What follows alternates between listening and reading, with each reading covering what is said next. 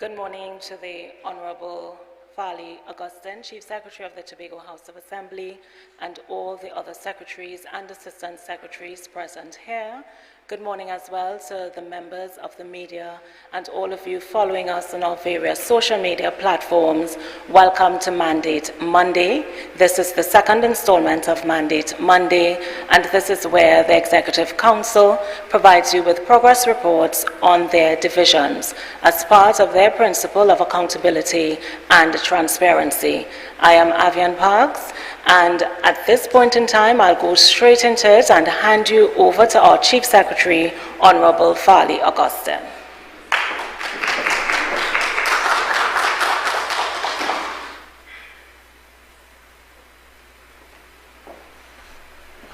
Good morning, Tobago. Good morning, members of the Executive of the Tobago House of Assembly. Pleasant morning to those who might be watching from further afield. This is our Mandate Monday. Our last Mandate Monday coincided with the budget debates in June of this year. We were to have Mandate Monday in September, as in last month, but owing to the national budgets and some other unforeseen circumstances, we are today having our Mandate Monday. Let me state up front that subsequent to today's Mandate Monday, the next will be on the 12th of December, at which juncture we will be celebrating our first year in office. I wish to start things out with some updates coming from out of both the Office of the Chief Secretary and the Division of Finance, Trade and Economy. And then I'll invite my colleagues in no particular order to come and share with us some updates from their respective divisions, following which we will field the questions from members of the media who have joined us virtually. Through the Office of the Chief Secretary, you should note that we have been meeting with the service commissions, and the latest of which was the Public Service Commission, and we were able to iron out several kinks in the system, especially as regards to regularizing public servants and ensuring that matters related to promotion, matters related to the acting appointments of members in the public service are dealt with in a timely manner.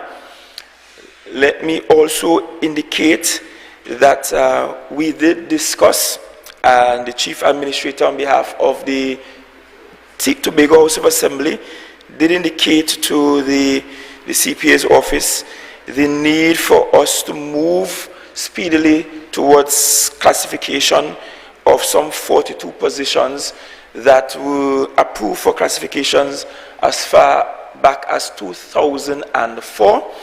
But let me also say, and that includes the position of a deputy clerk of the House and other very important positions approved for classification by the Cabinet, but not yet enacted. But let me indicate, notwithstanding the communication between the Chief Administrator and the office holders in Trinidad, if by the end of this month there isn't significant action from those office holders in Trinidad, this executive will move towards hiring persons on contract to fill those positions, because we are not waiting any longer. If a position was approved by Cabinet since 2004, we are now in 2022. As far as I'm concerned, that is beyond slackness, it is worthlessness. And the work of the THA must continue regardless. So if by the end of this month, for example, we don't get the approval for classification for the position of Deputy Clerk of the House, we will move and hire somebody on contract and keep the THA moving. Let me then indicate that the Tobago House of Assembly is currently supporting the certificate program in public administration with the University of the West Indies, and we have about 19 students from within the public service, and the University of the West Indies, through two of its lecturers, are facilitating the program right here in Tobago, and the Office of the Chief Secretary is supporting by way of ensuring that the lecturers get here weekly, because it's cheaper to bring the lecturers to Tobago than to take all the students down to Trinidad. Be that as it may, the space as already identified here at Shaw Park Cultural Complex will soon be utilized for the purpose of the Public Service Academy, which has been touted for a very long time, and we are hopeful that before the end of this year, this calendar year, we will get that school started, so that there will be continuous training, mentorship for our public servants. We are also advanced with the setting up of the Department of Public Safety and Security. Pretty advanced to the point where we sat with MSU as late as last week Tuesday, finalizing what the structure of that department will be.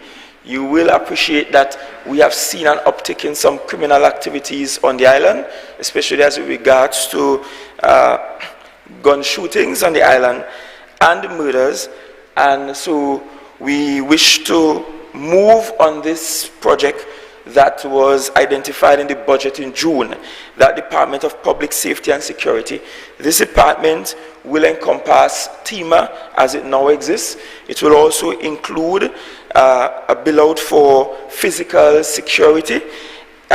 We will also have plans in place to treat with issues including terrorism, issues that we don't normally think of as an island, and of course the management of security around our main industry, which is tourism. The Department of Public Safety and Security will also supervise the build out of a vision that Tobago has had for a very long time, and that is having a localized security service on the island, and so we will be moving in that direction soonest. I must indicate that in the week past, the minority leader reached out to myself asking that we meet and that we find a way to have a whole of THE approach to treating with matters dealing with crime, and it is something that I have agreed with him, and sometime this week we will find some time to meet and to begin discussing some social intervention strategies. At 8 murders, yes, we are halfway of what our most murderous year was.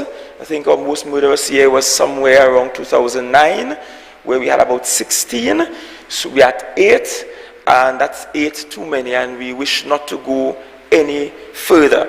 And I also wish that Tobago will take a different approach to Trinidad and be able to demonstrate that, you know, we can work together when it matters most, notwithstanding differences in the politics. And so I appreciate the communication from the minority leader last week. Through finance, I wish to report that we recently distributed 142 business development grants, 142, and that's to the tune of some $3.2 million. The YES program was reinstated and continued this year. The break happened because of COVID, but it will resume this year, and effective this fiscal year, which started in October, the YES program will now reside with the Division of Community Development, Youth Development and Sport. While they are currently housed at the Division of Finance, preparations are being made for the ultimate move. A series of webinars continue with Consumer Affairs Unit. The last was actually held on September 22nd, and we had Mr. Jerome Chambers of the Consumer Affairs Unit present. And this series of webinars will continue, but for those of you in the Tobago space that are unaware, please note that we have a consumer affairs unit located in the Division of Finance, and should you have challenges, you are asked to engage our unit so that we can give you the assistance, especially legal assistance, that may be required by you. The Division of Finance, Trade and Economy, we are also looking in this quarter to build out our Department of Trade fully, and this Department of Trade will manage a broad investment portfolio for the Tobago House of Assembly. It will also seek to engage international partners for grant funding and for other funding mechanisms so that we can get the development agenda of the THA rolling. Now we are at a juncture that we should move to our first division, and let me indicate that this exercise is not just to indicate the achievements of our respective divisions, but also to indicate where we have challenges, where we have shortcomings, where we may have made mistakes as well, because we're talking about a transparent conversation with the public. And I'll be the first to indicate where there is a shortcoming, and perhaps be the first to offer an apology. At this juncture, I had hoped that we would have already started our $60 million program, loan program for the business community in Tobago. And despite best efforts, it has been delays after delays after delays.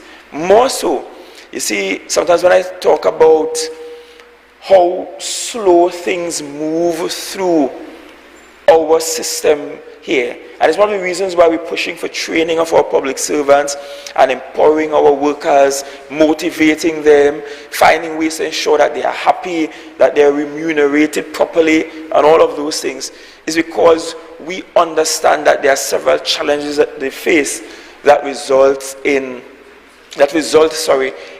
kinks in the system that we wish to not be there. And so despite our best efforts, we are not yet at the place to sign that MOU with the banks to allow for the program to get moving. And so I wish to offer an apology to Ms. Diane Haddad, who we were hoping to join us today, later today on the 17th, so that we could officially sign off and get moving. And unfortunately, we are not there yet. However, I will move hell and high water, that's what they say, to ensure that that is done soonest. In fact, I don't want this month of October to pass without that being ready and without us being able to move on this matter, which I think is urgent.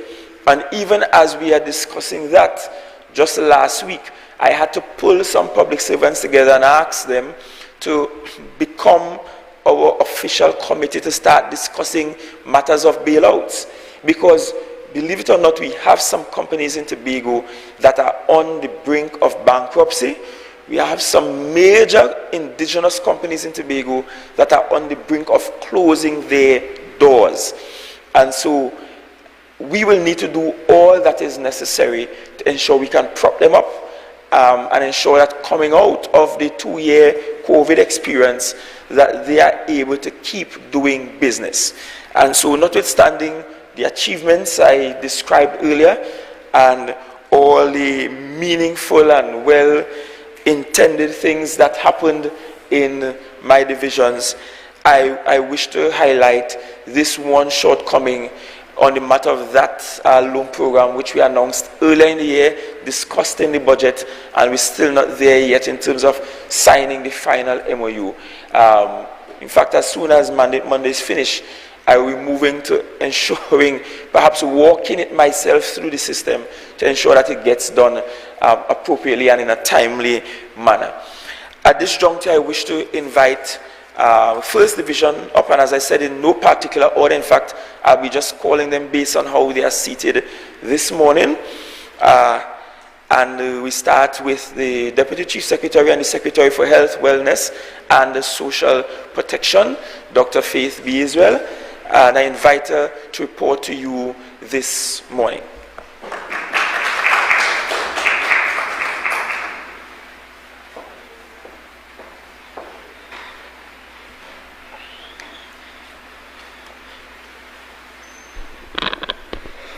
Good morning to my colleagues, good morning to the members of the media, and good morning to everyone who is viewing in-house and externally. This morning it is a pleasure and honor to report on the progress at the Division of Health, Wellness and Social Protection. I will be making this presentation on behalf of the entire division, which includes myself as the secretary, Mr. Sonny Craig, my able assistant secretary, and Mrs. Denise Toby-Quashie, the administrator within the division. Before I forget, I would also like to publicly thank all members of staff within the division, because they continue to do the hard work. They continue to make the policies a reality. They continue to be the ones who are there on the ground, ensuring that the things we present actually happen. And I want to thank each and every one of them at the onset. My presentation will include several things. It will be pretty short, but it will include me doing quite a bit of talking, but it will also include a few clips of activities that we had throughout the period. Most of the data that I will present will include what we consider third quarter data, July to September data, so just so that you are aware. First, I would like to start with the Department of Social Protection. Now, one of the things we came into at the division is a reality that many of the partnerships that we have within the division are not as well structured or not as well fleshed out as they should have been. The Department of Social Protection includes all of those entities that ensure that we are alive and well and so forth. And part of that includes how we treat with children, particularly children who are vulnerable, children who are in need of care and protection. And one of the things we came into was an understanding that we needed to work even closer with the Children's Authority of Trinidad and Tobago. So we are in the progress. You know, this, I'm starting with this. This is one of the things where we are not complete yet, but we are in the process of redefining the MOU between three entities, and that includes the Division of Health, Wellness and Social Protection, the Children's Authority, and we also needed to ensure that we are very, very clear on how we also work with the Tobago Regional Health Authority, because we recognize that there were some gaps there where children in need of care and protection may have needed medical care, and we needed to be very clear on how that works. So the MOU is currently being looked at. There is a draft. All parties are looking at it as we speak, and hopefully by December 12th, I would be able to say that MOU is complete and we have a clearer understanding of how we work together. The next slide is going to be one that speaks to one of the grant programs that we have within the division, and I'm not clicking it yet because it is actually a video clip of our last presentation where we gave a grant to individuals who are members of Tobago, some of them are members of some of them are clients of ours. And the point of this REACH program is to ensure that we get our clients outside of needing our social protection to the point where they can have their own businesses and they can employ others and they do not need us anymore. So this is a quick presentation that we had from the REACH program. This is where Tobago's economy will develop. It is the man on the ground around. The small business owner who can reach some of the clients that, some of the larger businesses can't reach. It is one of those things where you talk about drop, every drop fills the bucket.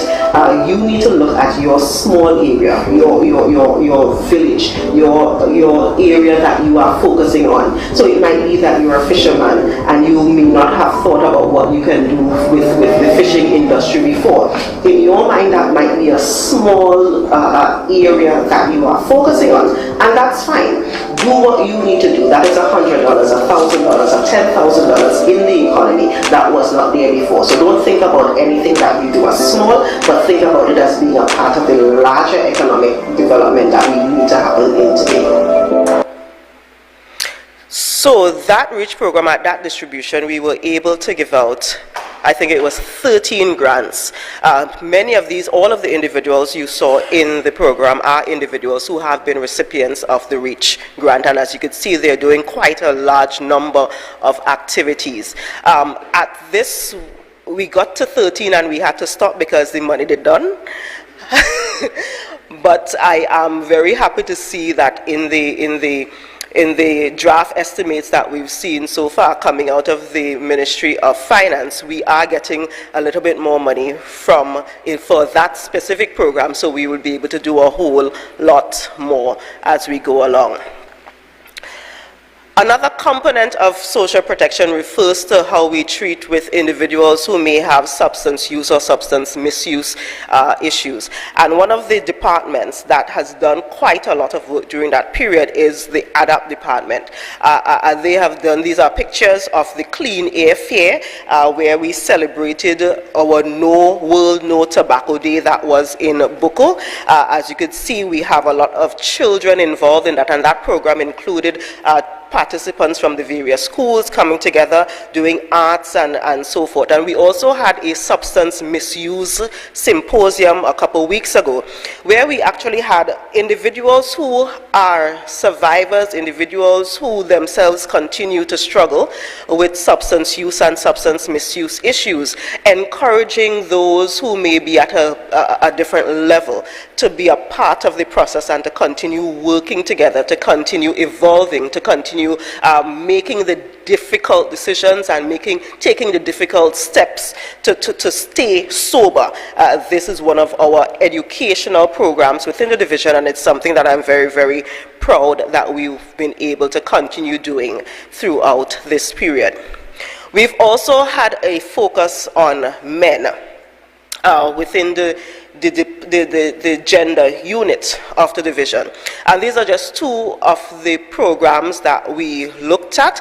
We had a Men in Fatherhood discussion where we had some of our fathers within the division, and we had fathers from outside of the division do a very healthy conversation, have a very healthy conversation online. And we've also done quite a bit of outreach programs where we focus on treating with men, chatting with men, ensuring that we do not forget that our men folks need the kind of support that we tend to usually just give to what we call the fairer sex, or those, the children.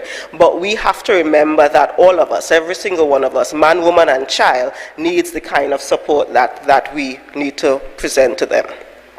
So just so that we have some specific data from the Department of Social Protection, we have within that period, we've gotten 65 cases, and it's not there, but 65 cases of individuals were referred for counseling, and that included counseling for all kind of things: depression, self-harm, trauma, grief and loss, just regular family counseling, abuse, which included adult abuse and so forth. The officers at that department, the officers at the therapeutic counseling department, continue to work very, very hard. They continue to provide the kind of professional, and let me just make a plug here. I know that in Trinidad and Tobago we tend to think, or we tend to not believe in the power of counseling, the power of therapy.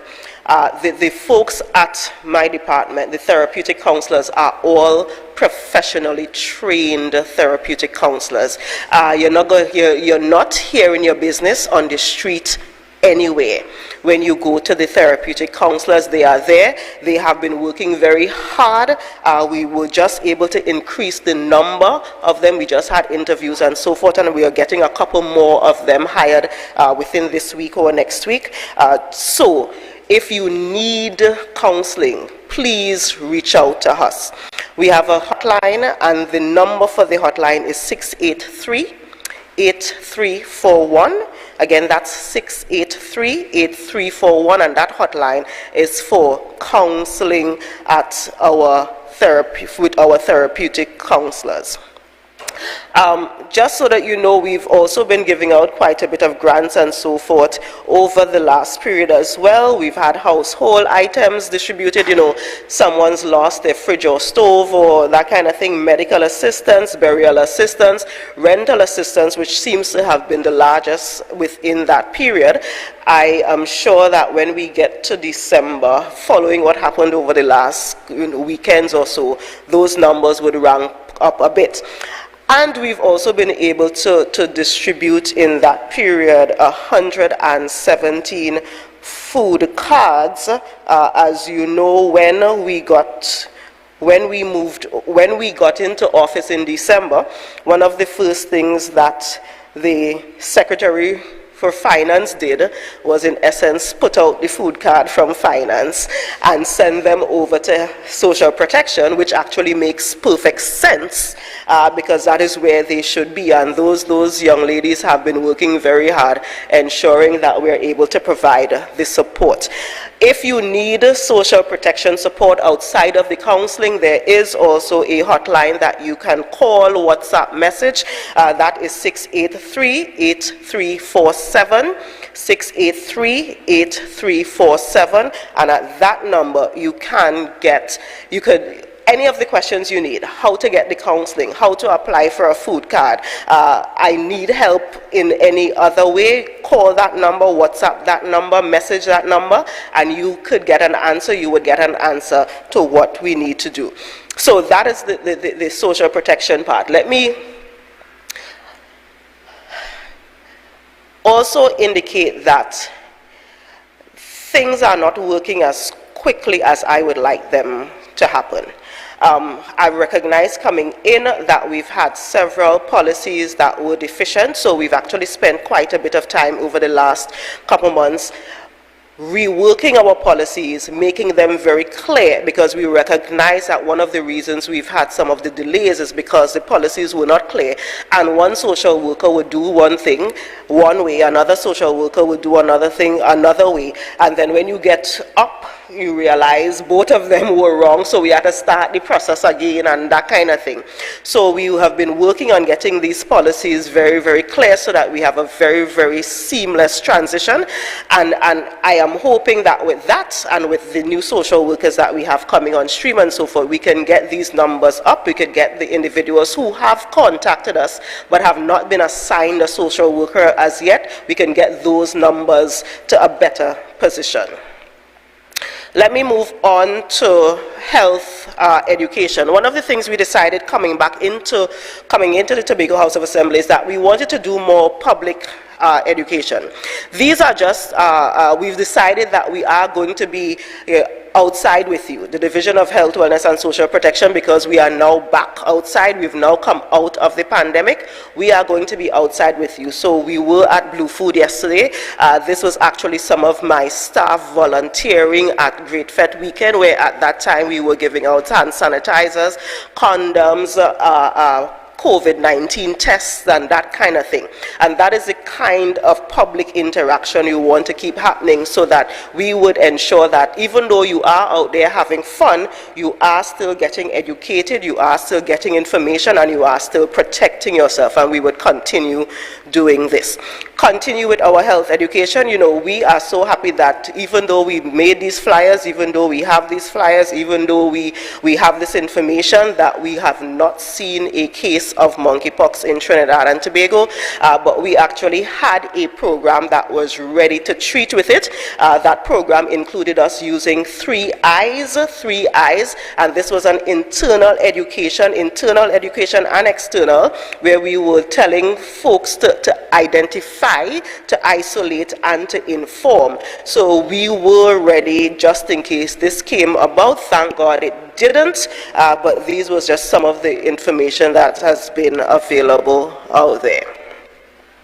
Talking about public health, my colleagues and I actually went to Jamaica a couple weeks ago to the Caribbean Public Health Agency conference, and this was a conference that speaks to digitization of the health system, and it is one of those things that we are sorely lacking in the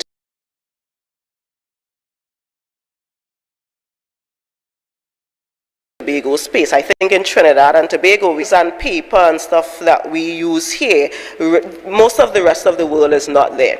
We also discover that many of our brothers and sisters in the Caribbean are moving swiftly while we are standing still. So Jamaica, for example, is just about to roll out a full digitization of their full health system. They have earmarked millions of US to do it, because it is going to take that much to do it, and that is where we need to lead to in Trinidad and specifically to Tobago.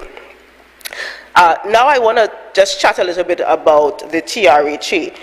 The TRHA is an organization that is an evolving one. I get the calls all the time, I get the messages all the time about individuals who are trying to get service at the TRHA, and it is not happening as quickly as we would like, or the system is just not working as we would like. So we implemented re-implemented, because this is something that was there before, an opportunity for the public to get into contact directly with the quality department at the Tobago Regional Health Authority. If you have a concern, if you have a complaint, if you have something that is just not working, you can call those numbers and get to them directly, and the quality department will respond. You can keep messaging me, you can keep messaging the CEO, you can keep messaging the secretaries and assistant secretaries, but this is a way to get to the quality department directly as well. I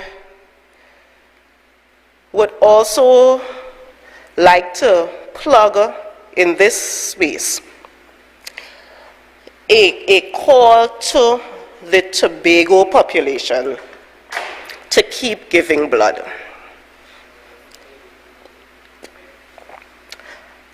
We now have a system within the Tobago Regional Health Authority. Actually, it's a national mandate, where before, what we did before is that you have somebody who needs blood, you have a family member who needs blood, you go in, you give the blood, you have a little chit that says you donated blood on behalf of this person, so that they can get whatever life-saving surgery they need where blood is needed. What we are pushing the population to do, though, is to go into voluntary blood donation, which means not waiting until somebody you know needs blood, but just going in and donating blood and just having it there, so that if somebody needs it, it is already there, and you don't have to go fighting, you don't have to go trying to convince somebody to donate blood. World Blood Donor Day happened a couple months ago, and we encouraged people to go do that. So this is just a short clip of one of our nurses actually getting blood online from Miss Candice Jackson, who was very, very brave that morning to donate blood on air. So this is just a little clip showing what happened there. And of course, as you could see in the corner before I let the clip run, my assistant secretary, because one of the first places we had the voluntary blood donation drive was at the Buckle Health Center. My assistant secretary was also there sitting on the chair, you know, doing his thing. Comfortable. You have a ball which you will squeeze in to aid with the flow of blood. My blood bag. Here. So the pressure cuff is applied to control the flow of blood, and Candice has lovely veins. I have no idea what that means. That does not sound good. They are not hard to find. Let's do this. This is all live TV. So, that was just the beginning of that process. Candice did go ahead and get her blood, donated blood. She survived, as we all see. Candice is still up and running, doing what she had to do, doing what she does every day. But it shows that it's really not a difficult process. And we really, really want to encourage people to continue donating blood.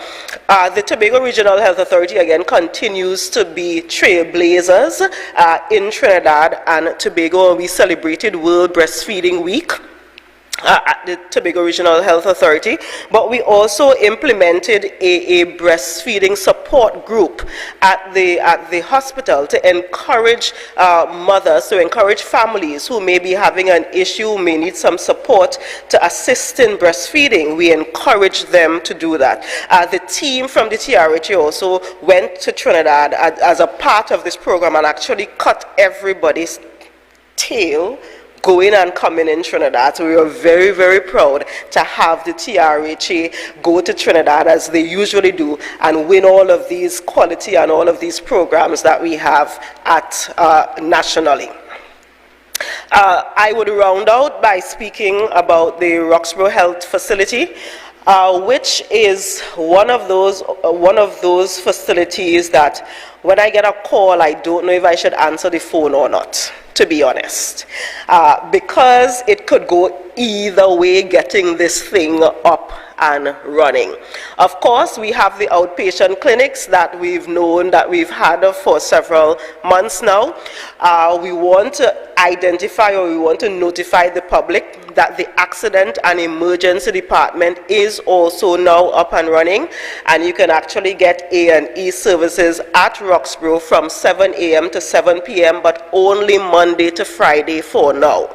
7 a.m. to 7 p.m. Monday to Friday. If you go, I actually visited the facility last week or week before, and the A&E was actually buzzing. There are a bunch of young doctors and nurses and so forth running that facility. You get in, you get seen, you are treated, and you go out relatively quickly. We also have the handover of some of our what we call variations, which means there were specific, the reason we did not have and we do not have inpatient services just yet is because there were parts of the facility that we could not have gotten licensing for. They needed to be up to a certain mark to get licensed. And those areas have now officially been handed over by UDCOT, so that is a good thing. So now we are at the point where we can, where we have the provisional licensing for some of them, working towards the full licensing, and that means we would soon be able to have our inpatient services. So the pharmacy is there, now oxygen concentrators, which will allow us to fill the tanks there and even fill the tanks and send to other facilities if necessary. The alcohol bond is there, and the mortuary is now up and available. And I would end with the cataract backlog program. As we speak, if everything works according to plan, we should actually be starting our first set of cataract surgeries today. Because we've had, again, one of those situations where we've had several delays, individuals who need cataract surgery and who have been waiting for cataract surgery at the Scarborough General Hospital. This program is specifically for you, where there are people who are waiting 2-3 years to get their surgery done. The assessments have been done, the surgeons are here, we have some of the equipment that came in to do the surgery, and again, letting it be known that the equipment that we are using to do the surgery, that equipment actually stays here when we are done, so we would have access to those equipment at the end of this. So it has been a trying but in my mind, successful period. We continue to develop, we continue doing what we need to do to ensure that we provide the services to the people of Tobago. And as you continue to work with us, we are asking you to be a little patient for some of the issues. Let me know when it's working and when it's not working, and we will try our best to provide quality service at the division and at the Tobago Regional Health Authority. I thank you.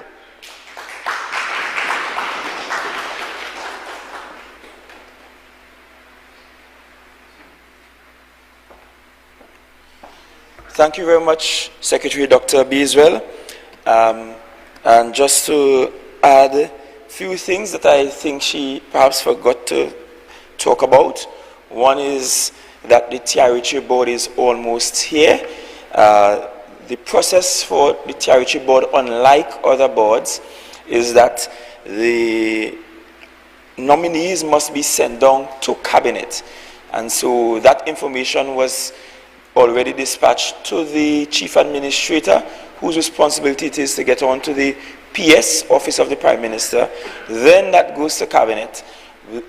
Once approved, then the board is installed.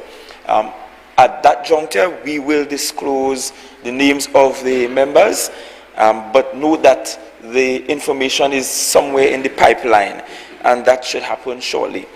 About the Roxborough Health Center, we are happy, sorry, Roxborough Hospital. It was health center before. We have actually turned it into a hospital, right? We will be getting there 7 to 7, and that's Monday to Friday. But the intention is to get it all the way to 24-hour operations. For that to happen, it means that we are to do the necessary work and refurbishment for the Roxborough Health Center, so we could do separations of the services between the regular health center for those in the Roxborough Health Center clinic, and of course A&E and hospital operations. So that is in the cards. We also have a plan already drawn up for ensuring that there is adequate living quarters or facilities for medical staff so that they can be resident in the area. That too will assist in ensuring that the operations at the Roxborough Hospital, moving from the health center stage it was at for a long while, is realized. And sometime last week I tried calling Dr. Duke myself, was to commend him, but I did not get him. But I wish to give the commendations publicly, because some members of the public met me and they went to Roxborough Hospital to get services for the cataract program that the secretary just spoke about. And one gentleman in particular said to me, he said he felt like he was at a hospital in America. I said, but why? You're still in Tobago, you ain't cold here yet. He said he went there, the staff called him by name throughout the procedure. While he was waiting, he was offered juice and fruits. And after he left the hospital, he received a phone call that asked him to assess the service he just received at the Roxborough Hospital. And if that is how they have started, I think that's an excellent way to start, recognizing that customer service is critical. And I say, let the competition begin. So Scarborough, over to you. Let's see how we could beat that in terms of quality customer service. But I did try calling the head at Roxborough to extend the commendations and for the service provided. Because whenever public servants work well, we must tell them thanks and we must congratulate them. And so I am now doing so publicly and encouraging the staff at Roxborough to keep pressing ahead. Next up, we have, I guess, a secretary that you have been wanting to talk to for a long time, the Secretary for the Division of Infrastructure, Quarries and Urban Development. And we invite Secretary James, who will describe for you how we have been charting a very progressive course for the island's infrastructural development. Secretary James.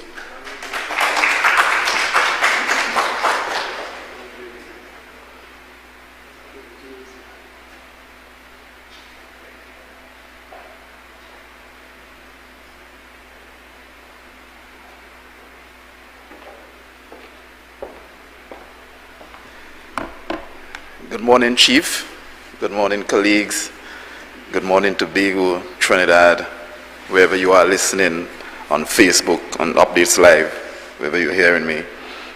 As always, I wish to start by thanking the good people of Scarborough Mount Grace who voted me as the representative and thereby offering me the opportunity to serve Tobago. We are, if I can figure out how to use this thing, certainly technical people will flick for me. We at the division are charged with 3 or 4 core responsibilities. Infrastructure across the island, quarries, urban development, and coastal protection. Not mentioned in the name.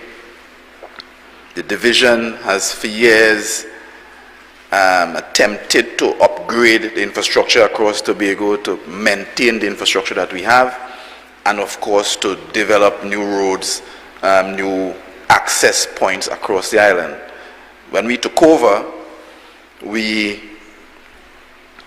looked at the division as a whole and made a determination that the best way to position the division was to try our best to projectize the division, to make the division a project division where everything we do, everything we execute, even the soft things of purchasing a printer, of putting lighting in a room, of putting whatever, where even the soft projects of buying paper, that we wanted to execute that as a project and to bring the full benefits of project management to bear on the division, thereby increasing efficiency and performance. Along that line, we developed the project management unit, and along as we restructured the division, along with that and the reorganization of the engineering core, we are now positioned in a better way to be able to respond, to be able to plan, to be able to design. We are finally able to initiate projects with designs and therefore have better costing. So before I go forward, I want to just thank the members of staff in the division. I believe that for the first time we are seeing an increase in performance. We are seeing staff working around the clock and putting Tobago first, putting Tobago above party affiliations and so on. And I want to applaud the workers of the division who continue to give 150%. That has been evident in the last few weeks as we responded to the major catastrophes across the island. So, the Project Management Office. To date, we have planned, we went around, as you know, with every member, and we looked at the infrastructure requirements across each district, and out of that process we identified 160 projects which we hope to execute over time. To date, if I'm not mistaken, 65 of those new projects have been planned and are in the pipeline waiting. We have tendered out a significant portion of them, so that we are beginning to see the impact of the project management unit on the division.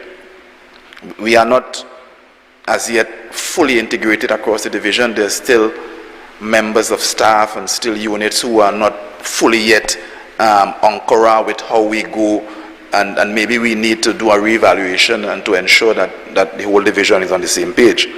But certainly we are beginning to put the best practices in place for project development and project execution. In an effort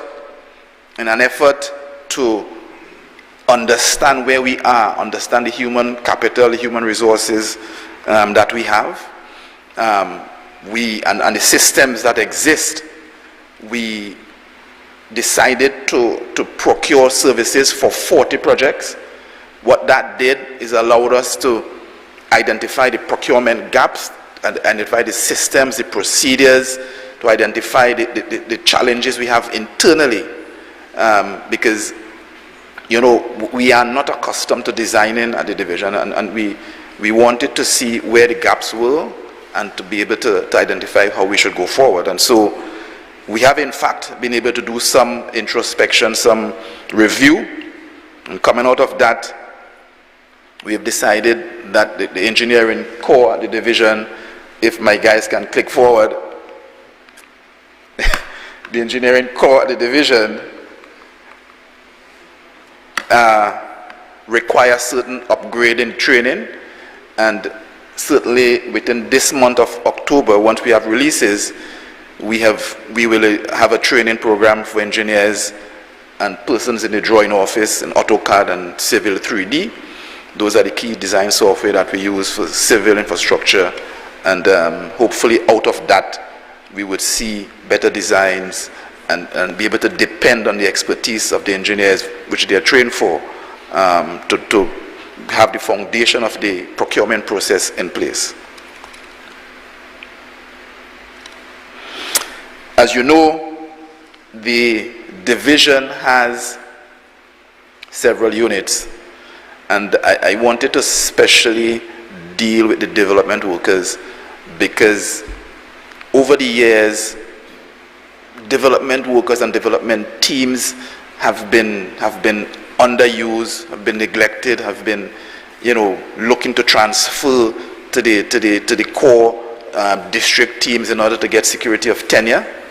And I want to say to all development workers, there is no need for that, that your tenure will be regularized in due course, and that we now are beginning to see the benefits of going local, the benefits of using the staff in the division to hopefully minimize and reduce the cost that we spend on contracts across the island. We are all, myself and the people of Tobago, we are all grateful for the work that you have done so far. We are especially grateful for the response that you all undertook in Castara. Never before in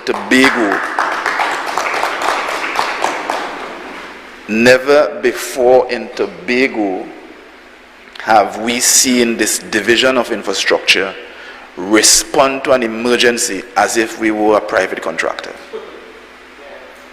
And we and you guys, we are thankful you were able to respond.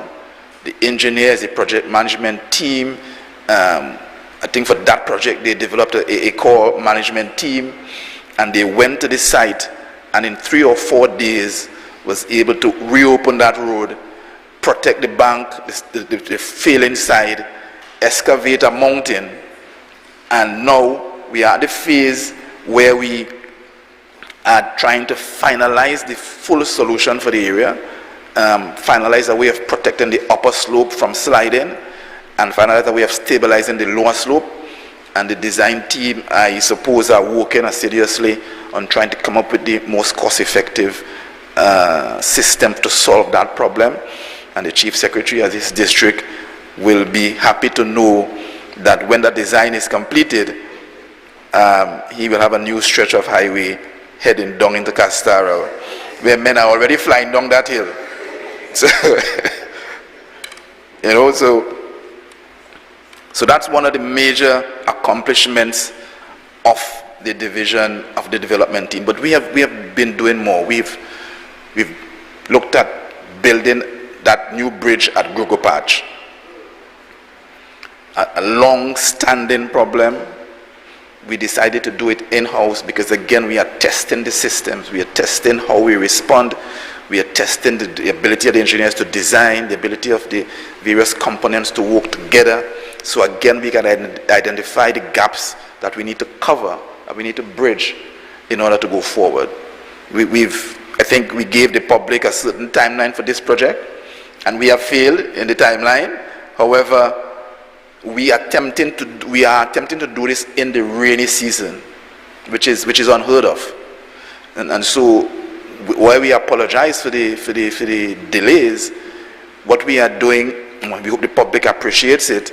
What we are doing is seeing whether we can use the entire year to construct to carry out construction works in the division, because there's no sense in paying staff for an entire year and using 6 months to do it. And so this is an attempt to see, listen, how could we, within the rainy season, build a bridge in the middle of a river and be successful?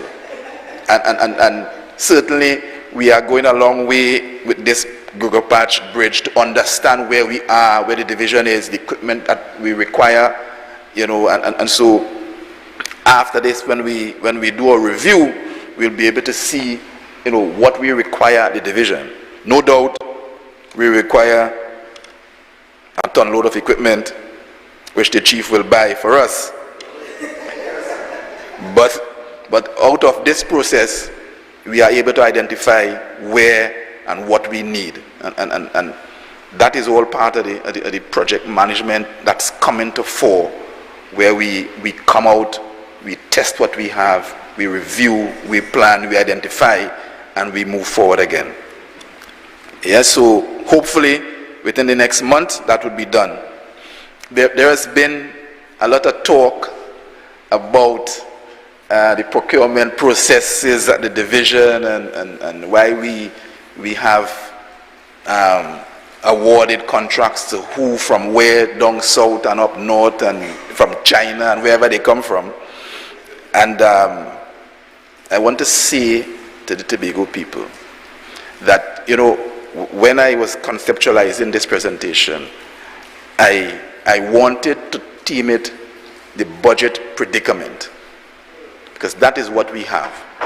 We have a budgetary predicament that require that we find ingenious ways of getting private funds into Tobago so that the $75 million that they have awarded allocated to the division can be used for other things.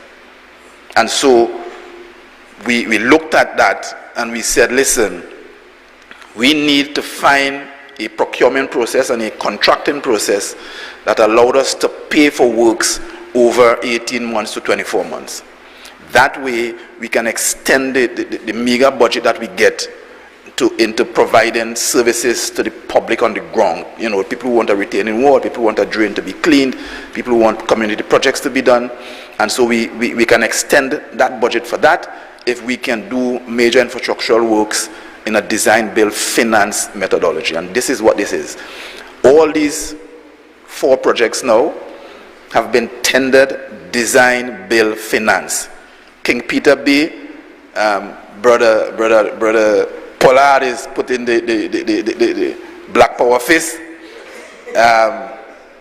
We attempted again in the rainy season to move 600 steps, a project that should have been done 20 years ago, and to execute a road stabilization project simultaneously. And we needed contracting expertise that could carry that out, not only in the rainy season, but could carry that out and be paid over 18 months. And that is the critical understanding that I want to leave, that these projects are being executed with private funds and be paid in full 18 months after completion. So we have works on King Peter Bay, which I am told is well on the way. We have still, I suppose, to finish the road stabilization for that ravine, or that gully as we call it long time, adjacent to the road. And just to make the point, half the bank, half the ravine was stabilized before we came to office by a Trinidad contractor, I'm reminded. I'm not sure if he's from South or North Trinidad, but I suppose he's from South Trinidad as well. Half that gully was stabilized before we came to office. When we got to office, we met a proposal from that same contractor to do the works that we are now doing. And that proposal, we attempted to negotiate it down, because when our guys at the procurement office reviewed it, we felt that it could have been done for much less. So they went to the contractor in order to negotiate a better price. And instead, the contractor came back $3 million more.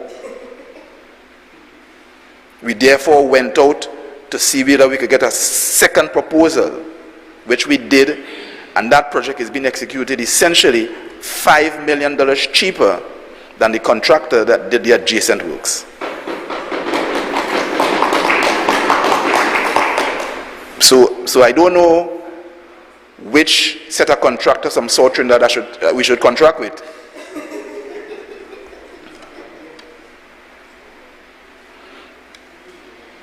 The new roads, if you can get to that slide, we have tendered out 3 new roads. We were given the mandate from the council to do 4 roads in short order, and I know the chief and the team feels that we are better than all the contractors in Tobago and Trinidad, but we were able to tender out 3 of the roads, and I'm going to this slide because of how it's not according to the slide that we have, but we were because this is important because of all the small talk around and stuff. We were able to tender out 3 new roads in a procurement process that ensured again that we are contracting with firms that can receive payment 18 months down the road. And so the mandate we had from the council was to build a road from Lamy going through to the hospital that's now functioning well, to build a road to connect Smithfield to Dodge Fort, and to connect, I think Center Street is the name of that street, Center Street in Canaan, down to the Mount Pleasant development in Crown Point, and eventually around to Pigeon Point through that old cart road that used to be there a long time. Those are the projects. I can't go into the figures today, but it is significantly less than what our former comrade seems to have put in the public space, and where the world has gone crazy. Even the Prime Minister has taken it up.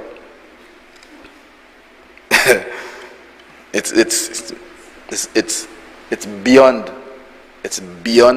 understanding why these issues have gotten so much airplay. You just have to come to the division, call the secretary for an interview, and you will have the best information available. Don't listen to them fellas, they don't know what they're talking about. Believe me. So, just an update on the roads. The 2 bridges, the bridge at RC and the bridge at Port Mall are in Tobago. Those should be installed this week, I am told, and certainly that road in Scarborough should be drivable for Carnival. The road at Lamy, the bridge should come up today or tomorrow, and while they may not install that bridge, that road, the entire road, would also be drivable. Going down to Canaan has become a little challenging because of the surveys that had to be done and the timeline we had, but that road is on the way. The last report I got is that the surveys have been completed by Tobago surveyors, by the way. Some say they are my friends, but they're Tobago surveyors, professional surveyors and engineers whom this contractor has engaged to lead this project. So I've received a report that the project is underway, and the surveys have been completed, the road has been aligned, and they took care to align the road away from the waterways, and so that is a good thing. In terms of Little Tobago,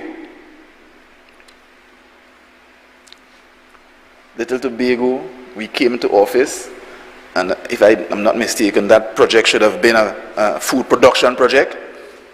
The chief asked us to take it because the initial project was tendered. Initial project was tendered. I'm not sure if the word is awarded, but certainly it was planned to be awarded. There was a letter of award given, no contract was written, for $3.1 million. We looked at it and we determined that a simpler solution was the better solution.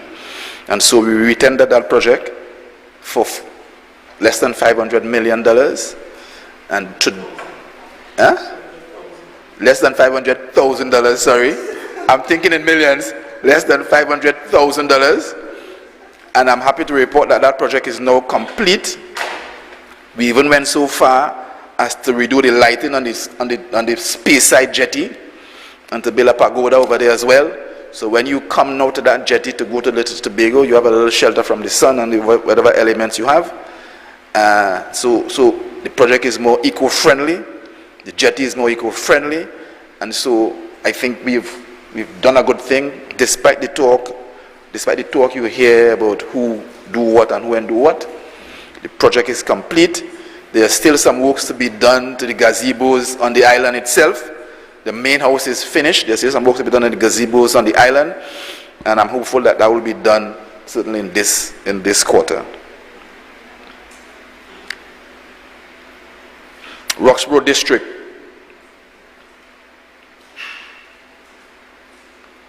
Again, we are beginning to see the benefit of the project management office, and I can't stress this enough, I keep repeating it, but we are beginning to see it impacting the performance.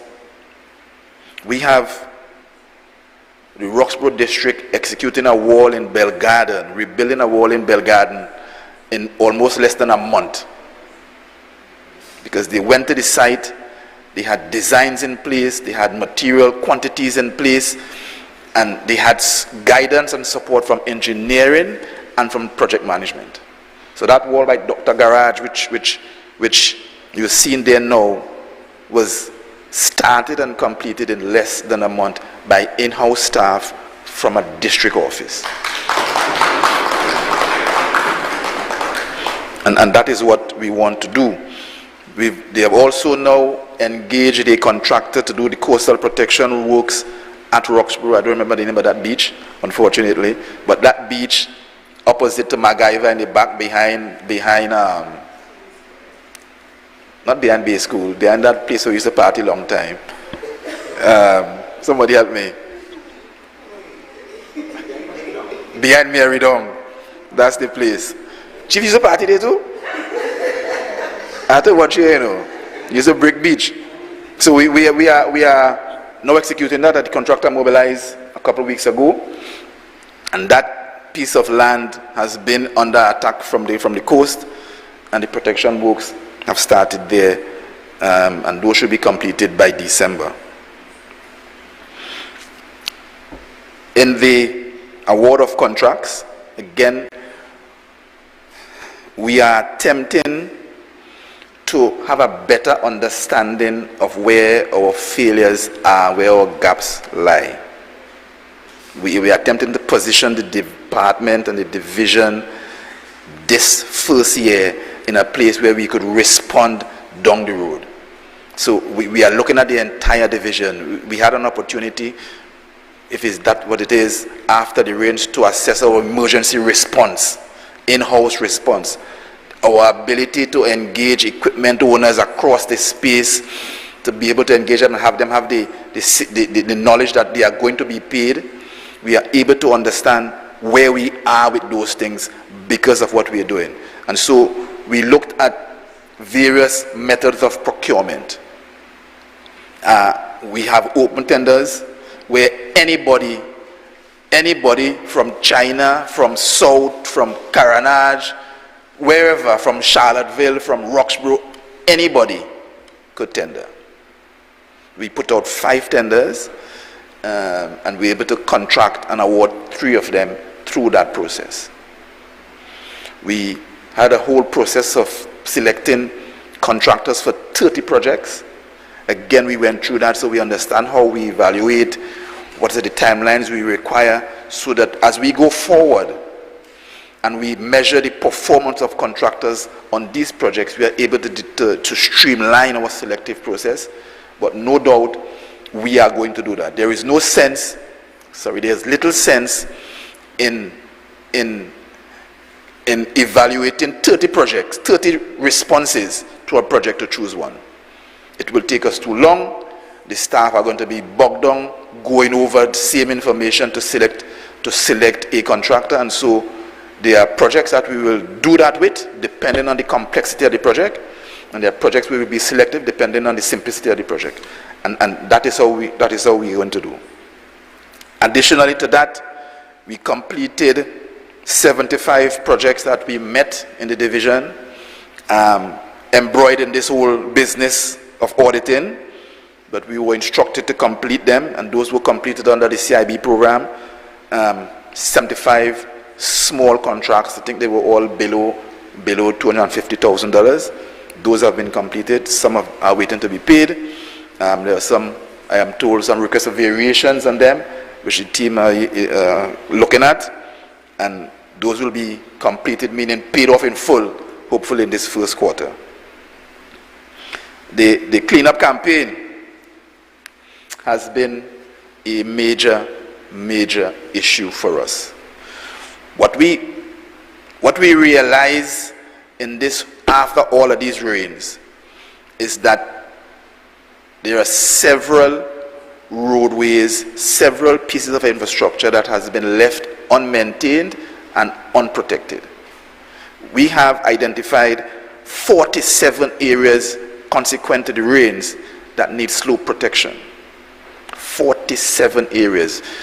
We have identified 20 areas similar to the one that was just on the screen at Bamboo Gully, where the drain pipes were too small, where the water began bagging up after being blocked by bamboo in the main and caused that whole failure. 20 of those areas. We have a major infrastructure, road infrastructure problem in Tobago. If you drive north to Castara, before you get to that failure, there are several areas where the road has been failing, where people before have been just putting temporary fixes on it, where one more heavy rain, if rain comes in November as it usually does, I expect that 2 of those roads will fail. We have failure waiting to happen, Roxborough to Palato to Bloody Bay.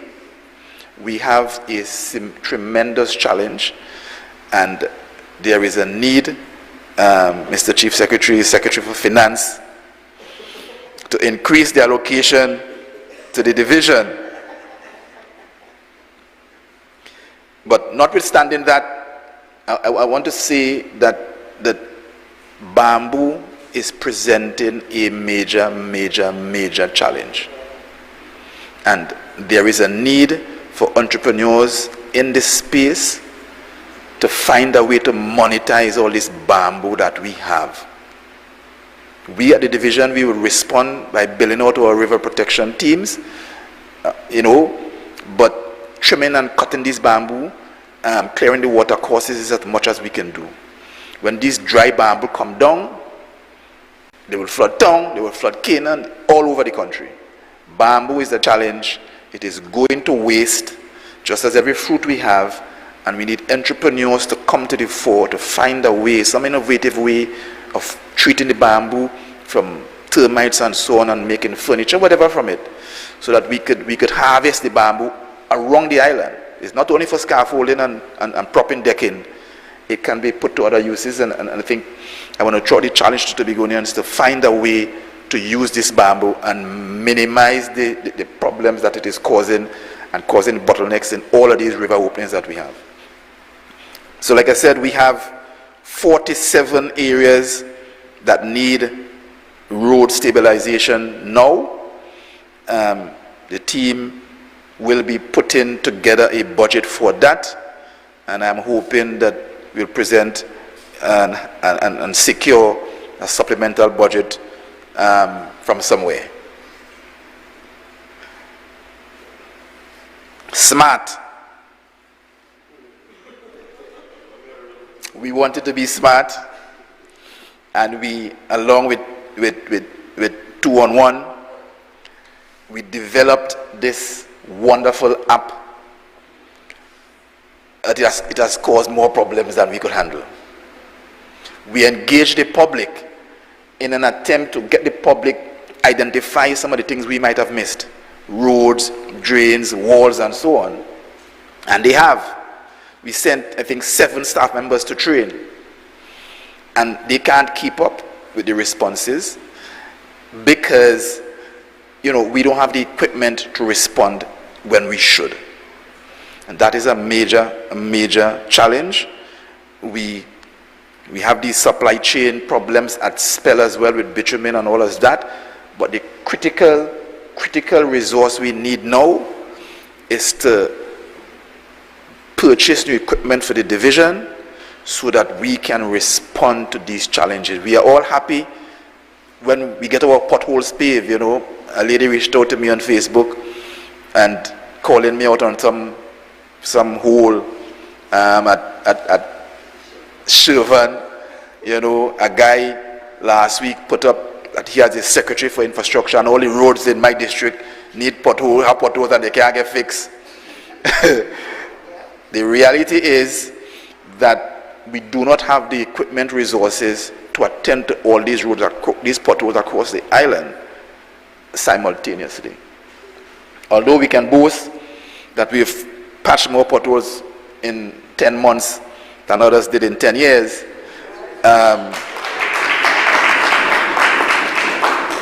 we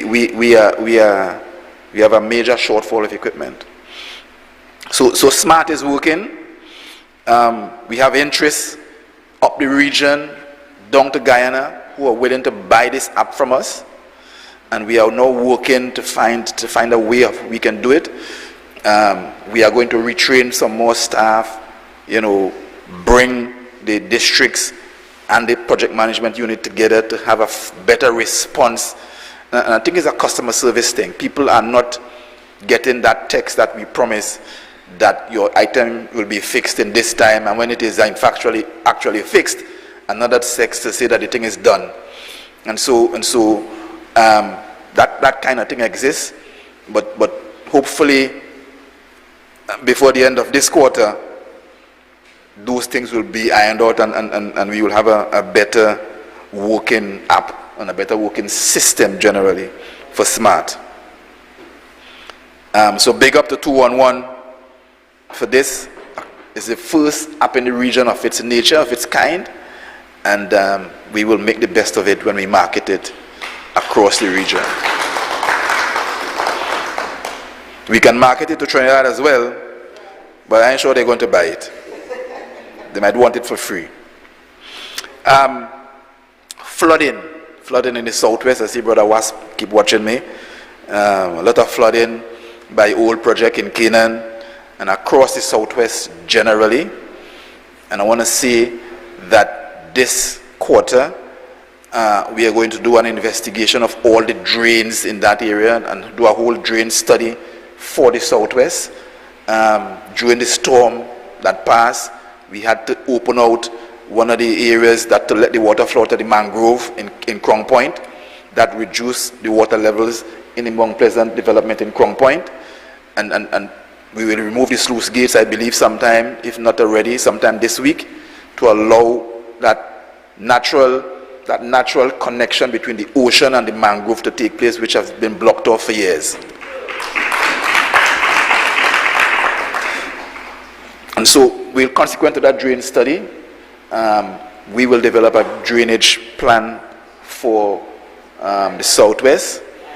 I'm reminded for the island, but for now we're going to start in this quarter for the southwest, because the lowlands are a challenge. They are under threat from inland waters and they're under threat from coastal waters, and we needed to find a way to alleviate some of the problems. This quarter we are attempting to do what apparently could not have been done for 21 years, and that is to fix the drainage problem at Cocoa Reef. And I want to promise the people of Tobago that before Carnival, that drainage issue will be no more. That whether rainfall on October 28th and 29th and 30th, you could march down there and then get your boots wet.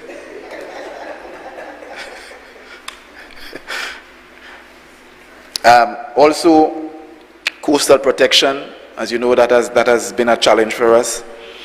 It's been a challenge for us. We were asked, somebody said required, to protect the asset at Magdalena Grand that is being controlled by ETEC and therefore the government in Trinidad. And we, with our limited resources, been asked to do coastal protection works there. Personally, I believe that's the responsibility of ETEC. Nonetheless, we're able to protect the South Pool from falling into the ocean at the Magdalena Grand. Again, tendered by the division, this time contracted to a local Tobago contractor, and completed in record time. So the pool is now protected, and there are some more works to be done there, I'm told, based on the design for there, and there may be a couple more breakwaters to put in to offer full protection to Magdalena Grand. And hopefully, when we have a better understanding of what is required there, we will also do that, because at the end of the day, this is our Tobago. It doesn't matter if ETEC owns it or not. In this quarter, we are going to protect that piece of road by Back Bay in Plymouth as well. Again, a piece of infrastructure that's been left. Things started some years ago, done halfway. The road is falling, a house is under imminent threat to fall, and hopefully we will again be able to complete that in this quarter, rain or no rain. We're moving forward. Also, the area at Grange, this quarter we are hoping to do a design for there to prevent that piece of road from sinking into the sea.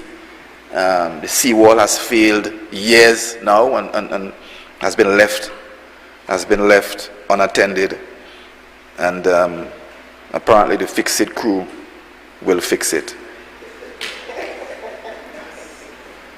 We will have to fix it. URP, as you know, we came into this governance promising ex-gratia payment, promising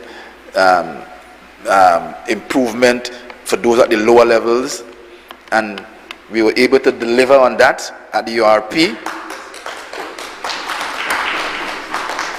If I'm not mistaken, we were able to move salaries from $79 to $150, and to me that's a significant achievement. It gives a significant cross-section of Tobago more disposable income, which would create a spur in the economy once they spend it properly.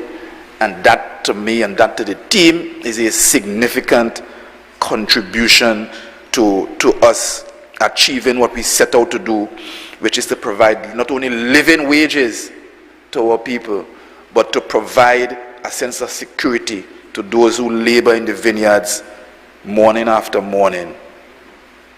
The URP also produces furniture. In the last quarter, we were able to supply all the ECC schools on request from the Division of Education. We have not been paid for it yet, but we were able to do it.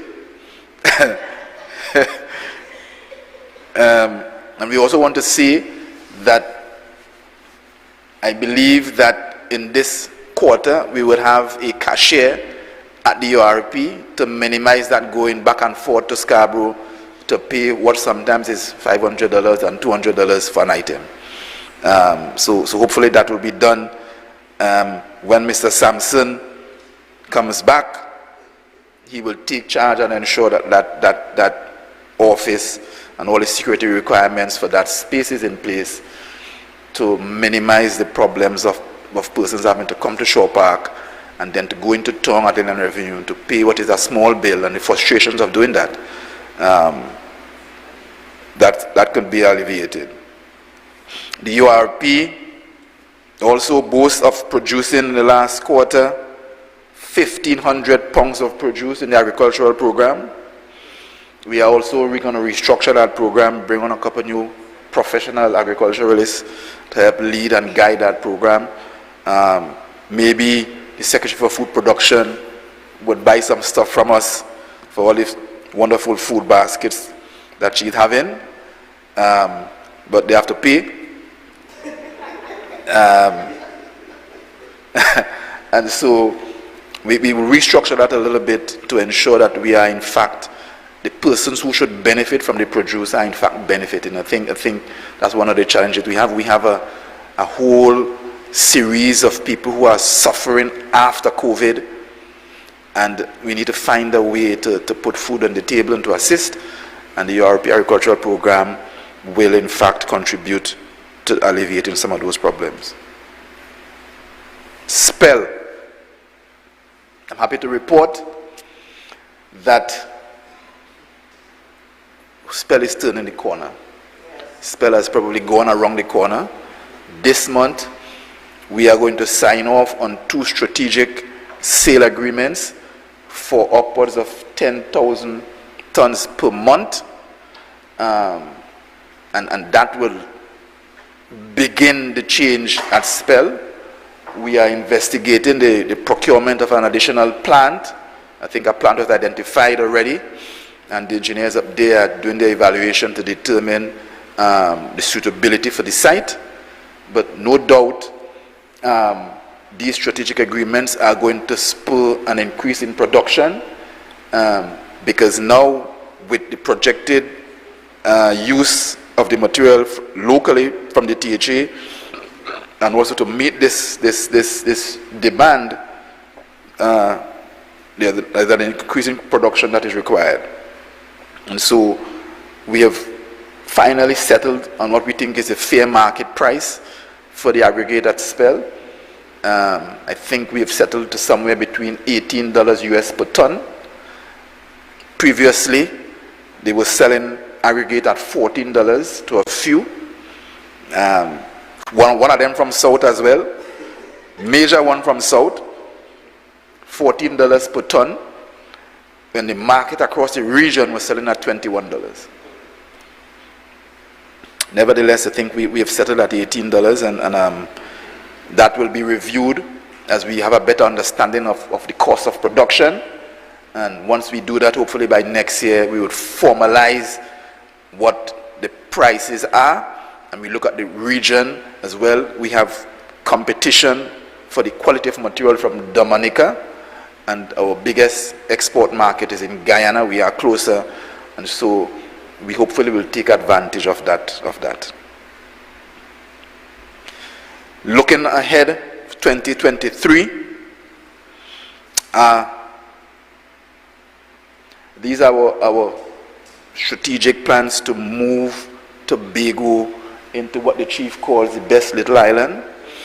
To do that, there are a series of infrastructure projects that we must undertake. At the very least, we must begin to undertake. We must begin to do the planning for if we are to reap the economic benefits that Tobago requires to move forward. And so the goal is to complete the design for the Motor Vehicle Authority in Tobago to be at Goldsboro. Goldsboro, by our estimation, is the middle of the island, and it will be easier for everybody to come to Goldsboro. It will move some of the traffic from Scarborough, so it will aid in lessening the traffic jams and all of that we have.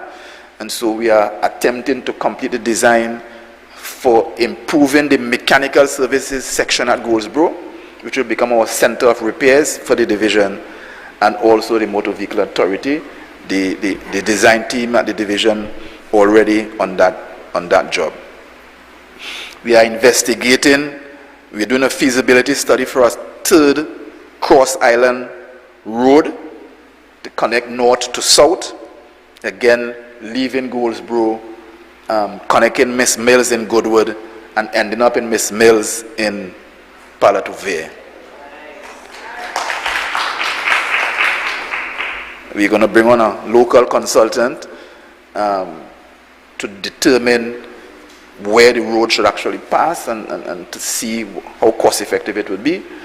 And hopefully rain withstanding, we will have a better picture of that come December 12th. We are also trying to determine the best location for the container port in Tobago which is required.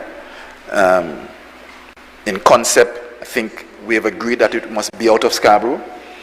And so we are looking at Studley Park for that.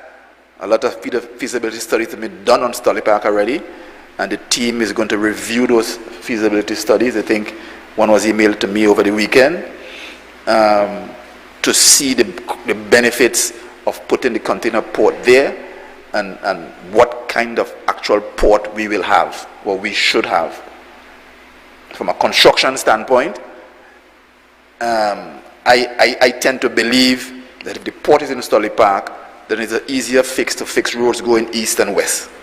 And if we can fix that in phases, then the impact of the project on our budget is going to be minimized. If we put the port in Scarborough, apart from the congestion, we have to actually be able to take 40-foot containers to Charlottesville or to Roxborough, to Palatovia and Castara.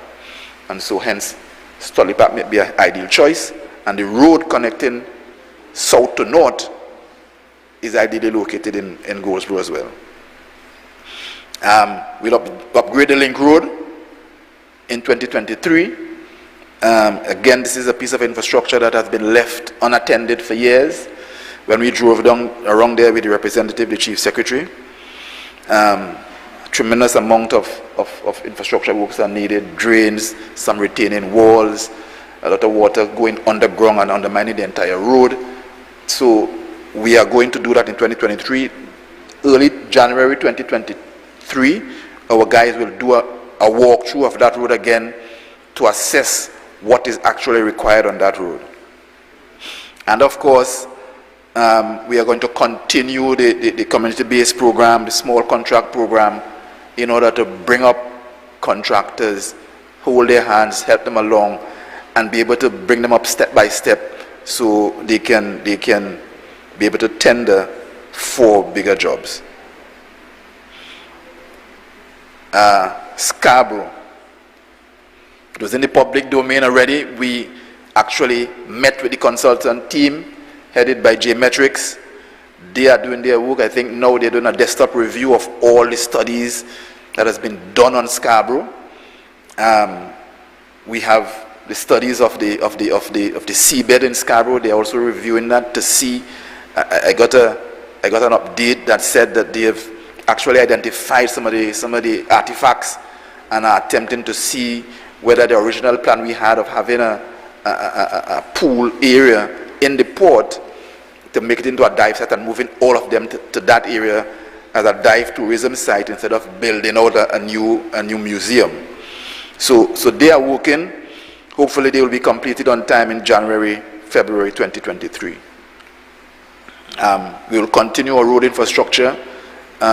We are determined that before our term ends, that we will not be accused of building less than a mile of road in 20 years.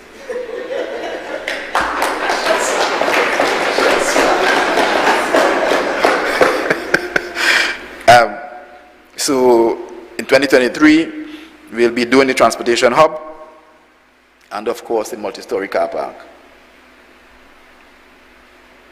So all those who want to contract with the THA, whether you're from China or from Charlottesville or from South or from Carenage, are putting it out there already. So that brings me to an end, and I want to thank again the people of Scarborough Mount Grace, the Chief Secretary. Good afternoon. Good morning. Thankfully, it is still morning. Just a few points. We, the port in Scarborough, we have a commitment letter from the Dutch Embassy to work with us in completing the investigation of the artifacts in the Scarborough port. We are preparing to actually clean up the research center that is located on the port, right on the edge of the water, inside of the port compound. and that building has been just left to the elements for a long while. We have been having conversations, including Dr. Guy, who was the previous principal, and working on getting things restarted there, as that will become part of our tourism plan. We met, I think, 2 weeks ago with UDCOT, and we had that discussion about the road descending into Charlottesville as well, and we are reviewing the 2 or 3 options that were placed on the table. In fact, UDCOT made it clear to us that the option that the THA preferred at the time, that the minister that has responsibility for UDCOT, who is a Tobagonian by BIRTH, maybe a Trini by boat, BOAT, did not agree with that strategy, given that he's a geologist, and he had requested that they do some review. So some reviewing is happening as we speak, so that we could get a safe entry into Charlottesville.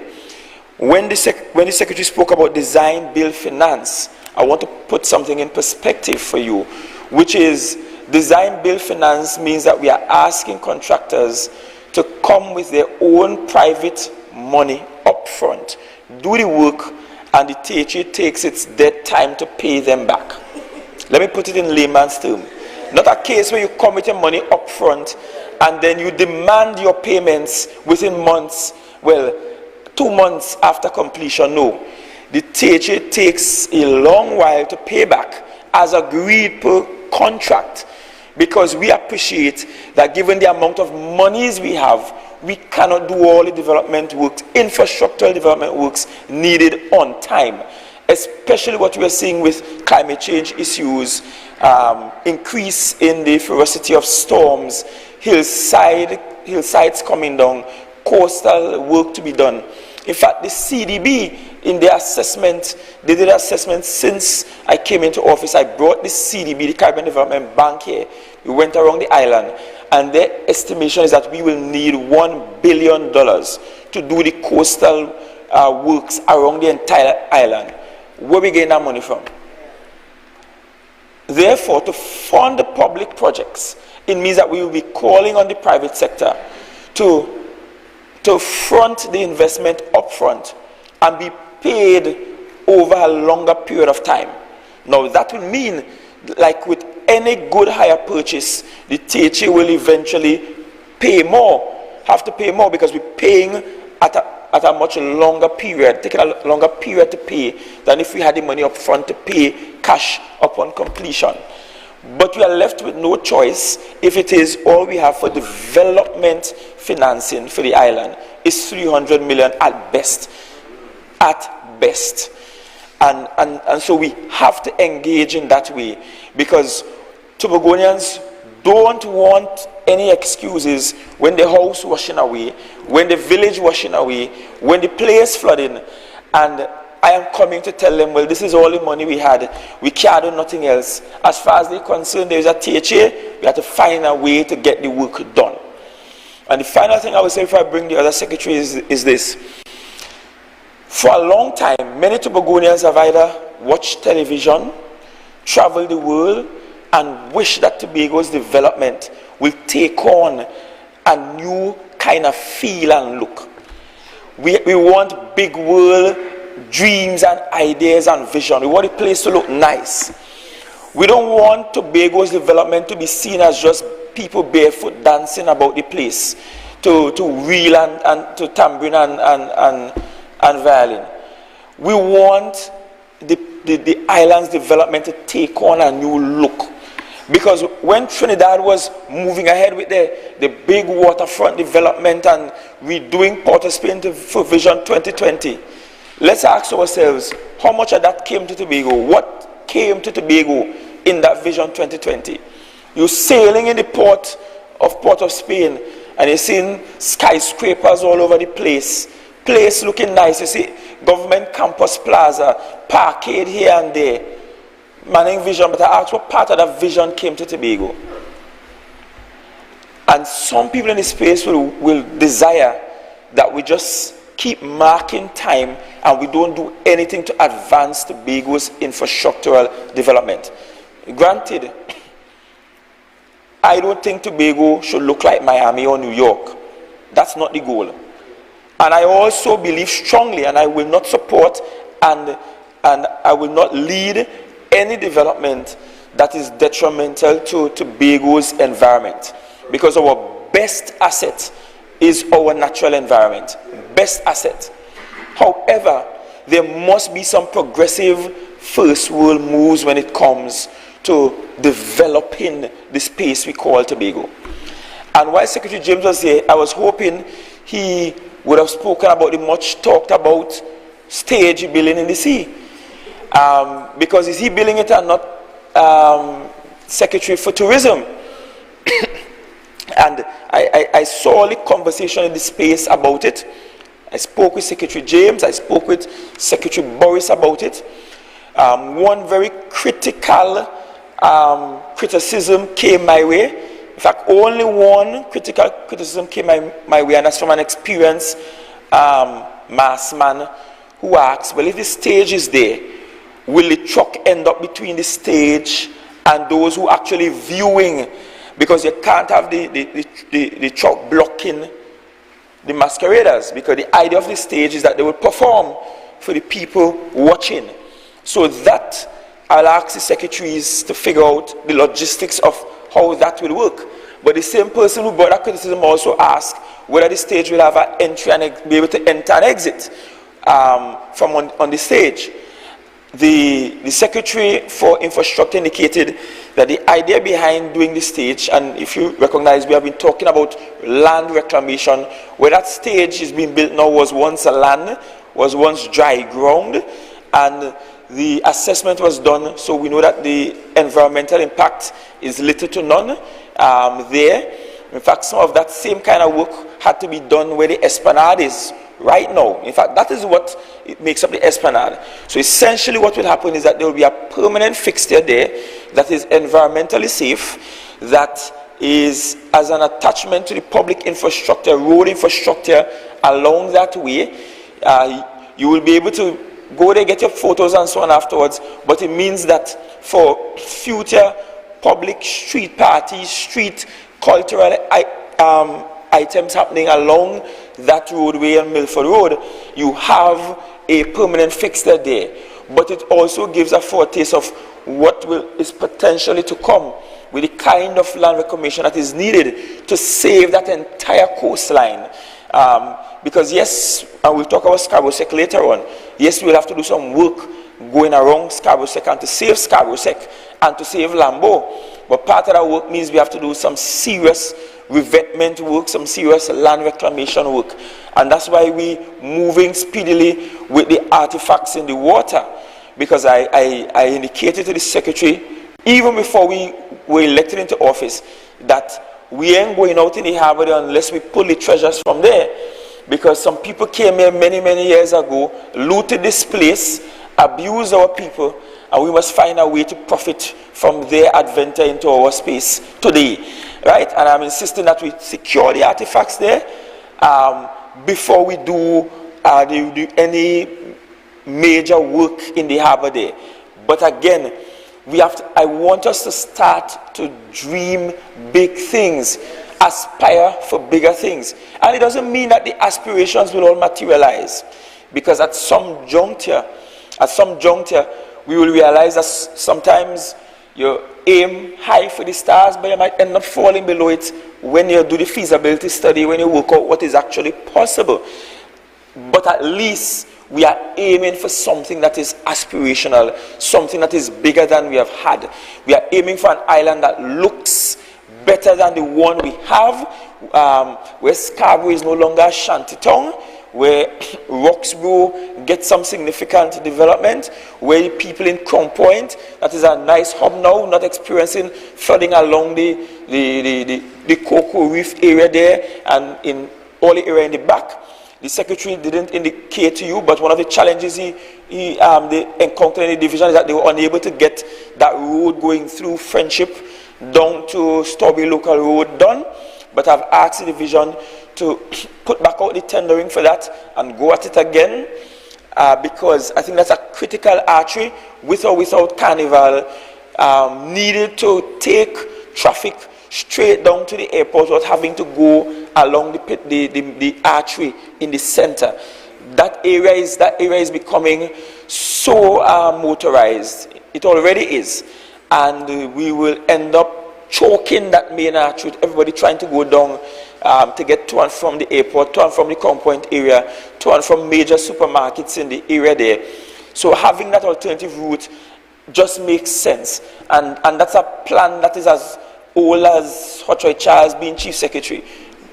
That is what, 1996 to 2001, and we still ain't built it yet. And all around the island is the same thing. Plans, donkey years, just not materializing, just not being built. We just have to move and get moving. And finally, Secretary James, in that Castara area, I know you hinted at it, there is a house around the corner, I think with a blue roof down below the road. When you go there now, and I went there this week, I forgot to call you, the house, the step leading from the roadway, all move at least 6 feet away from the roadway towards the precipice over to the sea. So you guys may have to look at a longer part of that road descending Castara, because you may very well fix this piece in the center there and some other areas collapse. Again, I don't know how we're going to find the monies for all of this, but design, build, finance is an easier way to go. We are not allowed to take loans just so, but we can engage contractors using this mechanism, which means we could stretch the payments out and pay as we have money in a way that is feasible and acceptable to the contractors as well. Done properly, but not in the ad hoc, hand-selected way we saw last year in the lead up to the election. So I just felt the need to put those in. And with regards to Grange, Pigeon Point, and Plymouth, where there are some coastal works to be done, the CAF loan of 15 million US should kick in. We already met with the head of CAF, Trinidad and Tobago, and next up is a technical meeting with the technical staff from CAF and THA, and then we're ready to go, because some of the studies have already been completed, and it's about just getting those coastal works done to protect the assets in those areas. And one of the good things about the CAF loan is that they want us to do the coastal work, but ensure that it's done in a way that will result in economic activity in those areas. So not just like Grange, not just build coastal protection systems, but consider boardwalks, area for people to hang out, so that they want community economic activity from the said coastal works as well. At this time, we go to community development, youth development, and sport. We have two hardworking gentlemen there. One a pastor, the other one not so much. But they make a good team. Sometimes when Jew and Gentile come together, we do exceptionally well. And they are both laughing. So I invite community development, youth development, and sport to work with us as we go through their division and their mandate.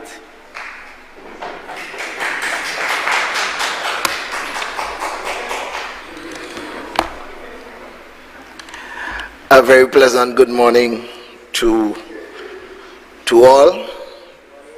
Good morning to all. I would want to first of all thank the Honorable Chief Secretary for giving us this responsibility, Mr. Clark and myself, to preside over the division that we now call Community Development, Youth and Sport. I must confess to you that in the initial stages, in the earlier months, we were having some challenges in having the kind of marriage that we wanted to see. In fact, we were operating as married singles.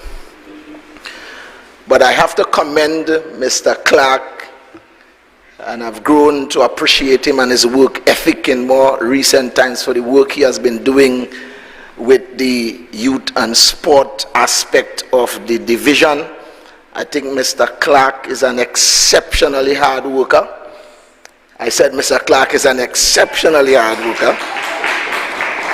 He's a straightforward man. When he draws his guns, he sticks to them. And I think that this is what the division needs at this particular point in time. The last time I attempted to use the clicker, I looked like a technomoron. So I had a little practice session before. And I trust that I will succeed today. But the division is a dynamic one, and we are very happy that community development, youth development, and sport is playing its role in us making Tobago become the best little island on the planet, in all honesty. And I agree with the Chief Secretary so much that we have to begin to think, get away from this common mundane where people think that it's Tobago just a little place to come and have a little party, that we really have an ambition to be an exceptionally beautiful island. So the division, when we came, there were some very nice things happening. One of the things that really impresses me and stuff, and the things that I really liked, is what we saw. They're doing this thing called the road market, and because of what the road market implies and the philosophy of the road market, I thought that it was something that we must continue to encourage. And we had the first one in Castara. And of course, you know, Castara is one of those villages, they have their own entrepreneurial philosophy there and so on, and it was a successful event. And we continue to encourage that and to make sure that we provide the kind of support for that. We want the entrepreneurs to thrive. In fact, the philosophy of this administration is to create the kind of environment for the entire Tobago to thrive. And so we want to move and do all that we can to get that done. I think I clicked a little bit too much. Is it possible for you to just kind of click me back once? I got it so good now. Yes?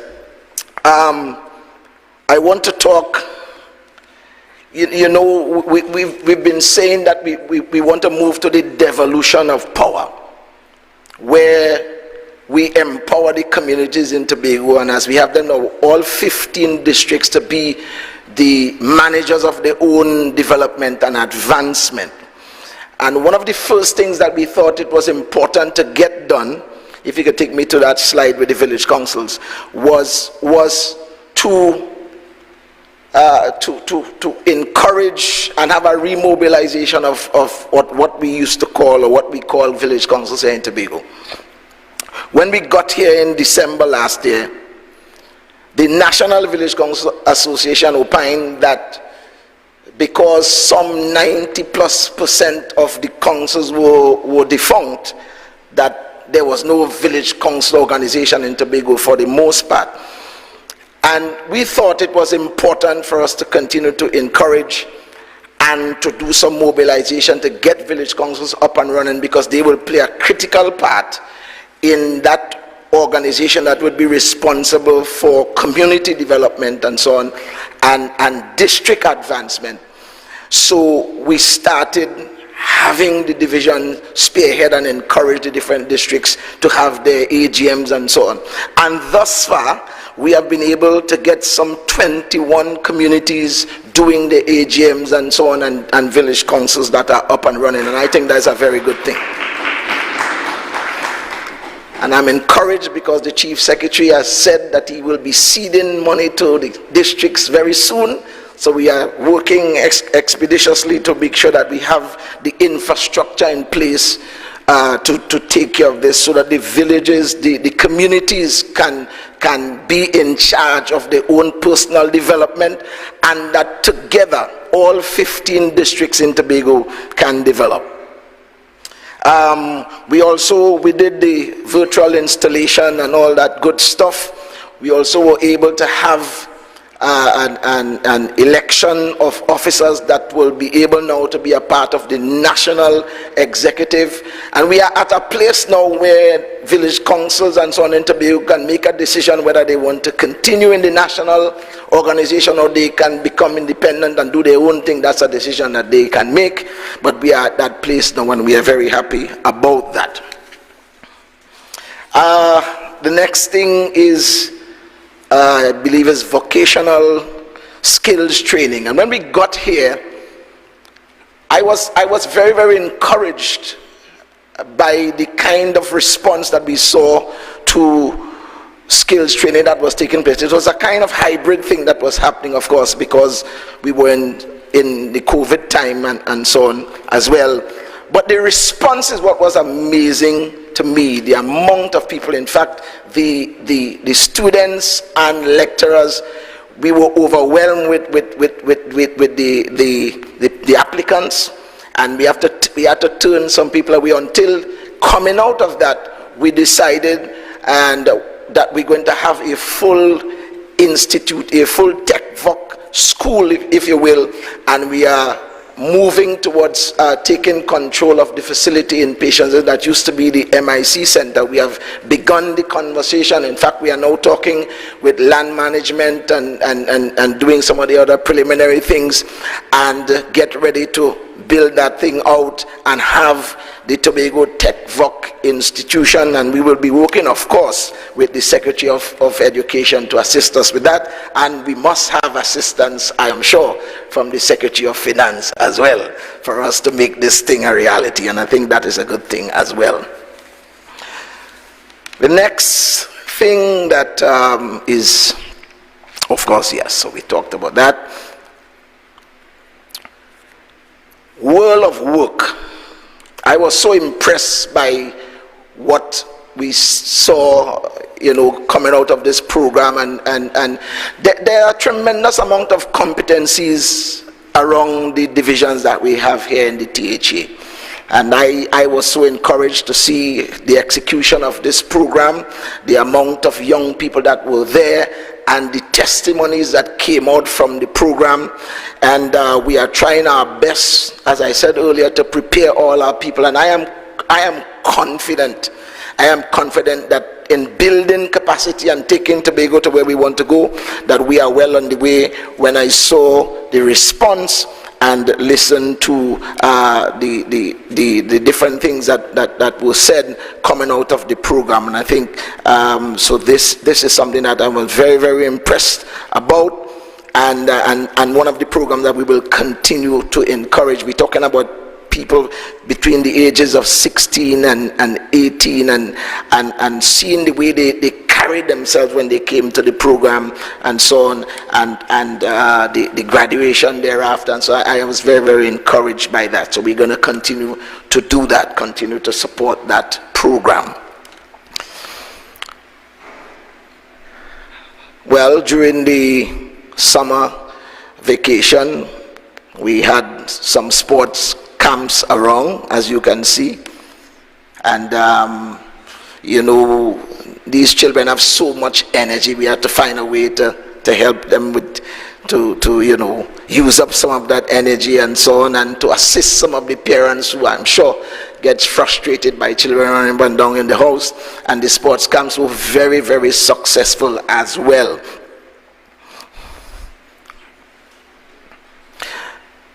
Now, and this is another part of those initiatives that I saw among the youth and sport development, and some of the what I call innovative things that I saw being done, and catering a lot for some of the younger people.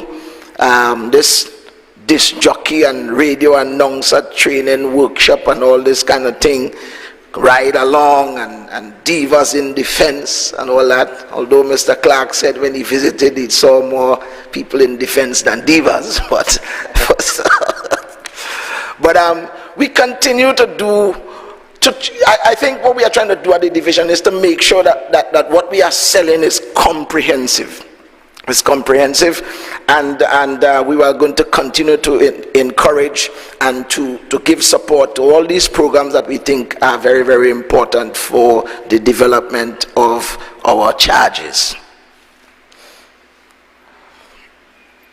So, talking a little bit more, and I was particularly encouraged by this one when we went to Castara and did this fishing tournament and so on. I am a person that loves fishing myself. I'm not very good at it, but I love fishing myself, and was very encouraged to see this particular program and the engagement of a lot of younger people in this profession. And so young men and well, not enough women, but we saw some women involved as well. And it's interesting that I wonder that's not a profession that seems to attract women, enough women. But we would want to encourage that as well. And we will do our best to provide the kind of support that we can and push this program, because this is another area, industry that is very, very useful and productive in my view.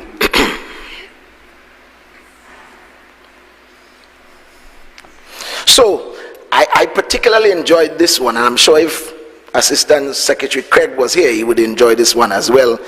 We had what we call Youth Can Cook. We had a Youth Can Cook session, and I was favored to be the honorable taster in that program. And I was so impressed by these young people. We're talking teenagers, 16, 18, that age, and the kind of culinary delicacies that were put before me. And so on, and I tasted everything, and I spoke the truth, because all the meals tasted exceptionally well. And I believe that as it relates to young people serving as chefs and all these culinary experts in this space, that we are well in good hands as we look forward to building and encouraging and supporting this particular area in our development. I was really encouraged by this, and I want to encourage the team to continue to be innovative. We're still in the youth and sport. In my district, there is a center there in the Bethlehem area, and this program that is called CLASS, Cultivating Ladies to Achieve Sophistication and Success. I thought the acronym was really, really, really nice, and it is a fact that some of the young ladies, they have raw talent and raw ability and gifts, and just need some assistance in sharpening and retooling and so on. And so we wanted to do this program, and did it effectively. And I think that it's a program that we will continue to support and see if we can do this extensively as much as we can around the island, because we want to continue to lift all our people, all our young people at the same time, to the best of our ability. So, as you can appreciate, coming out of COVID, all of us needed some exercise. I thought I would get a little help this. Mr. Tate is looking at me with a straight face. But you know, there are some of the activities that are very good for the division. We're trying to build camaraderie and so on, and so part of the responsibility is to do some of these things, you know, that will assist. And we had just around the independence celebration time what we call the red, white, and black walkathon. I have to confess that Mr. Clark outwalked me that day, and so on, and he made me know it, that he was younger than me and all that good stuff. You understand? And I had to remind him that the race is really not for the swift, but it's for them who endure to the end. I am in none of these pictures, as you can see, but I am there.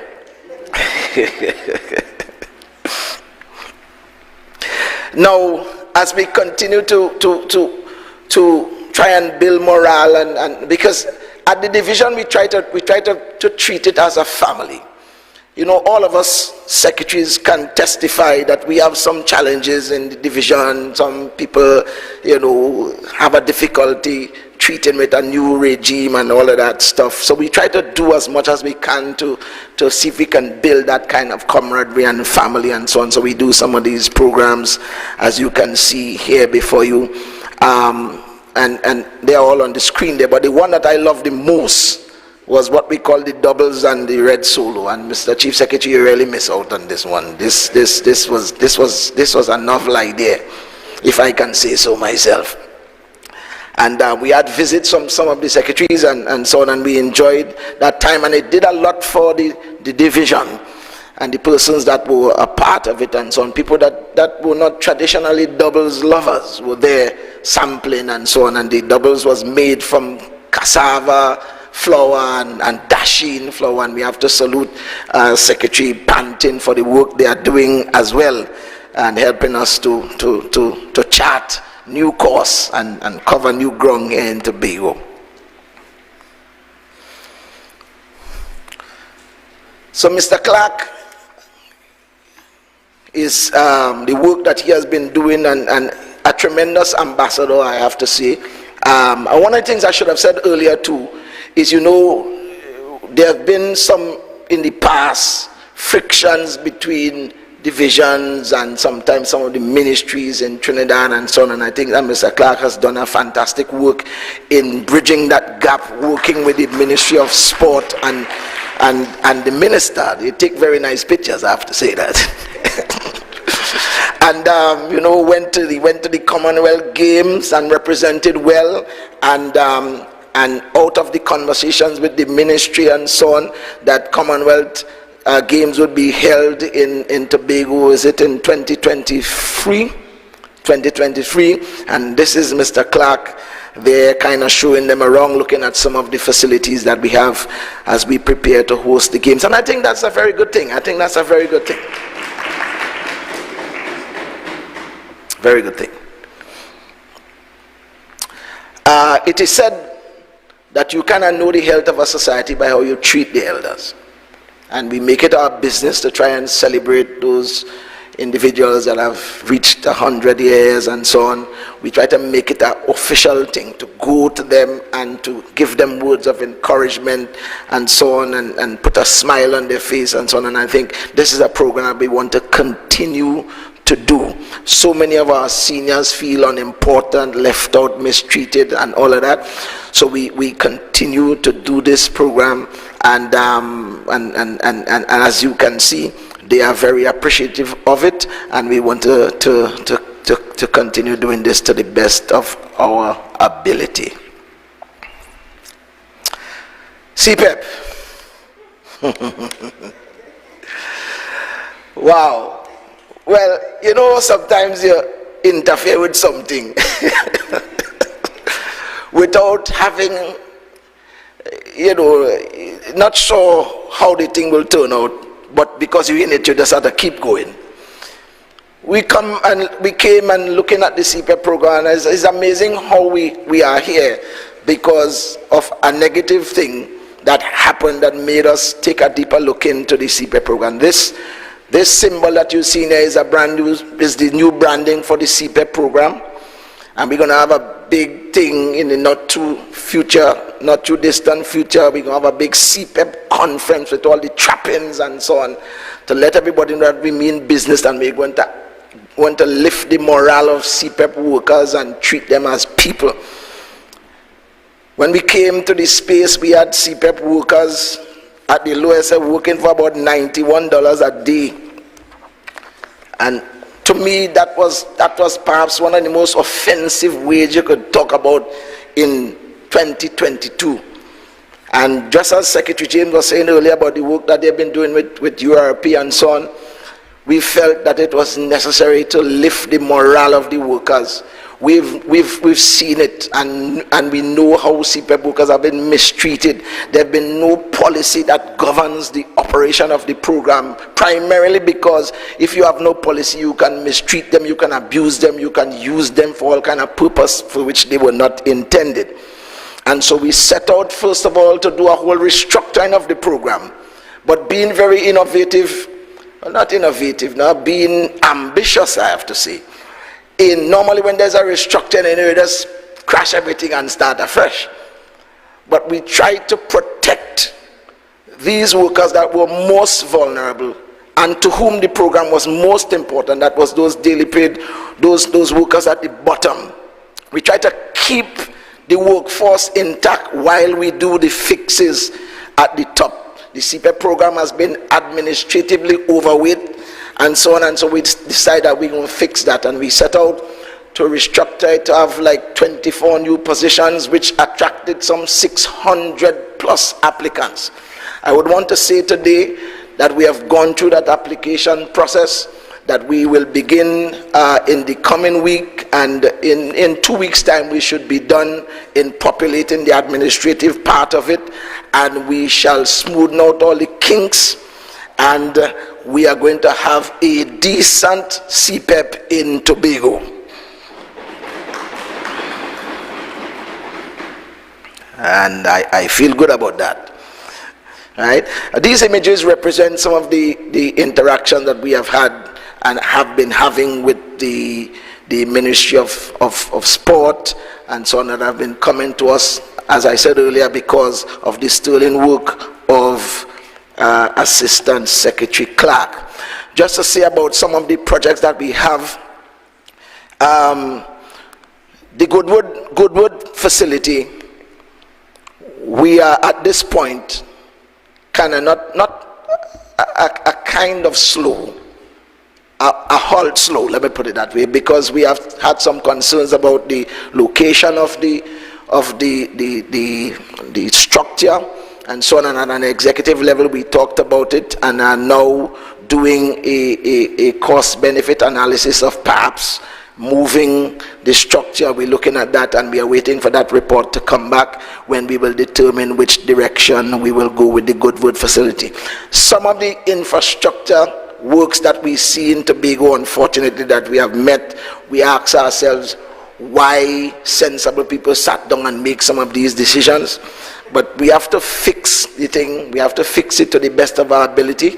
We know some of the things are taking inordinately long, and people are frustrated because, as was just said a while ago, people want to know why the thing taking so long and all that. Our best explanations will work, but we have to face the fact that some of the things that were done before we got here has put us in a very difficult situation, and is drawing on resources that we could have been investing in other things, and this work is one of them.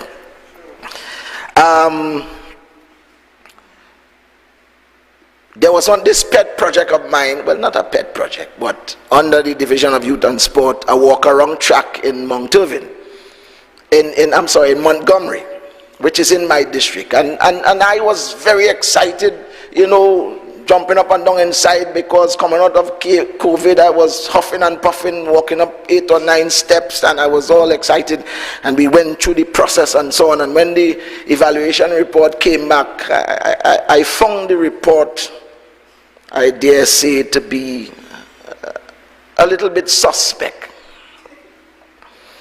And we sat with the administrator and others, and we felt that it was prudent for us to go back out to tender, and before we move ahead with this project.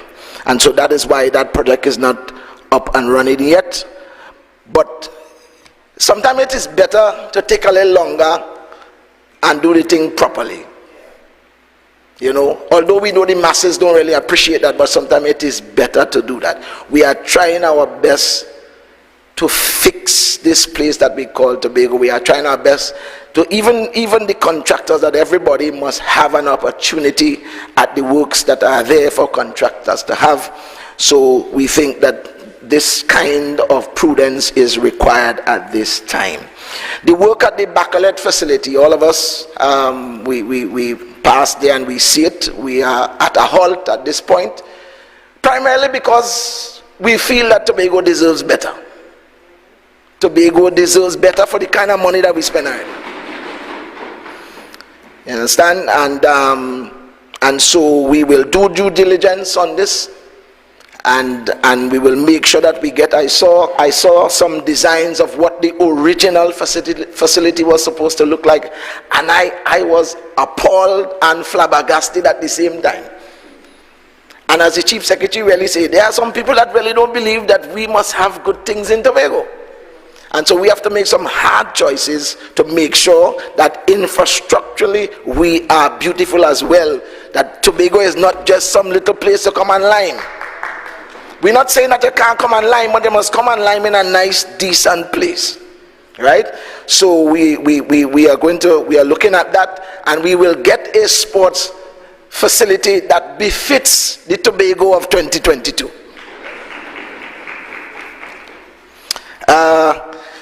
I know, and we are working. In fact, the contract will be signed off in the next few days for lighting at Patience Hill, Mr. Tate, Patience Hill, and Louis Dore.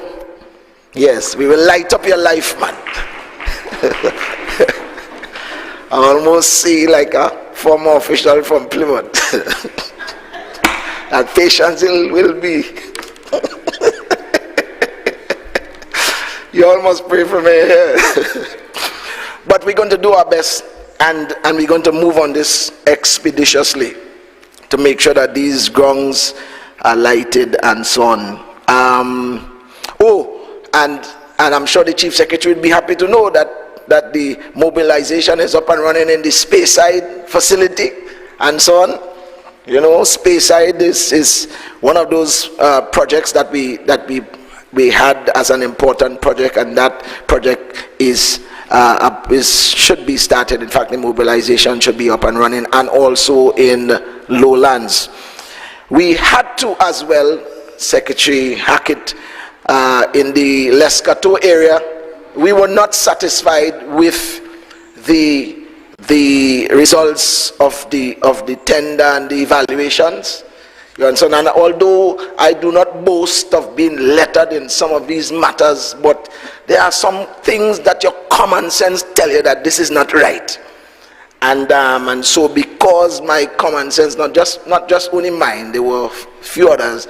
So you had a person that's not an expert with common sense, and then you had other experts with common sense, and we agreed that this thing need to be retendered, and that we will do, and we will protect the integrity of the process, and we will have that fixed as soon as possible.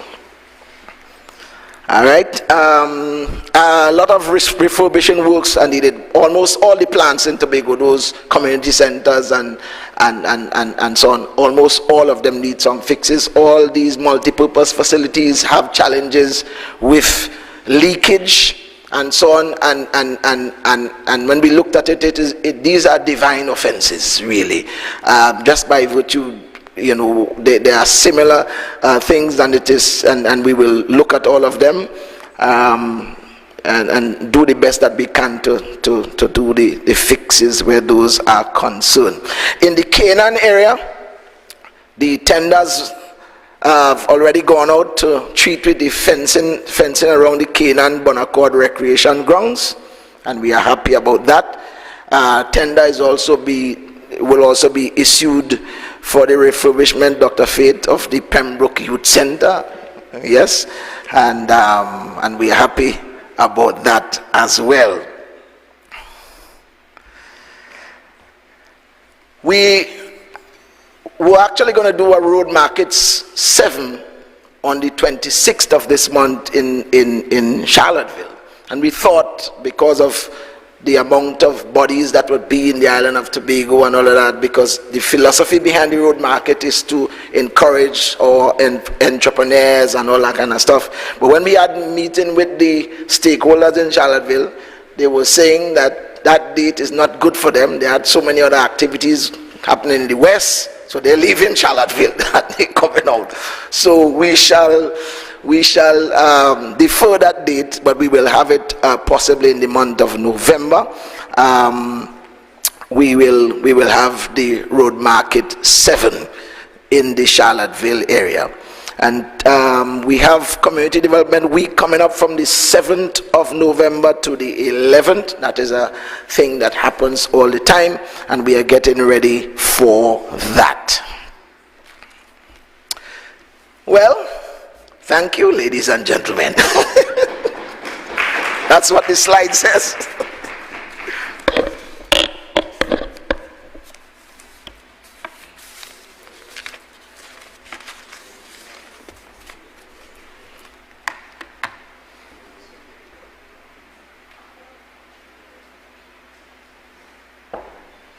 Thank you very much, Secretary Baines. Just to add one omission, the Mount Pleasant ground at this point is closed and remain closed because we have to undertake some serious restoration work there in order to have the grounds ready for Easter 2023. There are some drainage issues there, the turf needs some fixing and some general upgrades to the facility, and we want to ensure that by the time we roll around to the first quarter of next year, that the facility will be quite user-friendly and we're able to have our usual Easter games at Mount Pleasant.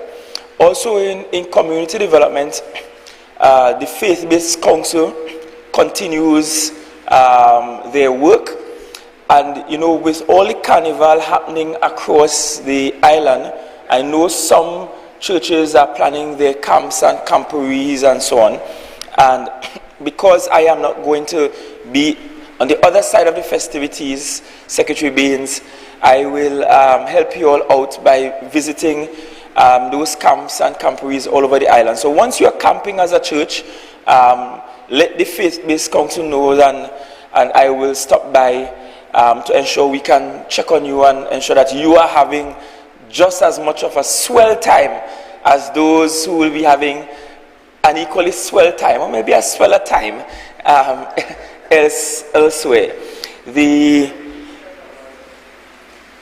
We move seamlessly into the Division of Food Security, Natural Resources, the Environment and Sustainable Development. I'm aware that we're moving and inching closer towards lunchtime, but I thank you for staying with us. We will be going through, we still have tourism, settlements, and education to be completed. All right, so we go to food security, natural resources, the environment, and sustainable development. Secretary Nathisha Charles Pantin. So let's welcome Mrs. Pantin.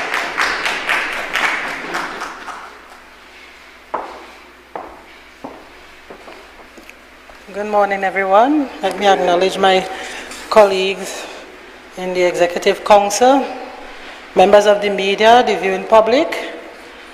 Thank you for having me this morning. Now, I will be reporting on the period between June to October. Right? So I will begin by pointing out some of the successes of my Assistant Secretary, Nigel Tate, and his staff. Now they have 36 additional vessels, right? They have recorded 36 additional vessels within the island of Tobago under the Department of Marine Resources and Fisheries. 53 fishermen participated in the Marine Band Digital Selective Calling High Frequency Radio Communication Program in collaboration with FAO and the Trinidad and Tobago Coast Guard. So I have everything there and I read in here. 20 checks were distributed for the boat subsidy. Right? So we restarted the boat subsidy program of up to 25% of costs for newly constructed vessels, awarding of boat subsidy checks to 20 eligible fishermen with a maximum of $2,500 per fisherman. Electricity was restored at the Barbados Bay Fishing Facility. And the department conducted a beach cleanup in collaboration with members of the All Tobago Fisher Folk Association in commemoration of World Oceans Day.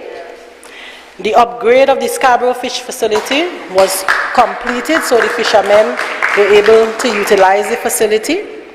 And the gas rebate program was launched on the 31st of May. Right? Also, we engaged the Tobago non-artisanal commercial fishing vessels for registration with the International Maritime Organization and the Maritime Services Registration to receive IMO and TTO numbers. We also reinstalled 3 navigation lights in the Bucca Reef Marine Park. Reformation of fishing associations that were dormant and dysfunctional for several years. Retrieved and reinstalled the Bucca Reef marker buoy, some people say buoy, that was cut away and had drifted to St. Vincent. Assisted the IMA in the project of coral spawning and participated in 2 projects with Eric for the installation of mooring buoys in the Charlottesville area and the establishment of an oyster farming project. Also, we visited the Institute of Marine Affairs on September 26th with the view of partnering with the Institute to further develop our fishing sector and to conduct scientific research that can help restore wetlands and other natural assets in Tobago. And recently, after the torrential showers, Assistant Secretary Nigel Tate, along with the Assemblyman for the area, Niall George, cleaned up the debris at the Corland River and the Culloden Fish Facility. So we move on to the Project Implementation Unit. They are responsible for coordinating all the projects across the entire division. The Maidridge Visitor Center, the first phase of repair, it is now at 95% at a cost of $152,000. The Studley Park Station Conference Room, now there are 2 buildings at the Studley Park Station. The area with the conference room, we got the mobilization, so it is now at 5%, and the project cost $324,000. Recently, we had a lot of sargassum on our beaches, and we had to do an emergency cleanup. And this was done at a cost of $963,750. The construction of the Palatavere Fish Facility has started. It is now at 10%, and this construction is at $800,000. Right? This phase, right? So you can see the floor plan there. And the Shore Park Food Hub, the 2D and 3D rendering and engineering specs, that was completed at a cost of $195,000. And the shop, when this presentation was prepared, it was prepared a week ago, and now we are at 80% at the Shore Park Food Hub with our grand opening that will take place today.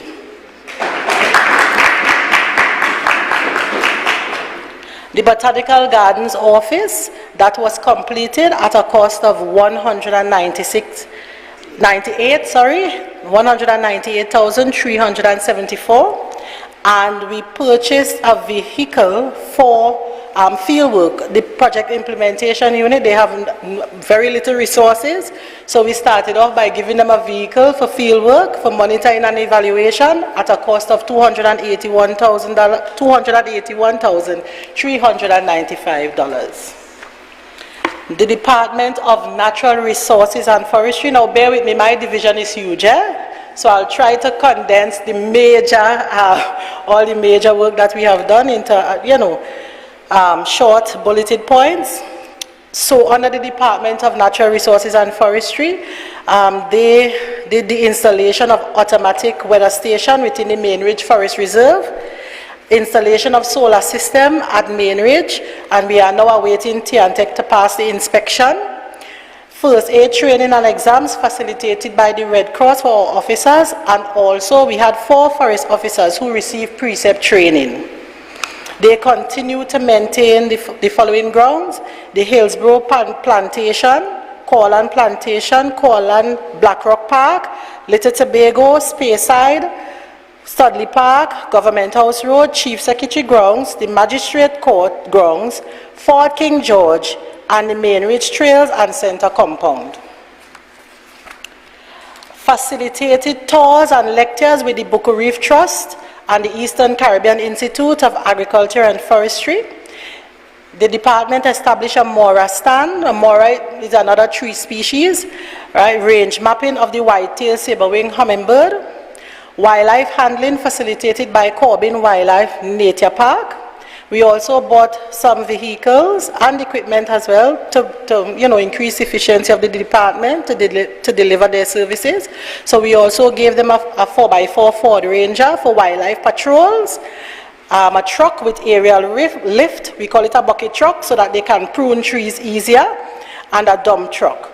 Right, and you can see the cost there, right? The Ranger, $281,395. The aerial truck, that's expensive. You have to construct it, build it, right? Secretary James would have all the words for that. $1.3 billion, and the dump truck, $699,000, right? We also purchased some saws. They didn't have any chainsaws or brush cutters. Forget the little error there. They actually cut bushes, so it's bush cutters as well. So 6 chainsaws and 3 brush cutters were purchased at a cost of $79,755. So we move on to the Department of Agriculture. They didn't farm more than this, but we have to outline the major achievements. Demonstration and evaluation of banana and plantain production intercrop with sweet potato to target the school feeding program, wholesalers and retailers. Construction of shade houses in collaboration with FAO using bamboo. So Secretary James, we will start utilizing the bamboo for vegetable production on the premises of 3 youth clubs, Mount St. George, Roxborough and Mason Hall. Right, so it's a process. We're actually building the trough. It should be completed at the end of this week, and we'll have start the training with these groups. So we're going to soak the bamboo in borax and boric acid, so that to strengthen the bamboo, and then we're going to build out some greenhouses. Collaboration with FAO and other institutions in Trinidad to develop and implement a database for the collection and management of agriculture production data to improve monitoring of climate change impacts on the agriculture sector. Sold and distributed 7,793 planting plants at a total sales of $27,448, are now available for sale. 29,441 planting, ginger and dasheen plants, and an additional 19,854 plants at the lab to be added to the greenhouse for growth, hardening and sale. Under the home gardening initiative, 2,944 seedlings distributed to home gardeners, and we established within the period 59 home gardens. Online training sessions, we had 4, all about herbs. On June 15th, we had 182 participants. Garden landscaping, on July 20th, we had 130 participants. And it's not on the presentation there, but organic farming, on August the 9th, we had 137 participants. And composting, we did that on September the 20th, and we had 117 participants. Scientific research continues, and I wanted to point it out. This one, avocado shoot tips showing improved leaf expansion on metatopolin-based medium, and we are seeing the difference in the growth within a few days. Avocado shoot tips on fresh trial rooting medium. Repairs to dilapidated farm pens. Contracts awarded and work commenced in September on government stock farm piggery. We will spend 739,692. Louisdor demonstration piggery, $509,187.42. Charlottesville breeding unit sheep pen, $203,542.20. And these farms were in a terrible condition. 30% mobilization fee paid to contractors, an effort to improve carrying capacity and supply increased numbers of breeding stock to livestock farmers. We also did a study tour to Nevis Botanical Gardens between August the 13th and 19th. We met with the Minister of Agriculture. We toured the botanical gardens, visited state and private farms and facilities, engaged in primary production and value addition activities in crop and livestock to serve as models for similar undertakings in Tobago. Out of this study tour, we submitted a project proposal to the Ministry of Planning for the development of the botanical gardens. And we just given a snippet of the botanical gardens and the greenhouse, and also some of the products that we viewed in Nevis.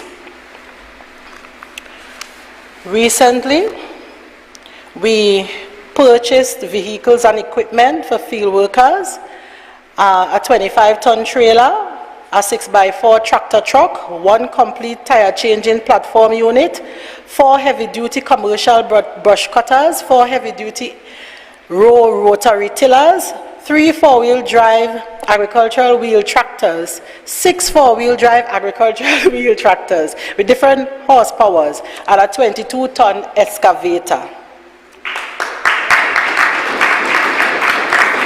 Thanks to the Division of Finance.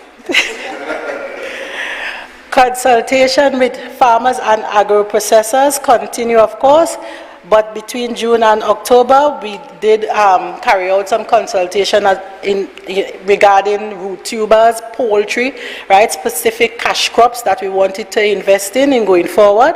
And also, we are looking at improving the services at Tractor Pool by implementing a lot of systems that would fast-track service delivery, and we're going to implement strategies for further support. We also distributed cocoa plants on July 26th to the Charlottesville folk dancers at the Heritage Production. Farmer training at Kendall Farm School. We trained farmers in herbs and spices, water conservation systems and techniques, ginger production, water and drip irrigation. World Food Day, the return. Okay, so leading up to the World Food Day activities, we had a launch. The theme this year, Leave No One Behind. So we had a launch on September 9th at the Milsherv Administrative Complex, where we rolled out several initiatives towards accomplishing that grand event at World Food Day. All right? And we had Assistant Secretary Sonny Craig sampling all of what we had to offer at the division. So we are leaving no one behind. So we held a list of seminars, livestock seminar at the Kendall Farm School, a fisheries seminar at Kendall Farm School. We did a wildlife seminar as well in Kendall. Home gardening, that one was virtual, and a seminar on the giant African snail. Now, currently we're facing a lot of issues with the giant African snail. They have gone beyond Lambo into different areas like Mount Grace. So Secretary James, we have a lot of work there to do, and about 5 other additional areas. And these snails will continue to eat all plants, crops, and also they can give you meningitis. So we are currently setting up a task force to deal with the giant African snail. Open days, we had an open day at Goldsboro, so you would have seen across the east, we had a lot of people rushing to the stations. That is because we had a lot of demonstration activities at the different stations. So at Goldsboro, we had an open day, Kendall Farm School, Hope Farm, Louis Dore demonstration. So our officers were very much engaged during the month of October, late September, October. Right? These are just photos of our officers at the different stations. Right, and you see Assistant Secretary Tate and I by the rabbits, by the rabbit display. Right, nice. Okay, Department of Environment, Waste Recycling, 441 kilograms of plastic bottles, aluminum cans, Tetra Paks, and glass bottles were recycled. IDB consultancy to establish governance framework for the Northeast Tobago. Protected Areas Management Trust, 90% complete. Launch of Northeast Tobago Art Trail, that should continue in November. We hosted the International Coastal Cleanup at 8 beaches throughout Tobago. Approximately 650 persons participated and approximately 65 kilograms of waste collected. 4 monthly cycles of water quality monitoring completed at 22 freshwater sites, 20 brackish sites, and 1 underground site, and 23 saltwater sites. Completed 2 cycles of beach profiling monitoring at 70 sites. Conducted inventory and monitoring activities at wetlands in Bacalet, Goldsboro, Petitrew, Little Rockley Bay, and Friendship, using both conventional in-person physical monitoring, right? Using both conventional and in-person physical monitoring. A total of 42 drone flights provided snapshots of the condition of the wetlands. Pilot testing of 2 automated meteorological stations in Roxborough and Corland to monitor climate variability, agricultural planning, disaster planning and management, and infrastructural planning and design. Readings will be shared with the Meteorological Services Department in Tobago. We also met with representatives from EMA and FAO to discuss the upcoming project BioReach, Biodiversity Conservation and Agroecological Land Restoration in Productive Landscapes, and the areas of interest, wildfire suppression, root tubers, rehabilitation of cocoa, restoration of wetlands and riverbanks, and branding of value-added products. Under the Department of Marketing, construction work for covering of the haberdashery area commenced and is 50% complete. Upgrade to staff accommodation building, 100% complete. 2 containers were relocated from the temporary Shore Park Market to the Scarborough Market to be outfitted as a staff change room, 1 male, 1 female. Implementation of a help desk at the main office of the division and the establishment of the Research and Development Information System. Currently, information on 160 Tobago farmers and 50 agro-processors was captured.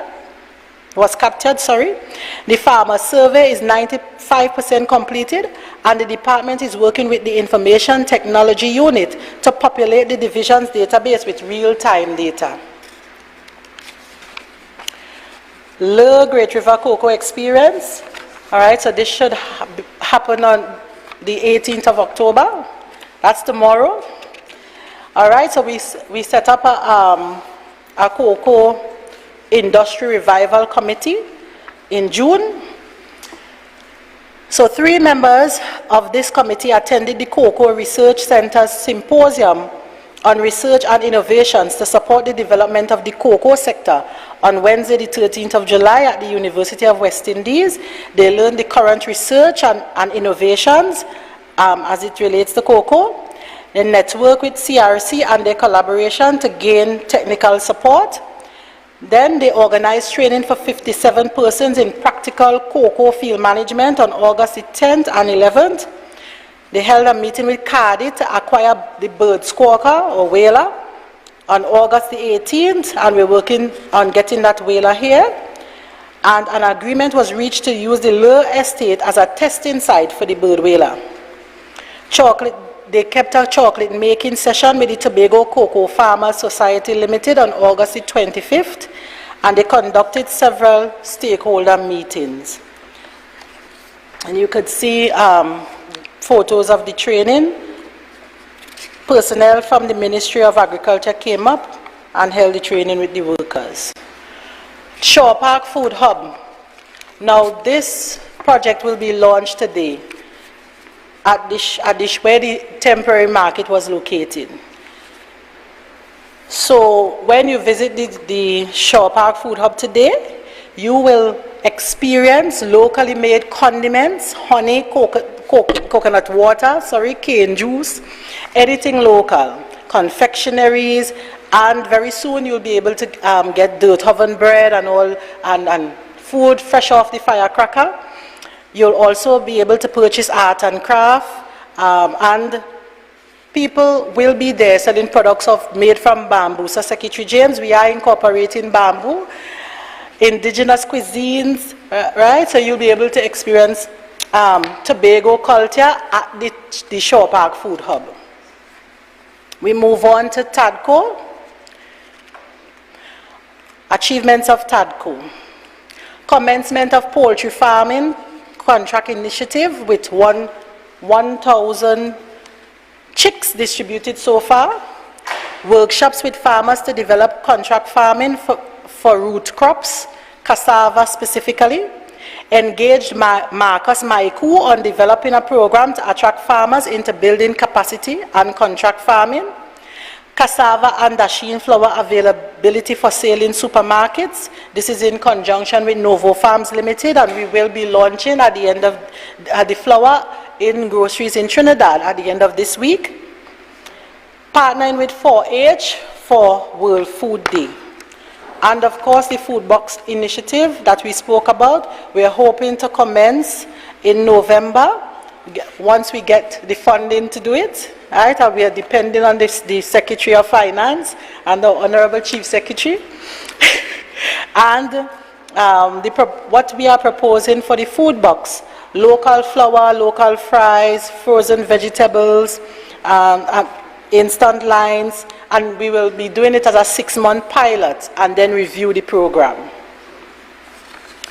Also, in terms of fish, right, export value to date, $83,945 US, with a bycatch value, and that's in US, and a bycatch value, which is in TT now, 51,360. All right, so the export, so we are doing very good with exports, and these are just from trips from June to September 4th. The boat left on another fishing expedition this week, earlier this week. Well, today is Monday, so late last week. Right. All right. Fish species: yellowfin tuna, dolphin, ocean guard, shark, kingfish, and albacore. And of course, we continue to support the school feeding program and our local processors. And we just want to show a clipping of what happens when the capital of paradise brings the fish into Chagaramas.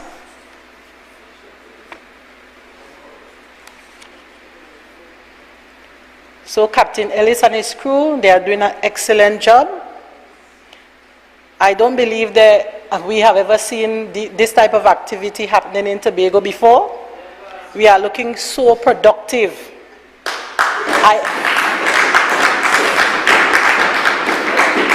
I am so proud of TADCO's staff, and they continue to excel in many regards. developed and executed participation at the TTMA TIC with an in-house team, and developed a video and website for the company to coincide with TTMA TIC participation. And you see an Assistant Secretary looking fine as ever.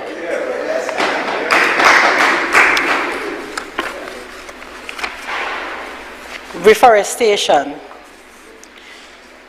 So hopefully this fiscal we'll get more money for reforestation. I have to say it here, you know, with hope. So they kept a retreat, which led to the development of a new organizational structure. And currently, well, they have completed, guys, I saw it on my desk, a human resource, the final report for the human resource audit. Right, their headquarters will be at the Botanical Gardens that was reported earlier under PIU. So they will move into that new office by the end of this year. And they also assisted with the proposal for funding of new soft and hardscapes within the Botanical Gardens, which was submitted to the Ministry of Planning and Development. And here we are seeing some of the work of the teams in the field, up at Blue Waters Inn in Speyside, Bateau Bay, Speyside, right, Taka Trail. Right, I'm sure I've been to Taka Trail before. I didn't know the name of it was Taka Trail, eh? Right, Long Bed. Right, so you're seeing where they're doing agroforestry. Okay, and once more, we will experience all things local at the Shore Park Food Hub. Today, the formal launch will be at 4 p.m., so see you there. Thank you, ladies and gentlemen, for having me, and God bless.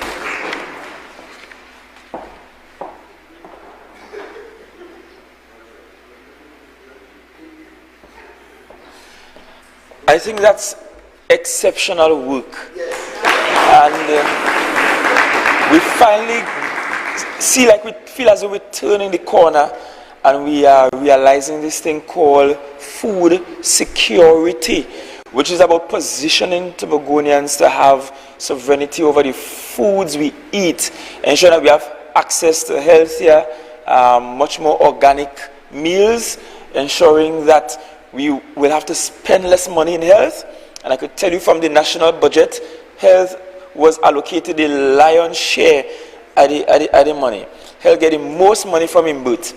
And hopefully, through food security, we can reduce the amounts we need to spend in that area to facilitate developments in other areas. Just some quick things to add. I don't want us to miss the IDB consultancy framework for the governance of Northeast Tobago. Yes, we were designated this thing on about man and the biosphere. And I mean, I don't think I'm a tree hugger. There are some others in the space who are more tree huggers than I am. But this to me is exciting, and I've already given the commitment to the team working on this, that this executive is not afraid of delegating some powers and responsibilities to help manage Northeast Tobago in a very independent way. What we are aiming for is a governance framework where even the THE and the actions of the executive in that Northeast area in Tobago is governed by independent experts in the environment to guide the development agenda. And of course, that does not mean we will go up in the area and only build huts and that we won't build any road, but it means that we are working in a way that makes the environment work for us and that is sustainable. The issue with TATCO and the one fishing vessel we have, what the Secretary didn't indicate is that although we fixed the vessel is still experiencing some leaks here and there and some challenges because the vessel was just thrown down all over the place. We don't even know where it was at some point. At another point, they sit down in Chaguamas for a long time. At one point, they tried to carry it overseas and Suriname and bring it back unfixed. All sort of madness. But I didn't do the calculation, and maths was not my strong point, but 83,945.75 US dollars. That sounds like plenty money to me. Multiply by 7, right? And perhaps one of the arrangements with the teacher will start working out with TATCO is how do we capture this US dollar here, because we have partners, especially in tourism, that we have to pay in US dollars. And that could help to offset some of the challenges we have with the banking sector, who has given limitations even on the THA we get in US. But I've already asked the secretary to work with TATCO and the All Tobago Fisher Folk Association that we must get in this space sometime in this fiscal year, at least 2 more vessels going. Another one for TATCO, but one must go for the All Tobago Fisher Folk Association, so that they could start training their members, and so that they as an NGO body could start doing some of this commercial fishing, as we try to move more for fishermen, or fisher folk rather, away from just pirogues, but to productive commercial fishing. So Assistant Secretary Tate, that is something I want you all to work on. You will need to go and look at the availability of motorboats around the place, look at best in terms of price, availability, and let's try to get them into this space as soon as possible so that more entities can earn this kind of money. I mean, I ain't seen yellowfin tuna look that good in a long time, and we're seeing that as a regular feature for the Tobago space. At this point, we are ready to go with the division of what we call settlements. Settlements not ready yet, so we're going to tourism, culture, antiquities, and transportation. So we're going to after tourism, we'll go to settlements. My apologies. So we go to the division of tourism, culture, antiquities, and transportation at this time.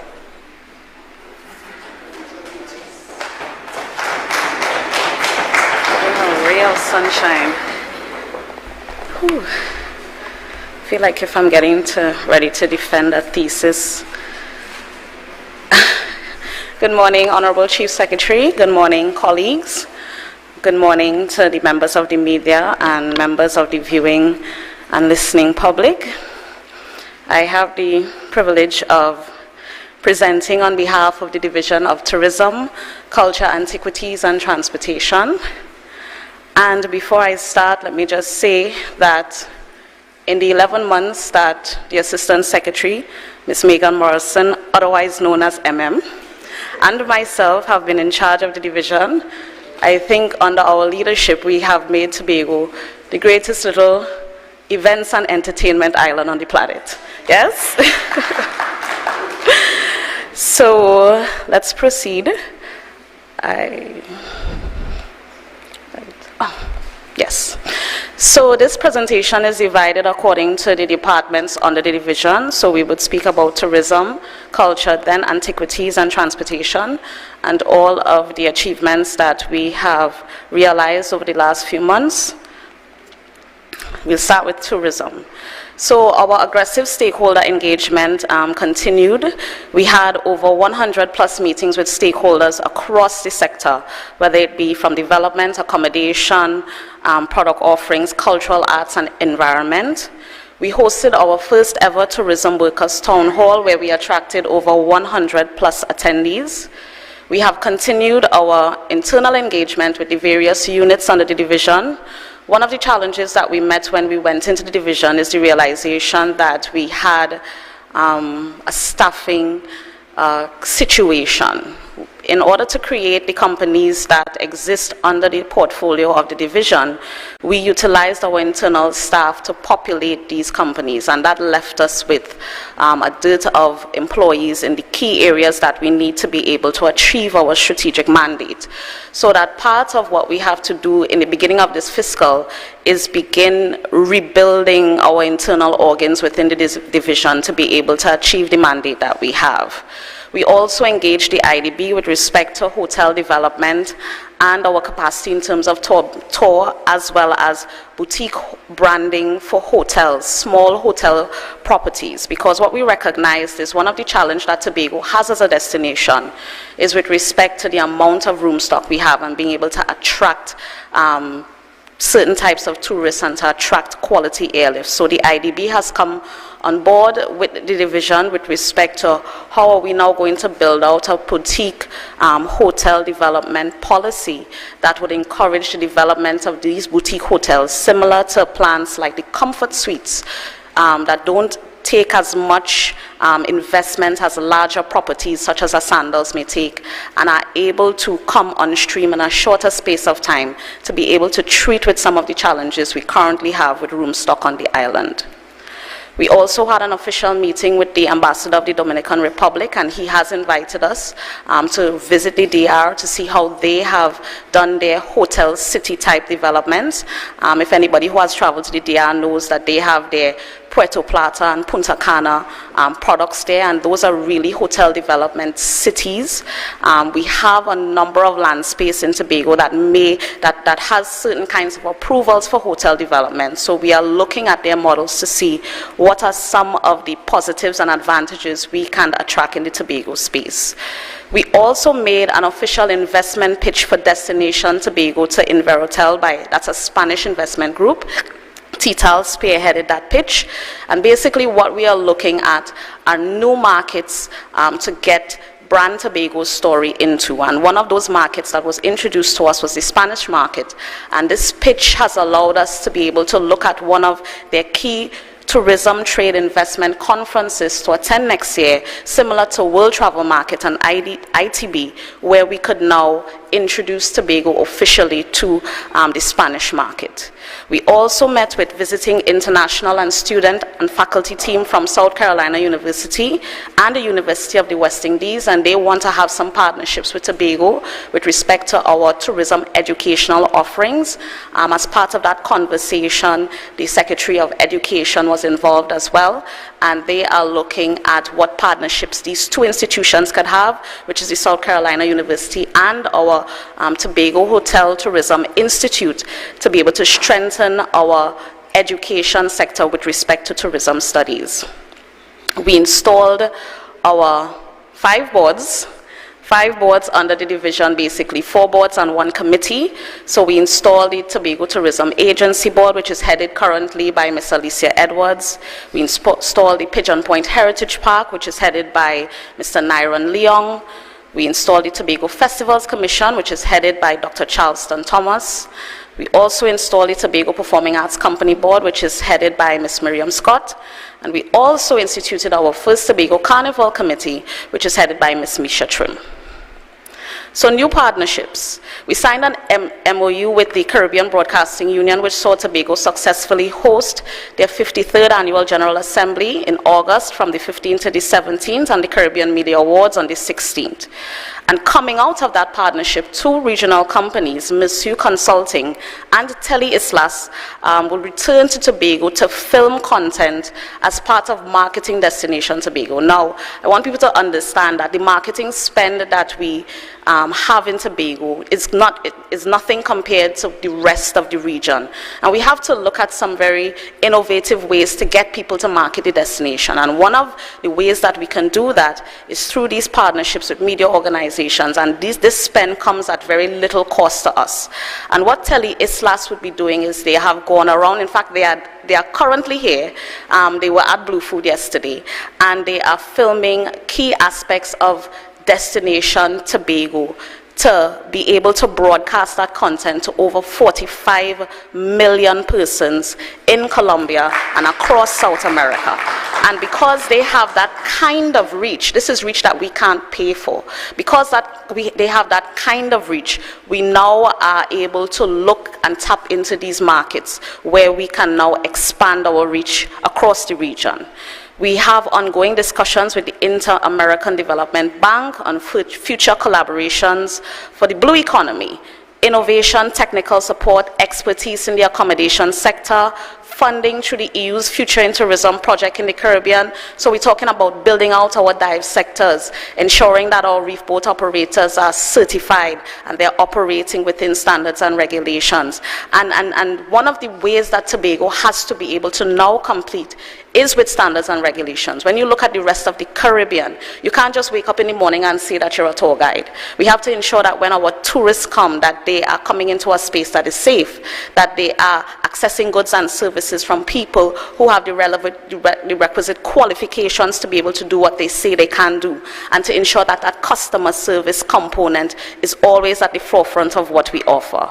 We also have a collaboration currently with the Division of Health, Wellness and Social Protection to finalize our Tourism Health Program Steering Committee. Now, coming out of COVID-19, one of the things that had to happen for the sector to open was we had to have these guidelines and policies in place to ensure that we could welcome back our tourists into a safe environment.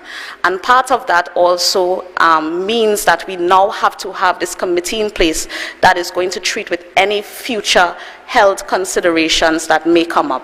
The Secretary mentioned monkeypox. Thank God it has never reached here. But there's always going to be something that threatens the tourism sector. It is a volatile sector. As dynamic as it is, a number of things can happen that can negatively impact on the sector being able to be resilient. Viruses are one, pandemics are one, downturn in the economy is one.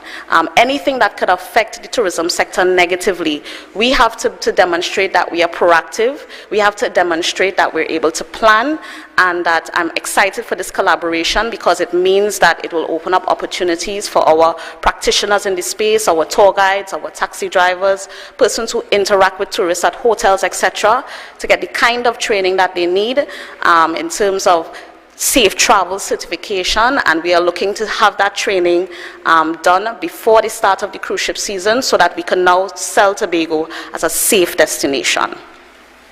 So in terms of recognitions, achievements, wins, we handed over some vessels to the TTPS earlier this year to support their efforts in terms of policing the Buku Reef Marine Park, where we know there's a number of activities taking place there. We had successful participation by our Junior Secretary of Tourism at the Regional Youth Congress. That person is in the form of Ms. Janae Brathwaite from Signal Hill Secondary School, and she went on to win the title of CTO's 2022 Regional Junior Tourism Minister. Division continues to support the efforts of our tourism entrepreneurs. So we have this pop-up shop going in collaboration with the Magdalena Grand Beach Resort, and we also supported some of those entrepreneurs in their quest to represent Tobago at Tobago Day. And it's my understanding that one of those entrepreneurs who we supported came away with a very lucrative contract to supply indigenous sweets from the island of Tobago to a huge supplier in the New York diaspora area. So we had successful execution of our virtual tourism summer youth program, and we had in-person participation at our International Youth Day Fair that was held at the tourism's office in Scarborough. We also had our World Tourism Day celebration, and it was commemorated with local media presence, an internal challenge for staff, which persons really enjoyed, and we gave away some really nice prizes. And we also participated as a division in our International Coastal Cleanup 2022. Under the Tobago Tourism Agency Limited, we continued our distribution of checks under the Tourism Accommodation Relief Grant distribution. 24 properties comprising large, medium, and small properties in Tobago were able to receive their second tranche of checks to complete much-needed upgrades to their accommodation plans. And I am pleased to also say that phase 2 of these applications was opened on October 5th, so I put out a public call encouraging persons who were not able to take advantage of the first phase of distribution, persons who are operating plans in the accommodation sector. Don't be afraid, visit the Tourism Agency Limited office. We have monies available to be able to support persons coming out of COVID to bring their particular plans up to operating standards that are according to world standards, and we encourage everyone to apply. We hosted our first ever Tourism Partners Forum and first ever media briefing post-overseas mission to local media. This is under TTAL. They also engaged in a strategic partnership and cooperation with Tourism Trinidad Limited, which is the first of its kind since TTAL has been in operation, to increase the effectiveness and efficiency of our marketing efforts. And we will see the first major execution of that at World Travel Market in November, where Tourism Tobago Limited will be displaying alongside Tourism Trinidad Limited. We also began re-establishing the destination's international profile, because coming out of COVID, Tobago was the last destination to open. So we had to go back out to our partners, reintroduce ourselves, get people talking about Tobago again. So we had to go to the bird fair. Bird watchers is a huge segment that we attract from the UK source market. We went to the inaugural Trinbago Festival in Toronto, which celebrated the 60th anniversary of independence, and it was a diaspora celebration in Toronto, and we were able to showcase to persons in the Toronto diaspora.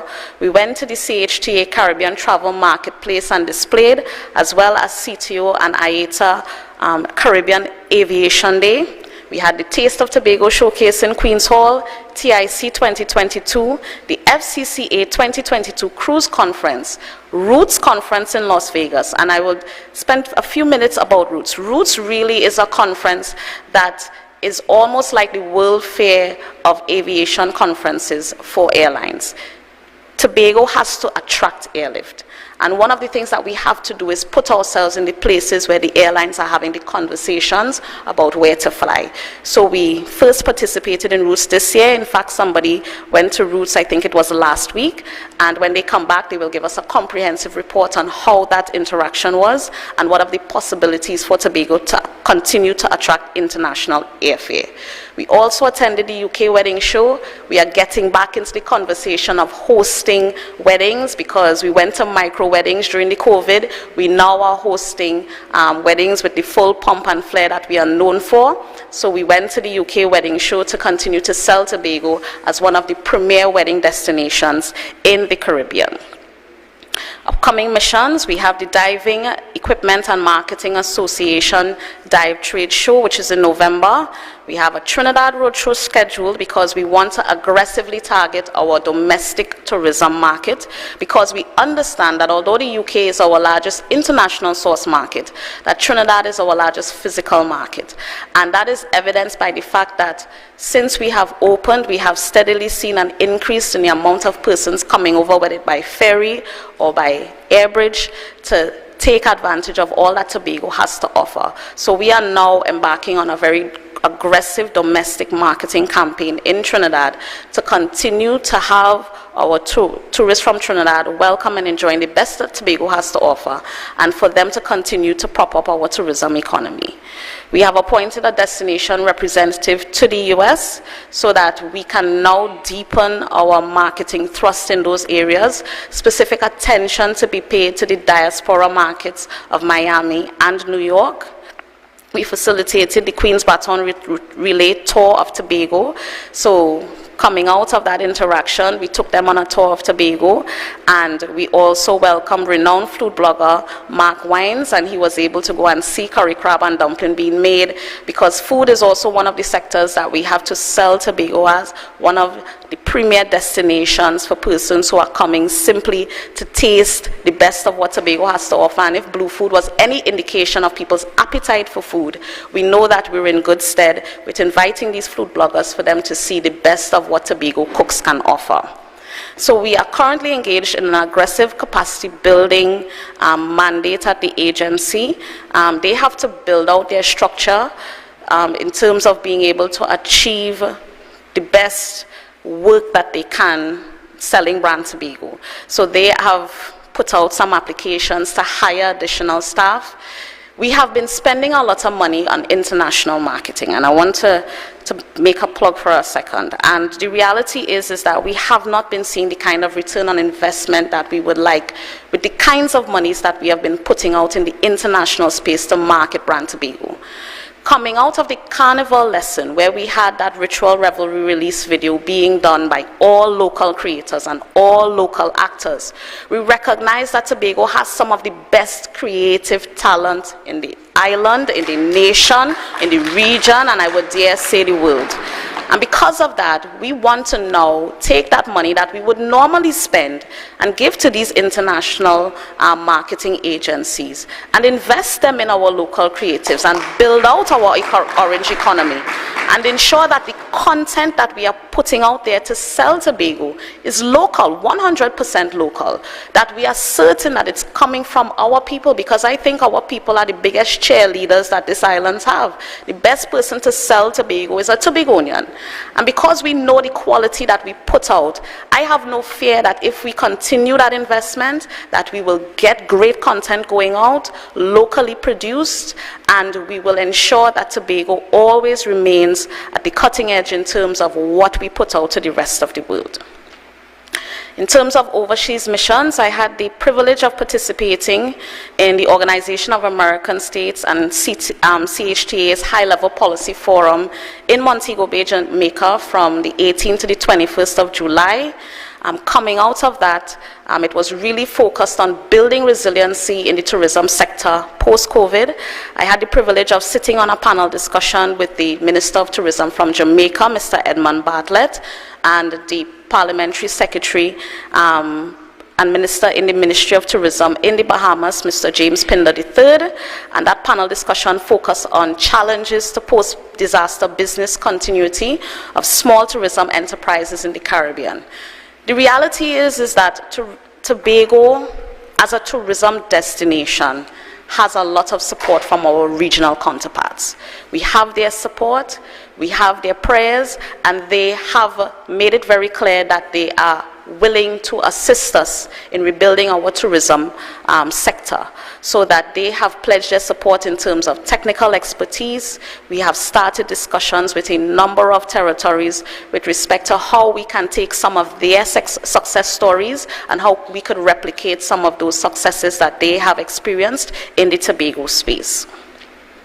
I also led the delegation to the Caribbean Tourism Organization's Week of Business meetings in September, and that was where our Junior Tourism Secretary won her title as Regional Tourism Secretary. We also we had press briefings where we presented a destination update to regional and international press, and a lot of the conversation centered around the work that the tourism agency aims to do this fiscal, as well as our coming carnival. We also premiered the Ritual Revelry release video to an international audience, which was extremely well received.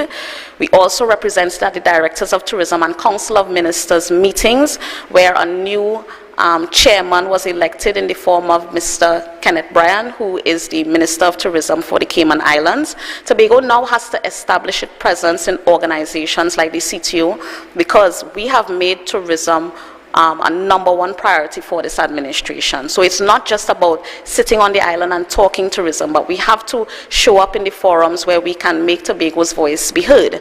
Our tourism story is different to Trinidad's story, and someone from Trinidad cannot necessarily speak on behalf of Tobago if they do not understand the unique challenges that faces Tobago and its recovery with respect to our sector. So Tobago must always have a presence in the room, because there are opportunities there to be accessed. There are things that we can take advantage of. There are things that are available to us that may not be available to Trinidad because of their size and their focus, and we have to make sure that all of these opportunities we are able to capitalize on them. In terms of infrastructure and development, we were given a very lofty mandate by the Chief Secretary in the last quarter of fiscal 2022, which was to really ensure that we were able to have our development program projects successfully executed. I am pleased to say that the first time in the history of the Division of Tourism, we were able to commence and almost complete over 16 development projects in a little bit over 3 months. And I take this opportunity to thank the administrator of the division, the members of our PIU, the members of our procurement department, our accounting staff, especially our management accountant. They really pulled their weight. They really went above and beyond board to be able to successfully execute a mandate that they've never had to carry before. So we completed the construction and handed over of our Charlottesville staff headquarters in May. We have completed the upgrade to the HVAC system at Fort King George in August, upgrade to Fort Milford in September, upgrade to the Corlanders Monument in September as well. Unfortunately, with the torrential rain that came down approximately 2 weeks ago, we lost a substantial portion of the new fencing that we had just installed at the Corlanders Monument. Coming out of preliminary assessment, we have lost over 100 feet of coastal shelving in that area. We also noticed cracks in the monument, so we would have to have some discussions, urgent discussions with the Division of Infrastructure as to how we can protect the monument and save it from further damage if we have further bad weather. We completed the upgrade to the Green Hill Waterfall in September.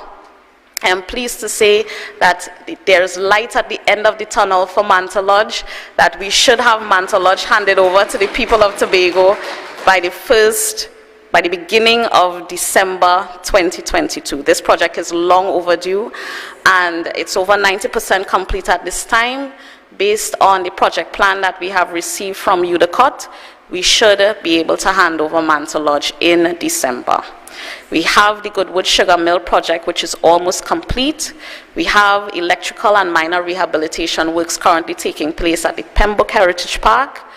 We are installing dusk to dawn lights at Fort Granby Beach because we recognize that there's currently a security challenge in that area with the lack of lights, especially at night, so that we are installing dusk to dawn lamps in that area.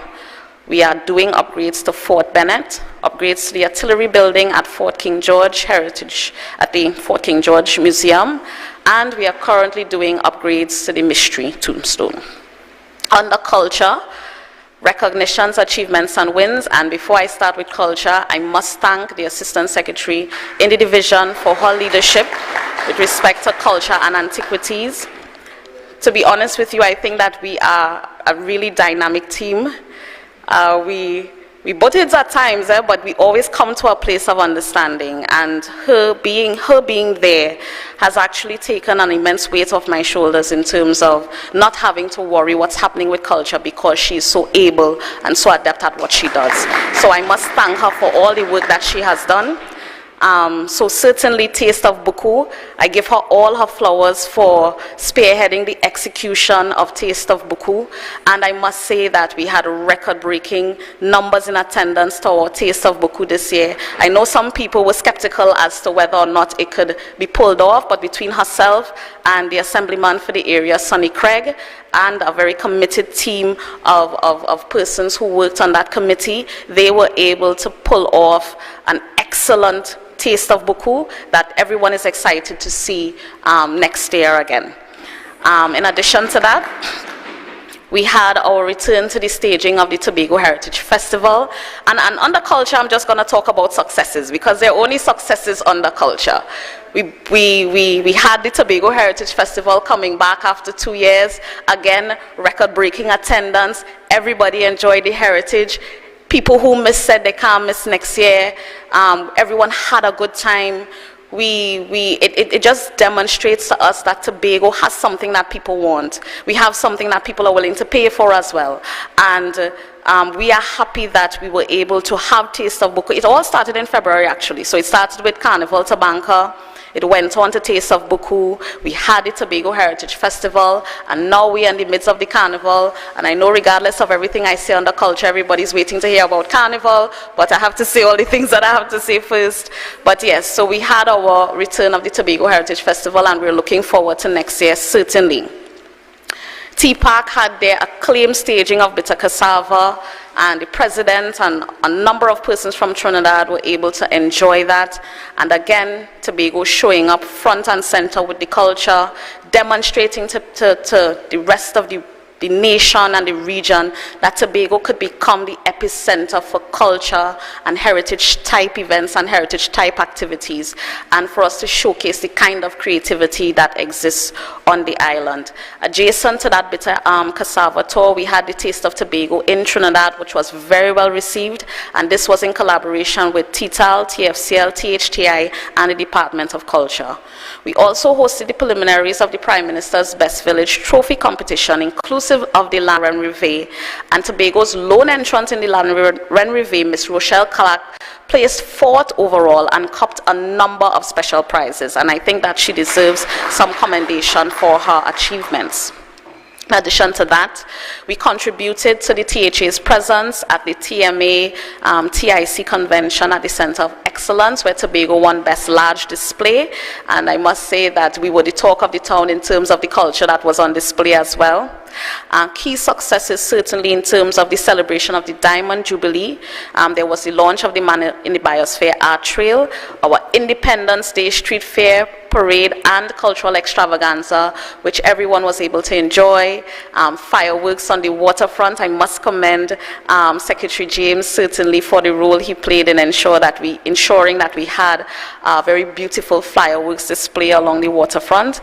And we had the hugely successful Bago Jam, which was our official launch of our carnival activities, as well as our customary Republic Day showcase. Yesterday, Blue Food, the Lord smiled on us. And the first time, I think for the first time since that event has ever been held, there was no rain.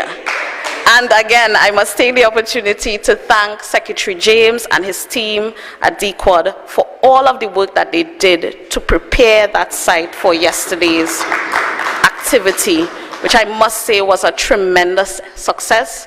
I will borrow from my colleague Sonny James, sunny days ahead with Sonny Craig, Sonny days ahead with Falia and friends, right? Yes. So we totally enjoyed the festivities yesterday. Everybody who came had their fill of the Blue Food. I saw families out, I saw young couples. I must commend the TTPS for the management of the traffic. And even though we had some minor mishaps during the course of the day with respect to nature and what nature does, TIMA, again, I must commend them and all of the stakeholders who are able to respond quickly to any situation that may occur, and they were able to clear some tree blockage and some landslides and have persons be able to enter and exit the venue seamlessly. So we have a partnership with the United Nations Verified Program for a COVID-19 concretization drive using our traditional characters. So what that is basically is that we are doing this collaboration, and we receive this funding under this program to be able to utilize Tobago's traditional characters to create content that would be put in schools, and using the speech band art form to speak about COVID and speak about how persons could become responsible with respect to protecting themselves against COVID. And this is one of the ways that we are utilizing that avenue for culture in schools. And we're happy for this collaboration because we see that traditional mass and our traditional characters as an art form that is dying across the national landscape. And we want to ensure that in Tobago, we do all that we can under the Culture Department to ensure that our traditional characters may remain alive and remain relevant in this time.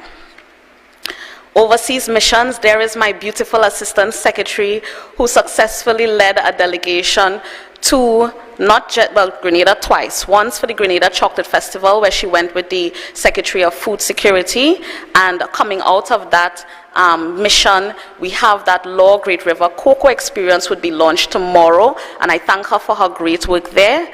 So, and also she led the delegation to Grenada with respect to the Carnival Exchange between Spice Mass and Tobago, and I'm pleased to say that Spice Mass will be in Tobago for Carnival at the end of this month. They are bringing their characters, they are bringing their entertainers, and this is just a demonstration that those kinds of collaborations are required.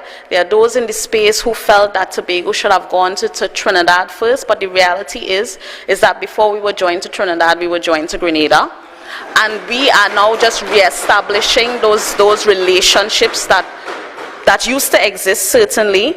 And when we looked in terms of building out our carnival product, when we looked at what may look similar to what we were trying to achieve, it was not necessarily the Trinidad Carnival model. Trinidad has a huge kind of model that really works for them, and they have built that over a number of years. But when we looked at size and scope, Grenada was our closest neighbor and closest to what we felt we could achieve in our first year and build upon.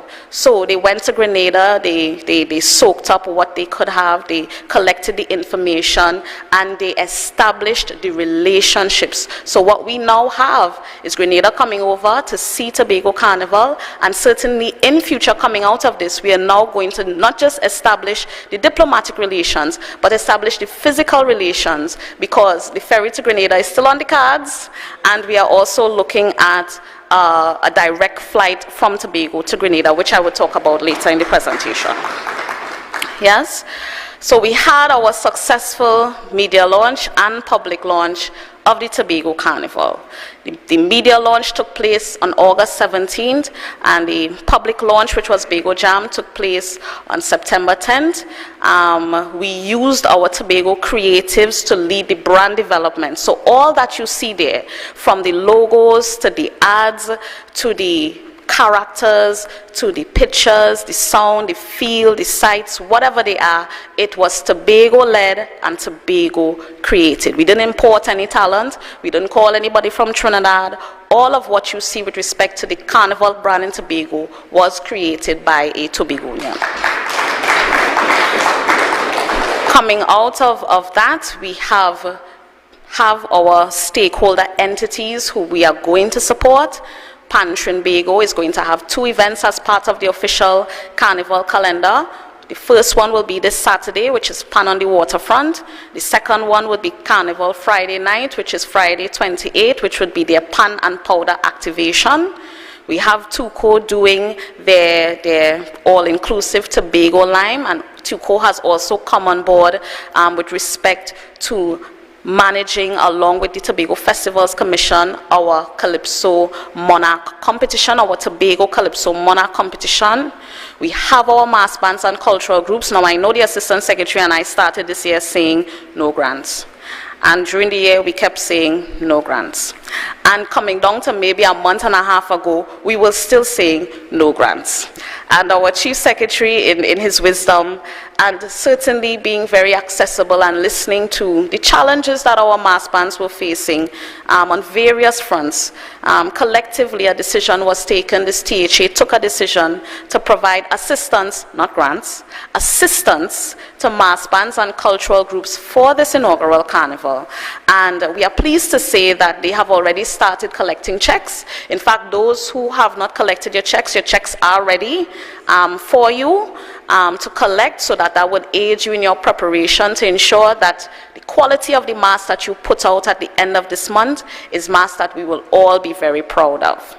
We also continue to support our community-based initiatives and local promoters in this space.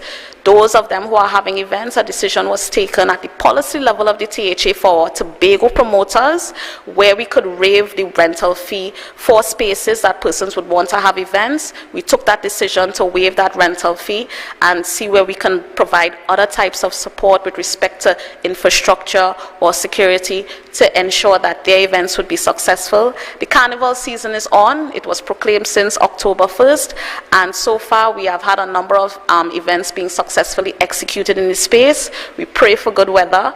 We pray continuously for God to shine on us as He has been shining on us these last few days, so that we will have a very safe and enjoyable and dry carnival. Yes?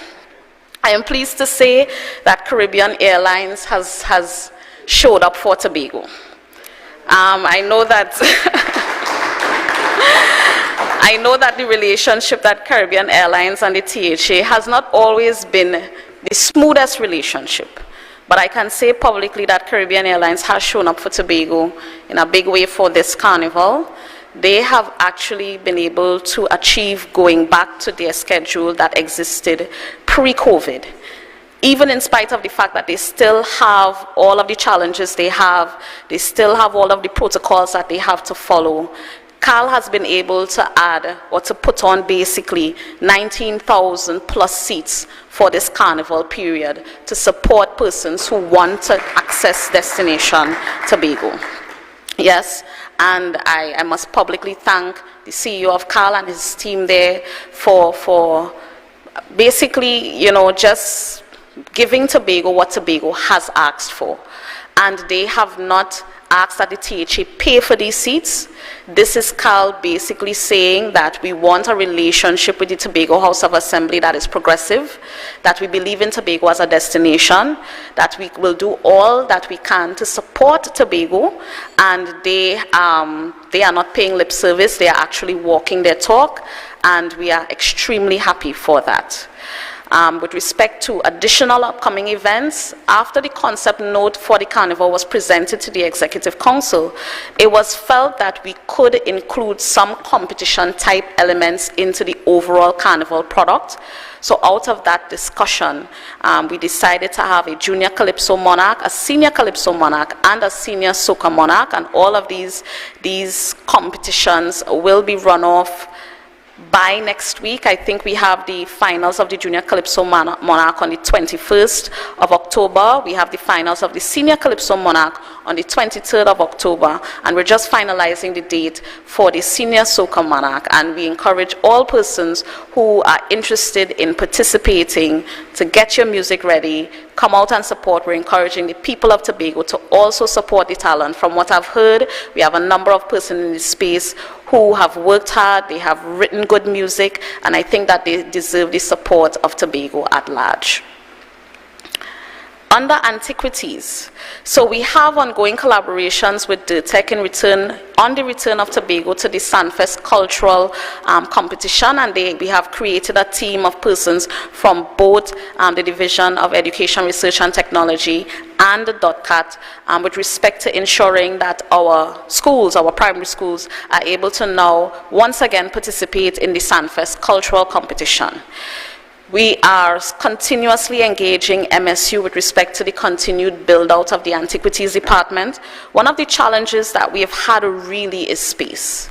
We know that we need to bring on a number of staff across the division, but we have outgrown the building that we are currently housed in. I can say that at this time, we are currently moving out the Department of Culture, who are supposed to be in the process of moving into their brand new offices at the Shaw Park Cultural Complex. They should actually complete that move this week. I'm happy to say, finally, they will have their own space, I think, in the headquarters of culture in Tobago. And with the space that they will create in the building, we will now have to shift around some of our units, and it will give us some room to utilize with respect to now engaging new persons under the Antiquities portfolio. We've met with the National Heritage Trust, and we went on tour to various sites on the national site listing. Tobago only currently has 2 sites registered on the National Heritage Trust Heritage Asset Registry. We want to significantly increase that because we recognize the importance of our historical sites to our tourism product. One of the sites that we are looking at the Spring Garden Moravian Church, which currently has to undergo some extensive renovations. We're also looking at the Assembly Legislature building because there are things that have to happen when we now put these sites as on this Heritage Trust listing. There are policies and systems that have to be put in place with respect to how they are managed, how they are upkept, their maintenance, things like that. So we are taking all the expertise and guidance that we can from the National Heritage Trust with respect to building out some very robust policies and systems for the total management of all of our heritage and historical assets on the island. We also welcomed a new research intern from the Ministry of Education because persons who have accessed GATE, they sign a stipulation that they come back and work for a number of years for the government of Trinidad and Tobago. This research intern, who is now attached to that Antiquities department, she studied her Bachelor of Science in Arts and History, and she actually requested specifically to work in Tobago. She's here with us now, and she has already hit the ground running in terms of the work that she's doing. Certainly, she's excited to work on the Rockley Bay project with Dr. Guy. and she's excited certainly to be, I think, in the capital of historical heritage asset sites, which is Tobago. Very contrary to what my colleague Secretary James thinks about simply bulldozing everything and building something new. Yes.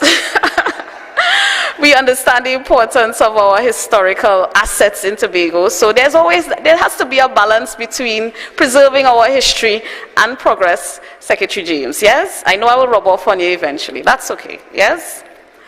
So new partnerships. Kingdom of the Netherlands, in collaboration with the Office of the Chief Secretary, DOTCAT, they have basically come on board to ensure that we complete that Rockley Bay project, which is the reclamation of some of those artifacts at that bay in Scarborough Port.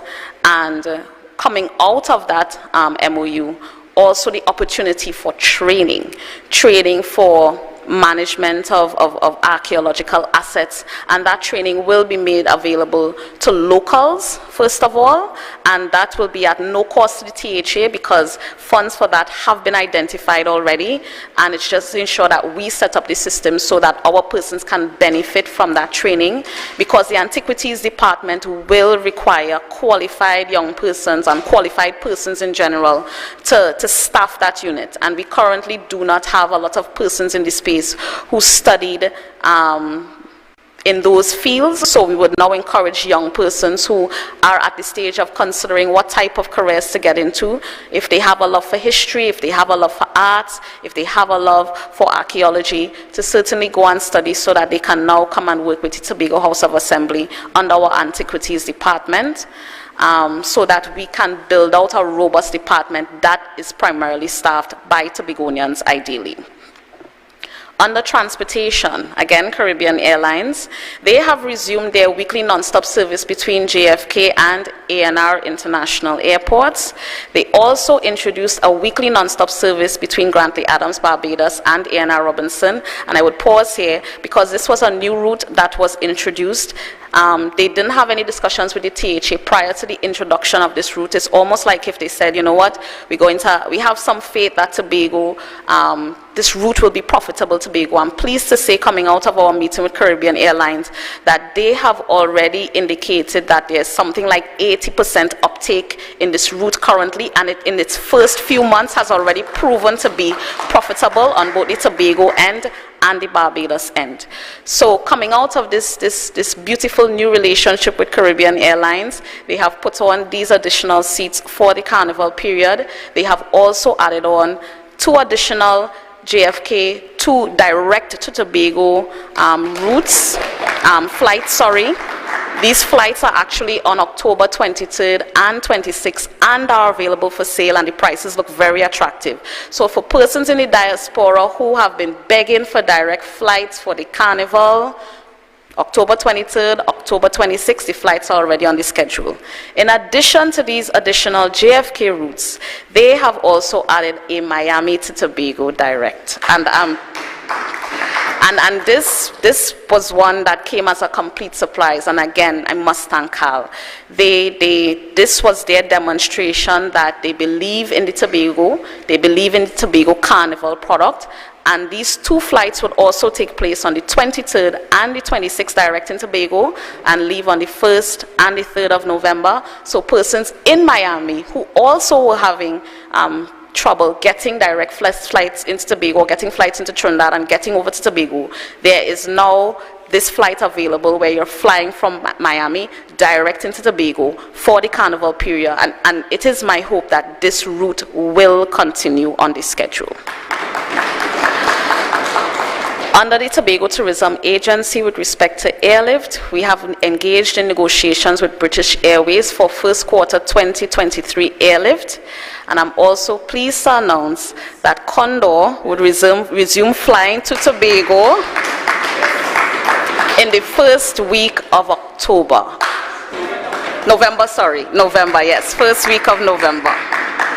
And so far, we already have 1,000 passengers booked to visit destination Tobago. We are aggressively exploring new options. The reality is, and let me just address it, the decision to end the Virgin contract came from Tobago, came from the tourism agency, because we recognized that for the amount of money that we were paying for airlift from Virgin, it simply did not make dollars, it did not make sense, CENTS, and it also did not make sense, SENSE. Yes? The numbers have been bad. We're not going to hide that. That's public knowledge. The numbers have been bad.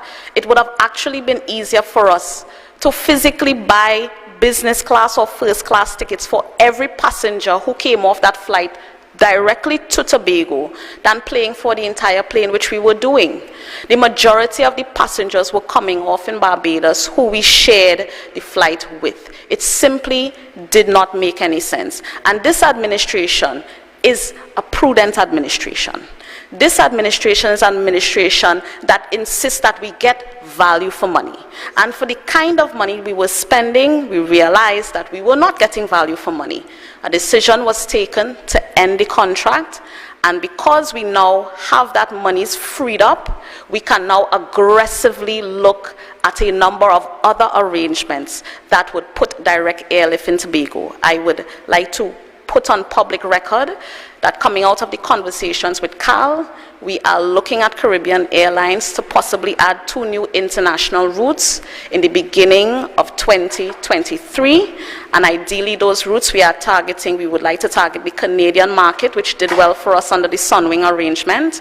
And we are also looking at either continuing the Miami direct to Tobago or looking at the possibility of Grenada direct to Tobago, in addition to all the others that we are at this time pursuing. Cruise ship season restarts on November 20th, 2022. We expect calls at both the Scarborough port and the port in Charlottesville. Again, Secretary James, I must thank you for the emergency repair works that you and your team did at the Charlottesville jetty. We know that they are not complete, but we're hoping that we can have the different repairs and renovations done in time for our first call on November 20th. We have had a number of meetings with the maxi and taxi operators in preparation for this season, and at this time, between DOTCAT and the Division of Health, Wellness and Social Protection, we are trying to see if we can get some tourism health training happening before the start of that season, so our maxi and taxi operators and our tour guides can be certified. We are also reviewing a training proposals coming out of the Florida Caribbean Cruise Association for tour guides, operators, experience providers, and attractions. Again, standards and regulations being the mantra. So we're looking at international certification in terms of training for our locals so that we can build their capacity. We participated in the FCCA conference in the Dominican Republic in October, which was just last week. We had representation from one of our directors from TTAL, and coming out of that, preliminary discussions indicate at least one cruise line wanting to make Tobago their home port. Another cruise line has indicated that they would like to have overnight ports in Tobago, overnight calls. That means that a cruise ship would stay overnight in Tobago, which would redound to the benefit of our nightlife, because we will now have tourists coming onto the island and staying overnight and wanting to participate in whatever entertainment and whatever activities we may have on the island. Cruise is looking up for Tobago. We need people to support. Certainly, we have some upgrades that have to take place at our ports of call so we could continue to attract the kind of cruise ships that we would like to and the number of cruise lines that we would like to.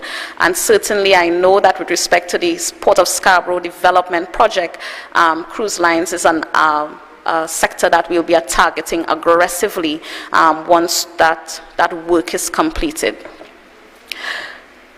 Before I end, I would just like to, because this slide is not there, but it's just a forecast into what are the priorities for fiscal 2023. We have 6 key development program projects that we would like to undertake, and some of them have already started in some way, shape, or form, and others are to be started. One of the things that we recognize is that the size of our project implementation unit is very inadequate for the kind of work we'd like to do. And because of that, we have sent out tenders for an engineering design consultancy firm to be able to, one, not only do some of the work that our PIU is currently doing, but to also increase the capacity of those that are there, so that after their tenure is done, when the consultancy is finished, that we would now have persons in this space who are able to take on some of the larger projects that we have been asked to do. So the Rockley Bay project is one in terms of the reclamation of some of those archaeological assets that lie at the bottom of the Scarborough Port. I would like to say that in 2023 we are moving full steam ahead with the restoration of the lighthouse at Fort King George, with the hope of having that iconic light being replaced so that Tobagonians who have missed it for however many years it's been gone can now be taken back to the days when they would see that light sweeping across the bay. We would like to have that started and completed in 2023. We are looking at the construction of a boardwalk along the Swallows Beach leading into Pigeon Point. We will have the build out of the Kings Bay Waterfall nature site. So this is where the waterfall is. We want to put some rock climbing apparatus and build out some campsite facilities there. Also the construction of a permanent Bloody Bay Blue Food site. As person saw yesterday, beautiful weather, but the work that was started by the Division of Infrastructure is not yet complete. So we would want to complete that build out of that Bloody Bay Blue Food site in totality this fiscal, so that next year for Bloody Bay, you would have this brand spanking new Blue Food site facility to enjoy that activity. We will herald the return of one of our flagship events, the Tobago Jazz Experience, in April 2023, and we intend to make an announcement of our headliners in November, as soon as the carnival is done. We will also welcome the return of the Dragon Boat Festival and one other key event to our events calendar. Closer to the time, we will make an announcement, but we see that area as one where Tobago has an opportunity to add another flagship event to our events calendar, and it should take the form of an international food and wine festival. We will continue the build out of the Antiquities Department. We will increase our focus on community tourism and build out the attendant apparatus for that. The idea is to have a community tourism unit and have some community tourism coordinators housed in that unit, so that we can now have the key linkages with our tourism product according to the strategic mandate that we have. In the first 3 months of fiscal 2023, we would like to appoint the Tourism Intersectoral Committee. Their responsibility is just to do a lot of the work that currently rests on the shoulders of the Secretary and the Office of the Secretary in terms of leading the charge for the revitalization of our tourism sector, and that committee would comprise of persons from not just hard and fast tourism, but persons from all the other attendant stakeholders that are required to ensure that what we do next year is a complete success. We would like to have the development of a tourism workers registry, and that came out of our town hall meeting, where we will be able to know how many workers we have in the sector, and if anything is to happen again, if another COVID is to happen, if another disaster is to happen, that we are able to target support directly to the persons who are hit the first and the most and the worst because of the volatility of the sector that they work in. In addition to that, we are looking in the first half of next year to have, as I said, the addition of 2 new international routes directly servicing the island of Tobago, and we are looking at CAL to be able to provide that service to us. And finally, with respect to the carnival, I would like to announce for those who are interested in hearing that the Executive Council of the Tobago House of Assembly is hoping to expend something in the region of $17.5 million for the carnival. We're actually hoping to spend less because we have a number of sponsors who have come on board to support the carnival in its first year, sponsors like Carib, B-Mobile, Republic Bank, we have some local sponsors like Penny Savers, we have the Airports Authority. We have a number of persons who have pledged both cash and in-kind sponsorship for the carnival, so that our spend is really largely targeted towards marketing, one. Two, ensuring that this is the safest carnival that we can ever have.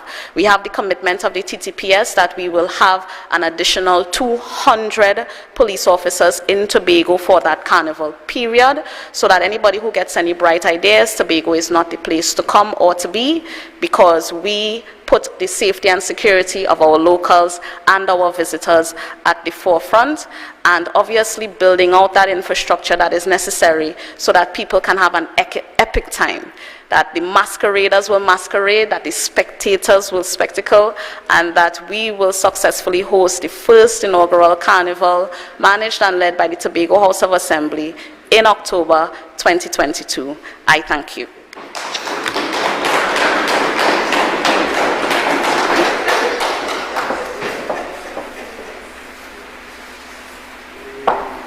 Thank you very much, Secretary Boris, and by extension, Assistant Secretary Morrison.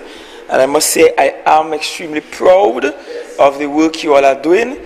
I feel as if this matter with tourism is actually finally getting somewhere, and that there is hope around the corner for increased international arrivals. And I just wish to point out a few things quickly. We must, and I'm repeating the takeaways so that the media and the public will get it right. We must take away the return of cruise ship arrivals and the fact that coming into the season, we're looking at overnight cruising, and currently we are working at making Tobago the home port for at least one or two of the cruise ships, which will be a first for us and this south of the region. And given our geographical position outside of the hurricane belt, it makes it an apt place to have cruise ship home ports, especially in the winter season. The Swallows Boardwalk going into Pigeon Point, as the Secretary with responsibility for land management, I've already given instruction that we need to go there and stop any new build out there. The folks that are already there, that have already established little booths along the waterfront there, can remain, and in the new design build out you will be accommodated. But we are saying firmly, we want absolutely no new build out there. So anybody who is going now to build out in those areas, I will ask land management, I will ask the bailiff, and I will ask the police to move you from that area. We cannot allow for an unsupervised sort of build out there, because it will lead to an environmental disaster in that area, and the area will become very untidy very quickly, and there will be some health challenges there. So those that are already there, we are not moving you, we're not breaking you down, but we are asking that absolutely no one else is to go there and set up. When the boardwalk is finished design, it will be designed in such a way that it will accommodate some vending in a safe, healthy, aesthetically pleasing manner, and that is also environmentally friendly. I also note that I received a letter about 2 weeks ago from the president of the Hotel and Tourism Association, Mr. James, that indicated that a significant number of their members are likely to be in darkness come this carnival. And I want to just, I know we have been at this long, but I must talk about this issue. During COVID, the two years of COVID, TNTEC required that these establishments pay what is called the reserve capacity. Reserve capacity could be any amount. You have an industrial size plant, you have to pay this reserve capacity regardless of how much electricity you use. Might be 30,000, might be 10,000, might be 15, 20,000. But imagine for a moment that these plants were all closed.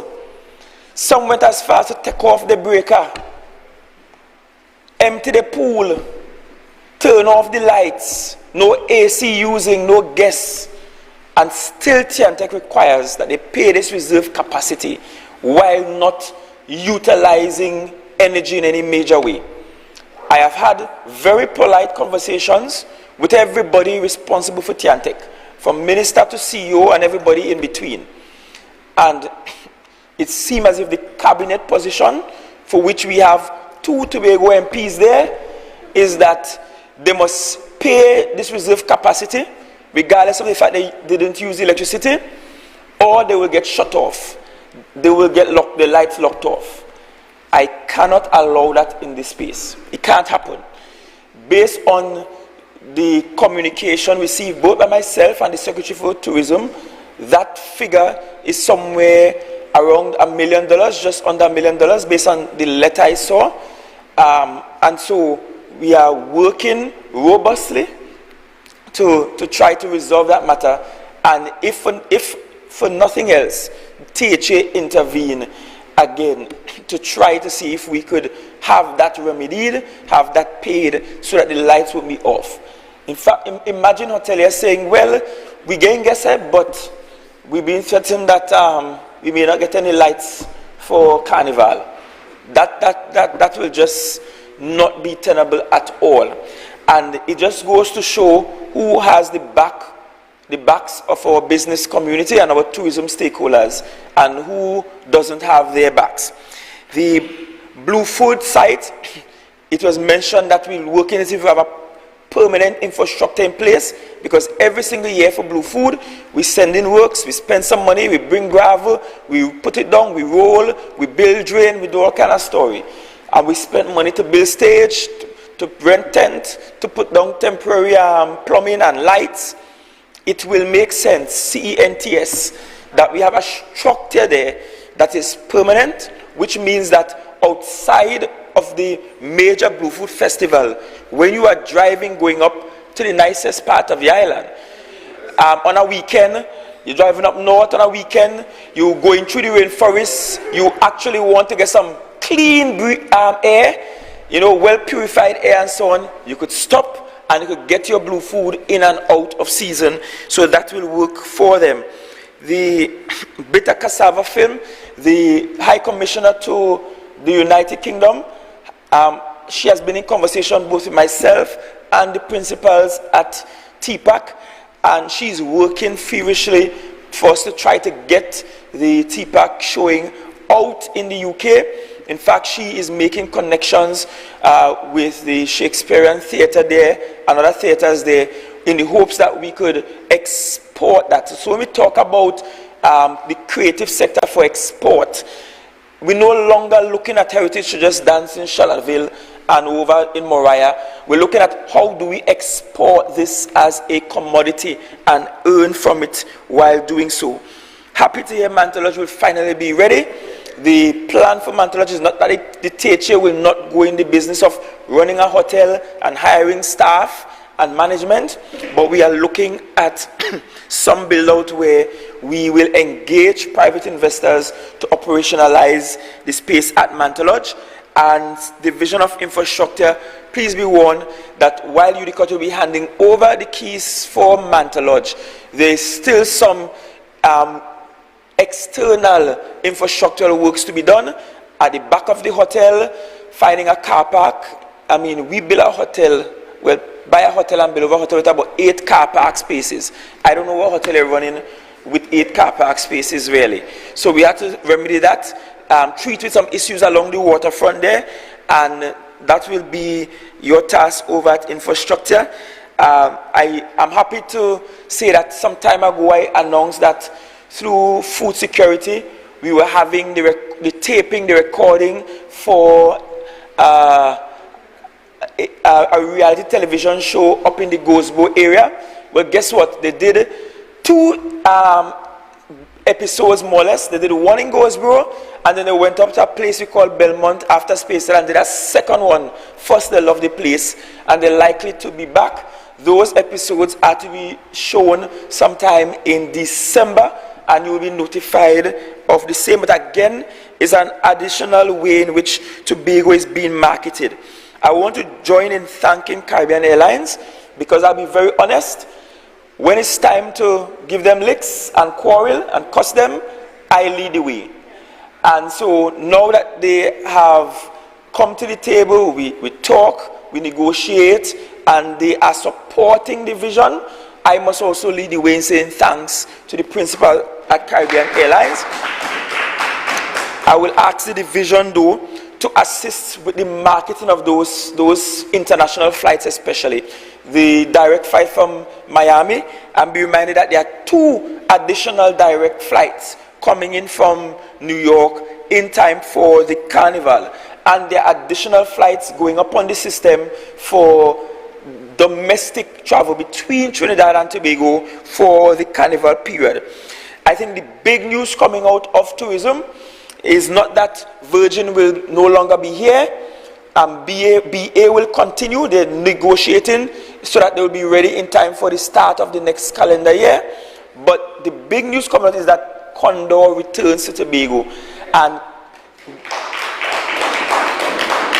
and before it even lands here in November, they already have more bookings than Virgin brings perhaps to the entire calendar year.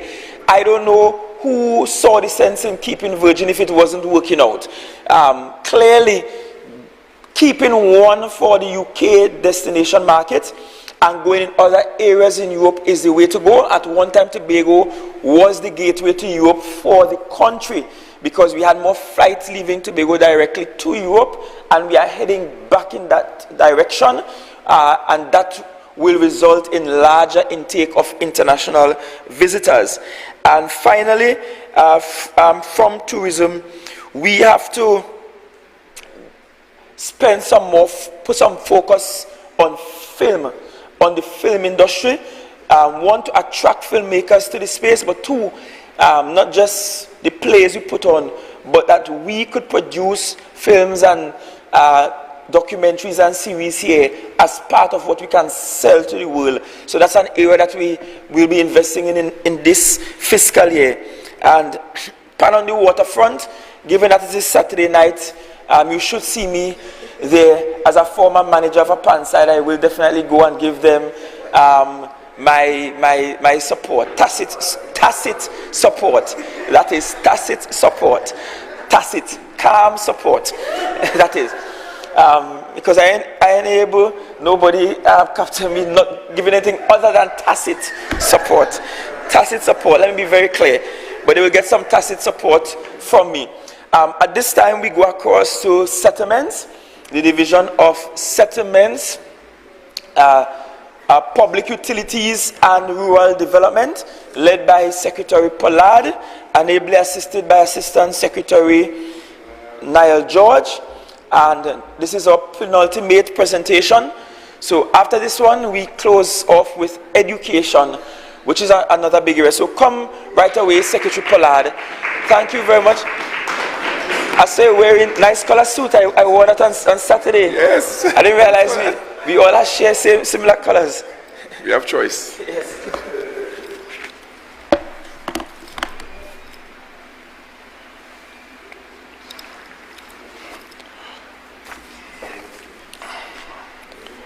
Chief Secretary, the Honorable Farley Chavez Augustine, Deputy Chief Secretary, Dr. Faith B. Israel, my colleagues, Secretary in the Executive Council of the Tobago House of Assembly, Assistant Secretaries in the Division of Settlements, Public Utilities and Rural Development, Assemblyman Niall George, Assistant Secretary, Secretaries in the Executive Council of the Tobago House of Assembly, the people of Tobago and the diaspora viewing on our televised audience and globally online, members of the media, members of staff of the Division of Settlement, Public Utilities and Rural Development, especially my communication unit.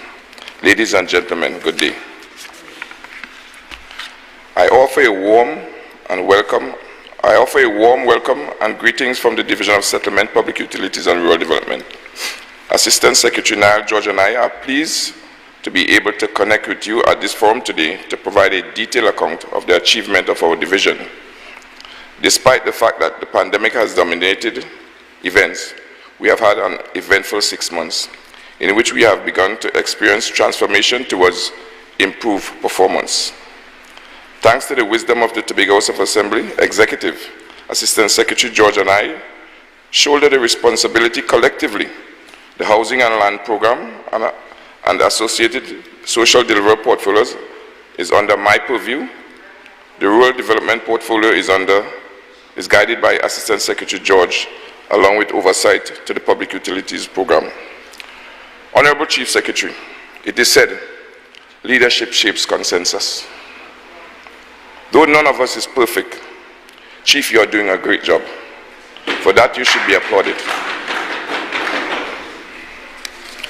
Just by holding us accountable to the people of Tobago today shows of your leadership.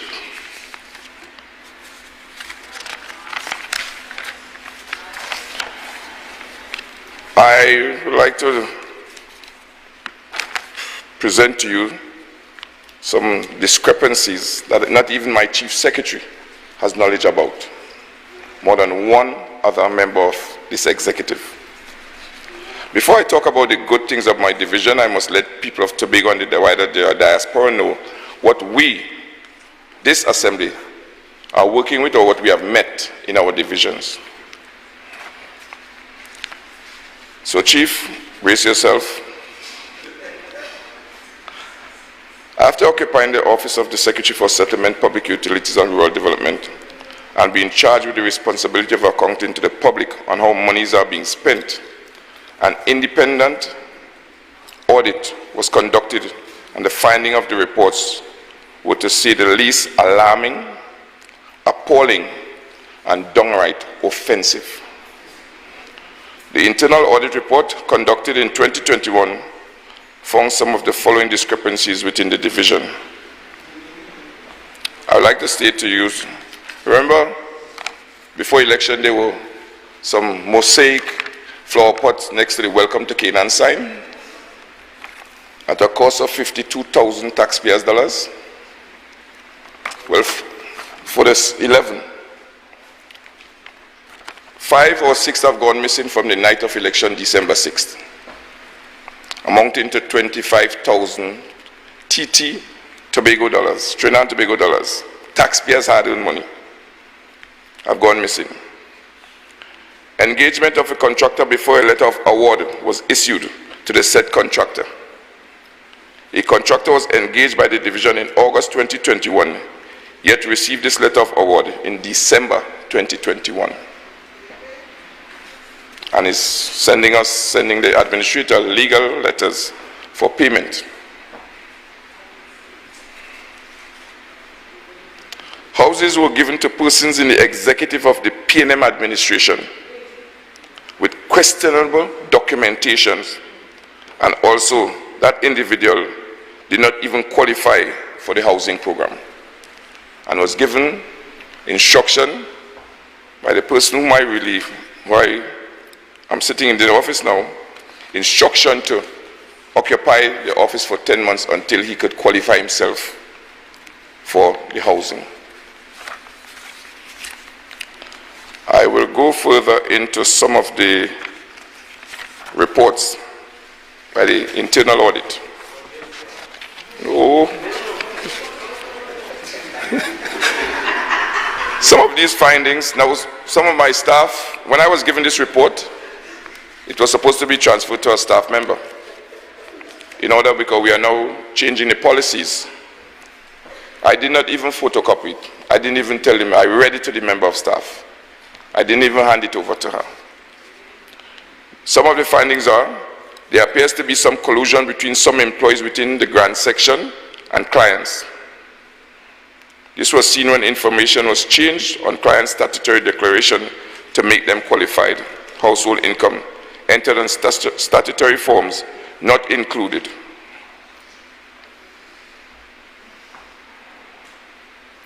The audit team was informed, no, let me not, that will call someone name now. There were numerous instances where certain hardwares were forced upon clients who applied for the outhouse eradication and repairs to roof grant. Clients submitted their estimates for a particular hardware. However,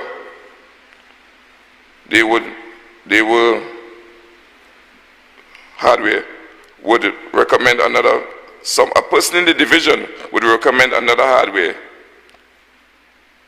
for approval.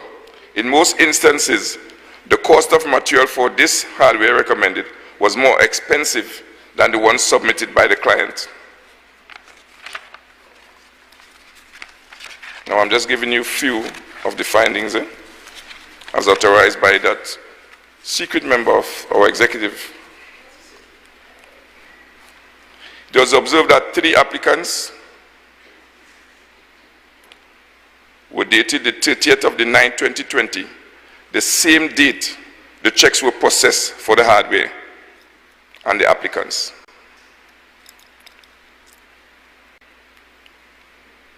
Two,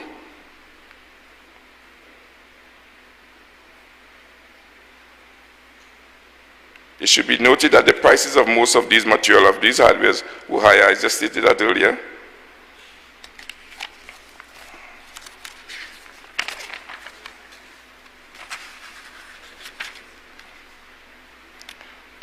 We have persons with household incomes above the threshold to access these grants in excess of 5,000 plus being given grants by person within the division. There are 2 instances where applicants would have received grants twice for the completion of their homes. These applicants would have started to build at the lower level or downstairs and access the grant to complete so that they can live in. Thereafter, the applicants would have built the upper level of the houses and another grant was given to complete these said homes. We have persons accessing the grants for electrical estimates for a 3-bedroom downstairs dwelling in the east of Tobago, and materials not on the invoices delivered to homes in Susulan.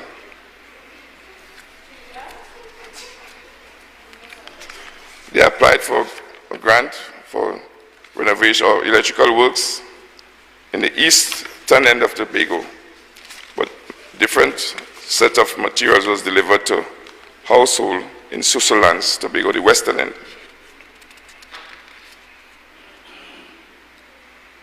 There are numerous instances where applicants would submit information that they are married and their spouses are employed. However, it was observed that the interviewing officer would not require them to submit a statutory declaration of income or a job letter. In some of these instances, the spouse's income would push the applicant's gross household income above the qualifying sum. We had my predecessor, who is a policymaker like I am, who was directly in charge of the outhouse eradication program. Now you could see what I'm getting at. A secretary in charge of a program, and persons are forced in one direction to purchase from a hardware that they, the client, didn't have the invoice for.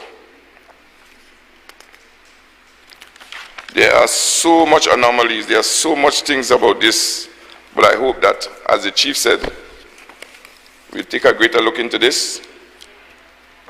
Hence the reason why we are changing the policies in our division.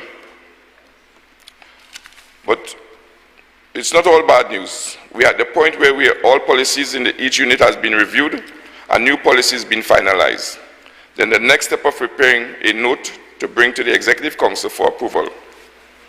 Some of these policies we are looking at is the increase in grant amounts. Because with today's economy, we are seeing that $10,000 or $15,000 may not be enough to assist persons that are in need. We also encountered a problem where, over a number of years, where some substantial payment must be made to fire victims. Because persons who would have lost everything through fire cannot be expected to access just a $35,000 grant from the division. So we'll be coming at the Executive Council asking if they could be given a payment of upward of $75,000 to $100,000 so they could restart their lives.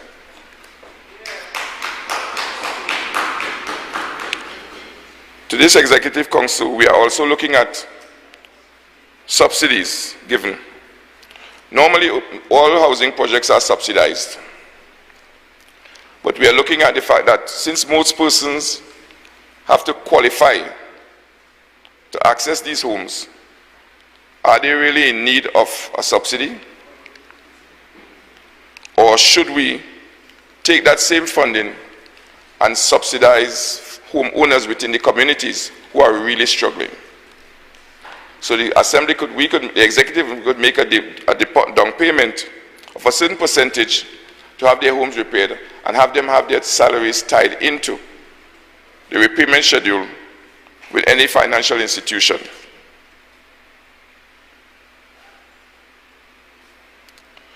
To my constituency, I have had brief conversation with the Chief Secretary, our senior state council,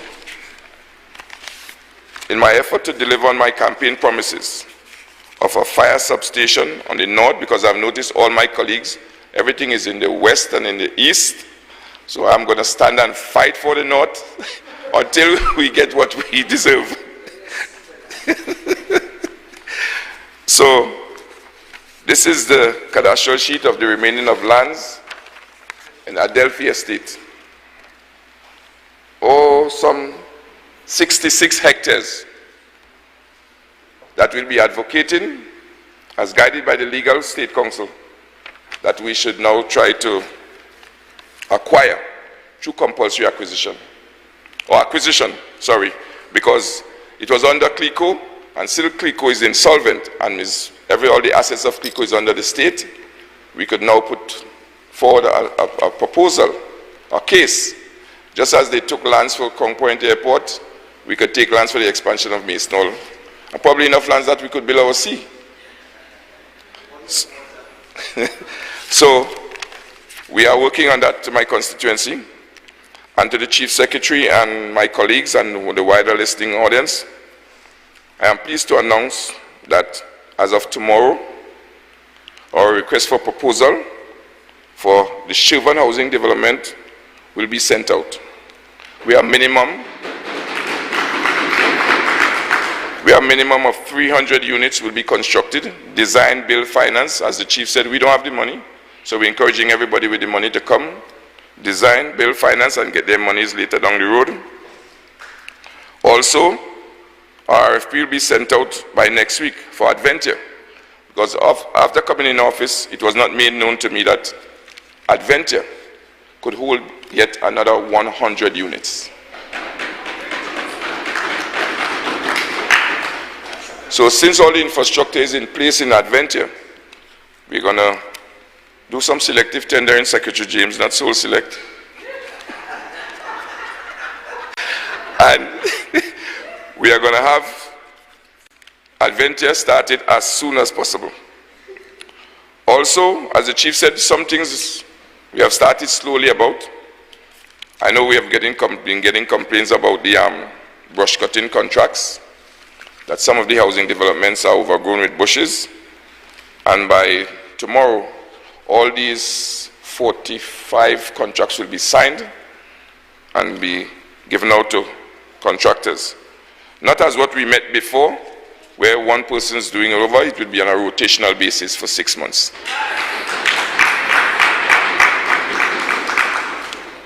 Now, with the advent of these new housing development, Secretary George and I will be having some serious conversation with contractors, hardware owners, service providers, most of all applicants, such as nurses, the protective services, young professionals, to name a few. You see in my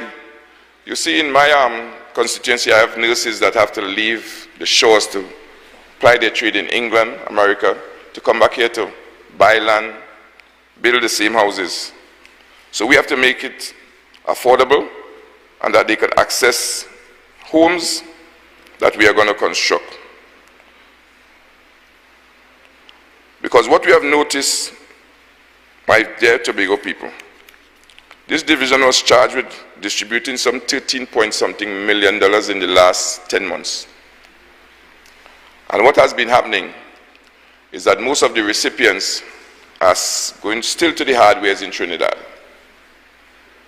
So we have to have a very serious conversation with our hardware owners here in Tobago about adjusting their prices and having this kind of money stay within the space of Tobago. Because with the construction of these housing development, I am estimating $300 million being spent in Tobago in the next 3 years in just those 2 housing developments.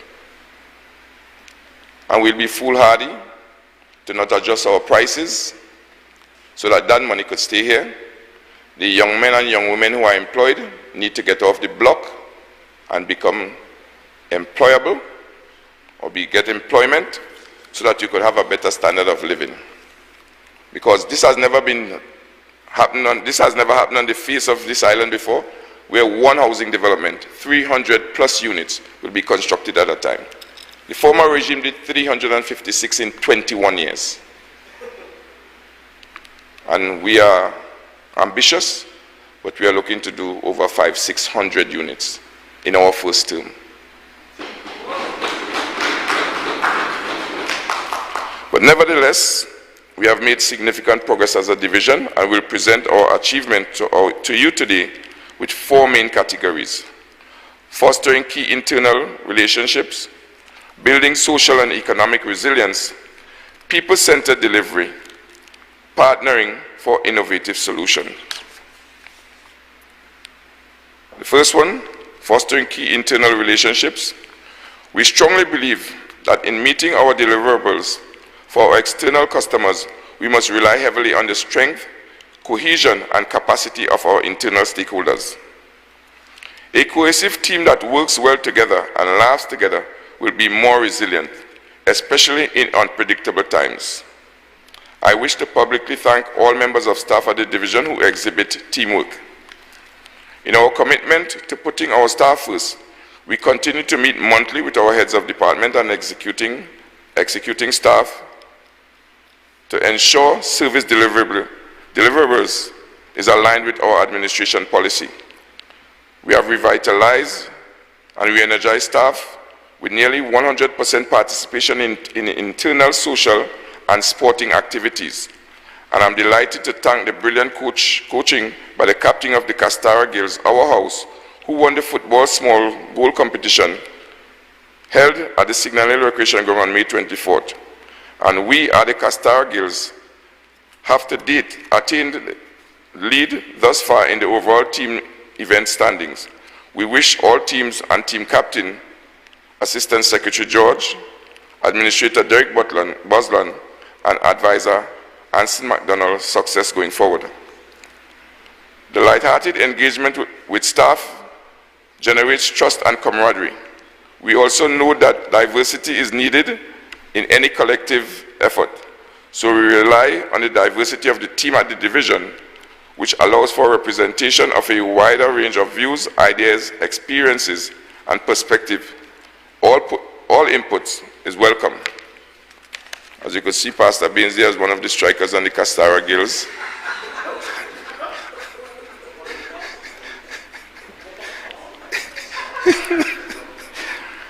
Human resource units. On this note, internally, the Human Resource Unit has been meeting its training goals for employees.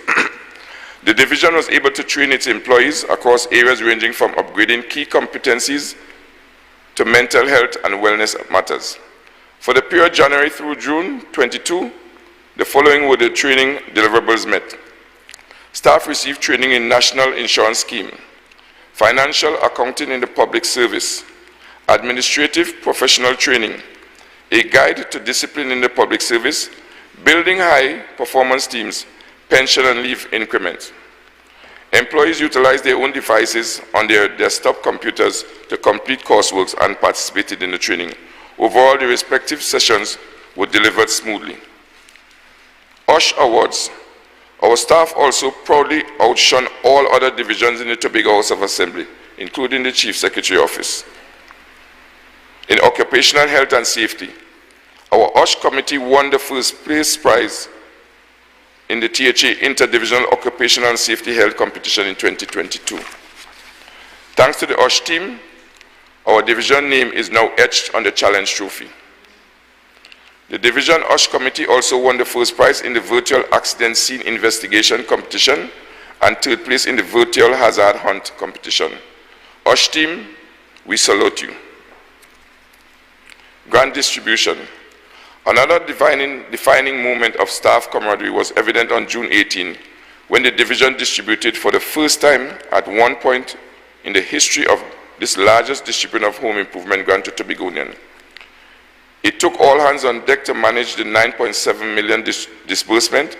We are proud to say the backlog has been cleared. Remember when we went into office, there were backlog of persons not receiving their second tranches. And a case was brought forward to the Executive Council, which I'm grateful for your support of granting us that $9.7 million to clear up the backlog to those deserving citizens. So thanks to the Chief Secretary and the collective support of the Executive Council, we fixed that. Housing unit for top Tobago athlete. At that same grand function, which was held at Shaw Park Cultural Complex, we made a tangible and long overdue gesture to Tobago-born national athlete Rennie Kwau and his mother Estelle Rena Kwau. We presented this Olympian medalist with keys to a townhouse located in Adventure, Plymouth. Again, our staff came together along with my colleagues in the Executive Council to take care of our clients. For your support, secretaries and assistant secretaries, I thank you. Building social and economical resilience. As we continue to focus on delivery to the people of Tobago, we place emphasis in realigning the mandate of the Division of Settlements, Public Utilities and Rural Development. Secretary George and I focused on attending equitable delivery of our development programs aimed at building greater social and economic resilience. Social site visits conducted. We continue to conduct social site visits with staff, which includes engineering aides, 3 social intervention officers, project coordinators, client relation officers, and personnel from the communication unit.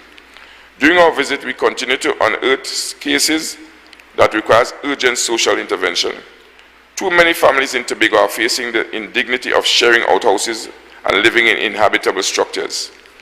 This goes against the various United Nations Human Rights Convention to which the country is a signatory to.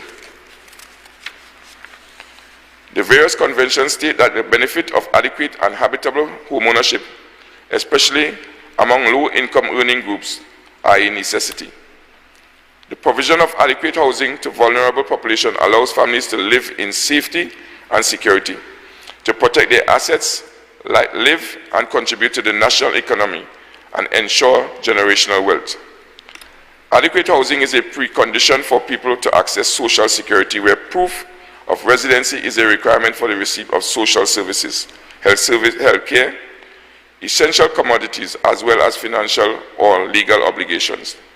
Habitable living conditions where sanitation needs are adequate will lessen the burden on the public health care system.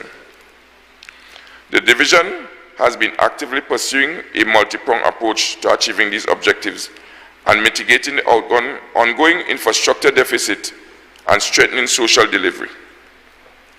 During our social site visits, we have distributed forms to potential applicants for the home improvement program with the hopes of bringing relief. I have made recommendations to remodel some of the homes using alternative affordable material using advanced technology, which will be completed within a short time frame.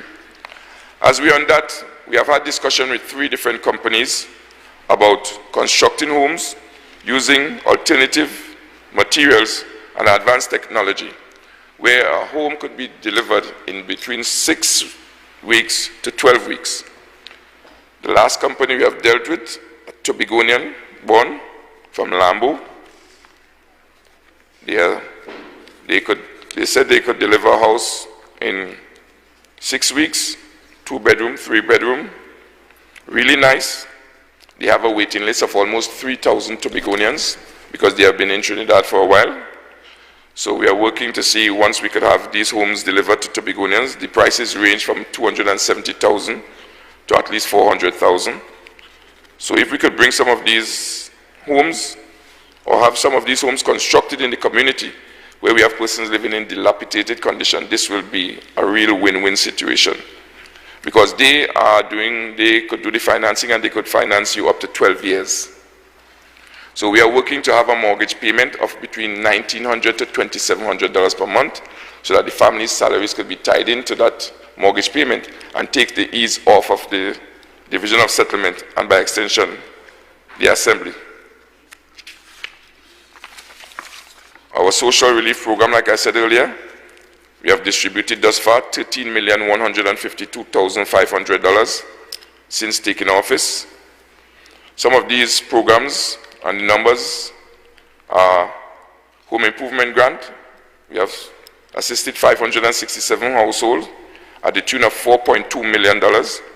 The home improvement grant, 38 households at the tune of $665,000. Home improvement subsidy, 35 households at $350,000. Home completion program, 31 at $310,000. And the beneficiary owned land, 333 households at $7.5 million. These social relief programs at the Settlement Department are intended for existing homeowners or persons occupying inhabitable spaces but have permission to occupy the land. Some of the grants have been provided, the construction of indoor plumbing and the provision of extensive roof repairs for this financial year. What we are looking at also is that most times persons who are living on a property and doesn't have a deed for it usually cannot access the grants. The deed might be in their great-grandparents' name. So we are looking at proposals to bring to the Executive Council that if you have a consensus between the families, that they could give one the permission who's expecting to have a home constructed there, the permission, and we have that in writing with statutory declaration. We can now go past that hurdle of not being able to live in a dignified manner. So I've been looking for the support of my Executive Council to really bring this relief to persons living mostly on the north and the east of Tobago. Our priority programs and projects for 2022-2023. In April to June, the division, technocrats and accounting units spent significant time preparing our draft estimates for delivery of public goods and services for the Tobago in fiscal year 2023. The financial projection of our proposed programs and projects under the Settlement Department are anchored in human rights, social equity, and economic resilience. Among the priority programs and projects includes Social Assistance Housing Program, expansion of the Affordable Housing Program, the development being pursued under the Affordable Housing Programs include Adventia Phase 3, Adelphi in Mason Hall, Shirvan Integrated Development, Bacalet Housing Development, Riseland Housing Development in partnership with the IADB, which I will detail on later. Settlements Department, Policy Center Delivery. The Settlements Department, the Division of Settlements, Public Utilities and Rural Development has continued to deliver the following to the people of Tobago. As I intimated earlier, the division continued to assiduously attend to the social needs of Tobagoans with our various home improvement programs. Like I said before, we have distributed $13.1525 million in program just this year. Our client relation unit in the Settlement Department continues to process home improvement program grants application. Application processed and approved April to September 22 is as follows. We have 65 application processed, 16 approved. In April and May, we had 20 processed. We had 226 approved in the same May. In June, we had 44 processed, 458 approved. And in July, we had 47 processed and 187 approved. We have, in August, we had 44 processed, 127 approved. And in September, we had 47 processed and 187 approved. Settlement engineering aids. The settlement engineering aids continue to assess all home improvement grant application. The role of this team is to conduct site visits to evaluate each case individually to determine the infrastructural needs after the application is made. Engineering aids conduct visits at one of 7 geographical zones. For the period of April to June 2022, the team successfully assessed 257 houses. The breakdown is HIG 126, HIS 7, the HCP program 31, and the BOL 83. Partnering for innovative solution. The division continued to form partnership and hold discussion with project managers as well as existing and proposed project funders to find affordable housing solution for our most vulnerable population. The IADB Riseland discussion, over a 3-day period from the 11th of May to the 13th of May, the development of the new Riseland housing project was among the key areas of discussion with the Inter-American Development Bank.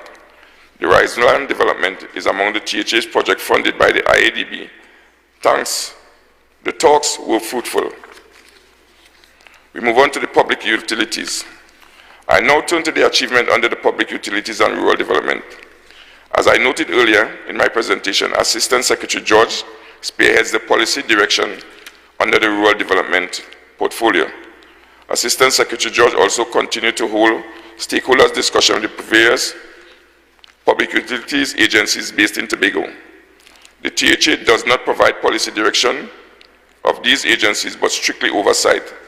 However, we conduct consultative meetings with the various public utilities agencies for a collaborative and cohesive approach to delivery. Public utilities. Over this period under review, the stakeholders executives of the various public utilities in Tobago held multi-divisional talks headed by our Chief Secretary. This includes talks held on the 28th of March with the Trinidad and Tobago Electricity Commission, TNTEC, to strengthen our relationship. The focus of those talks include strengthening the relationship between TNTEC and the division to ensure projects and programs are delivered efficiently and expeditiously. Planned works in the street lighting and rural electrification programs. The status of the electrification works to be completed at the Call and Housing Development. We now move to PTSC. Secretary George and I visited the Public Transport Service Corporation executive in March. The PTSC executive informed us that it recorded a near 100% passenger capacity with 9,000 passengers using the public transport facility by the end of March. The PTSC noted that the ease of COVID-19 public health restriction and an increase in taxi fares were two of the factors that prompted an increase in the number of passengers using the PTSC in Tobago. Public Utilities Internal Program. Internally, the Public Utilities arms of the division administers two programs in conjunction with Trinidad and Tobago Electricity Commission, the Street Lighting Program and the Rural Electrification Program. The Street Lighting Program provides the infrastructure to provide illumination to roadways, communities, and public spaces throughout Tobago. The Rural Electrification Program offers assistance to residents in rural districts in Tobago. The program provides electricity supply to residents whose houses have never been wired and where existing electrical wiring may be dated or faulty, and for those that may pose fire risks.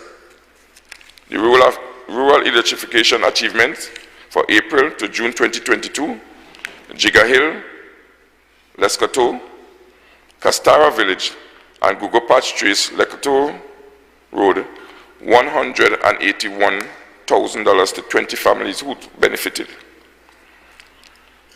Achievements of the Rural Development Unit. Ladies and gentlemen, this brings us to the long-standing anomaly that we aim to fix under the Rural Development Portfolio. It hurts me to state that in the year 2022, thousands of families, especially those residing in the East Tobago, are living on the social margins of this society. I wish to declare that in 2023, this blatant social inequity and discrimination ends. And I declare that the Rural Development Unit is ready to fix it. On behalf of Secretary George, I am pleased to announce that under the achievement to this date, the Rural Development Unit has been reconstituted and operationalized.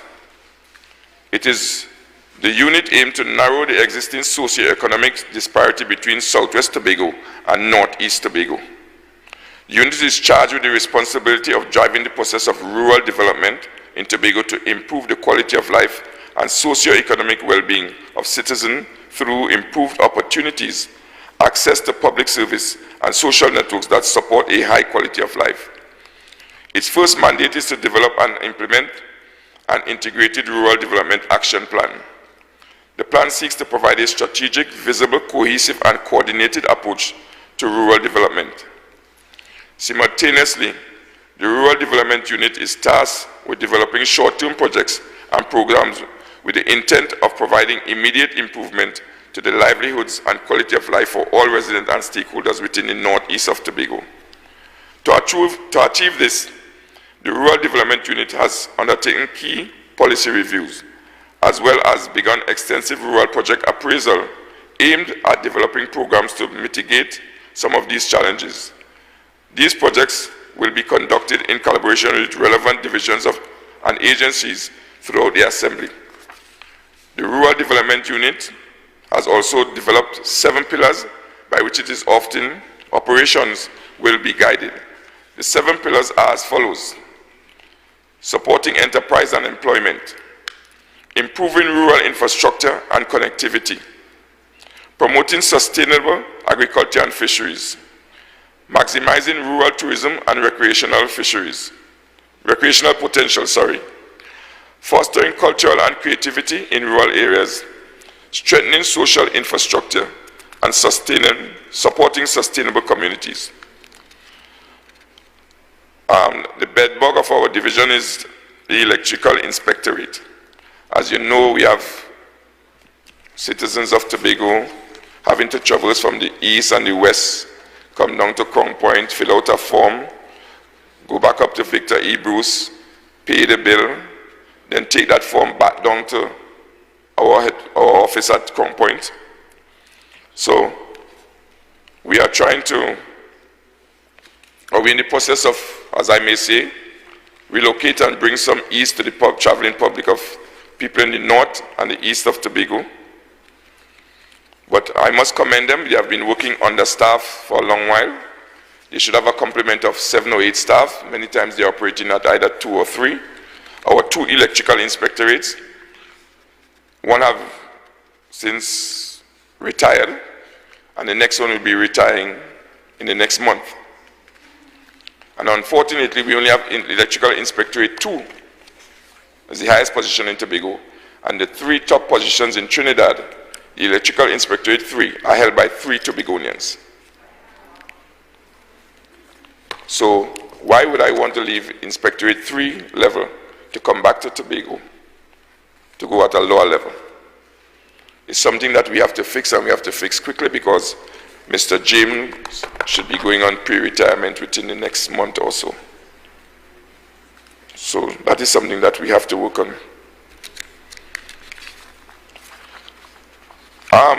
We have, Secretary George and I have been proactive since we are going to have our first housing development in the Southwest Tobago. We have been meeting with the inspector of the Grange Police Station, Inspector Alfred, and having discussions about having a safer community. Because with the advent of introducing 300 plus units in that area, we know what is happening in Tobago land space as of today. The provision of social housing is not limited to the provision of concrete structures. As individuals and families settle into their homes, we at the division are sometimes called upon to provide ongoing social support.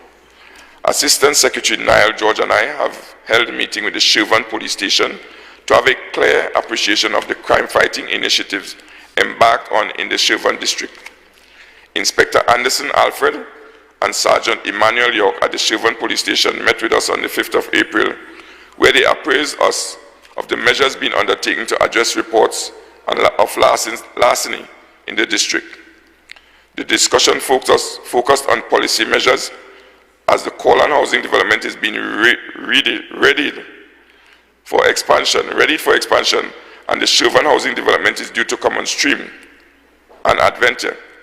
Sergeant York gave the assurance that the district will ramp up police patrol in these areas.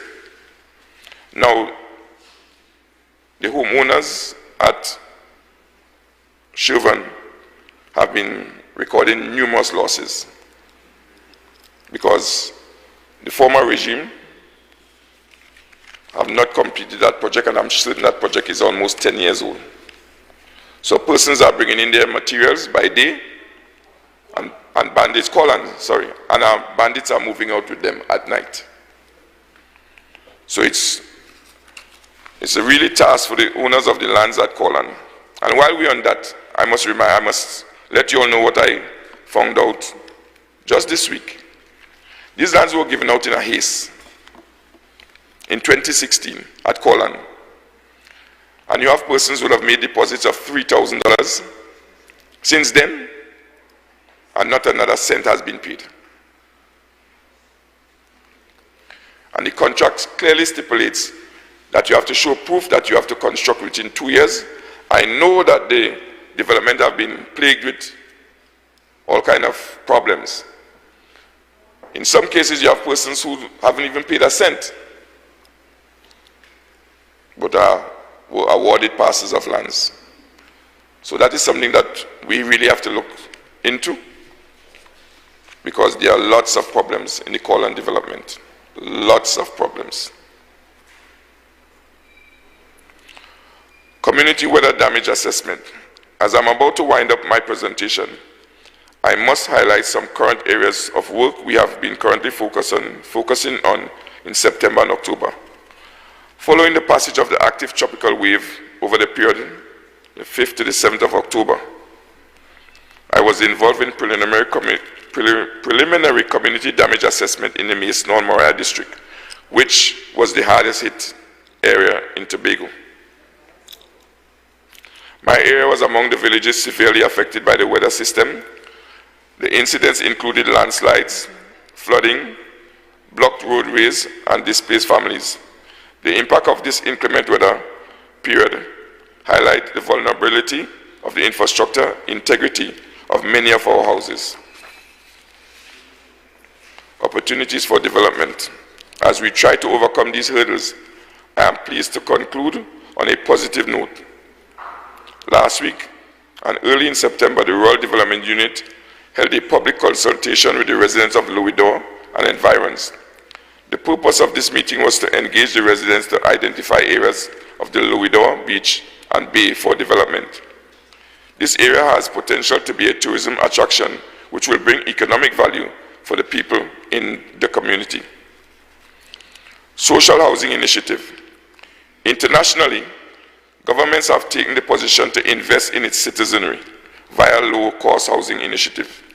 And similarly, this dispensation sees the need to do the same.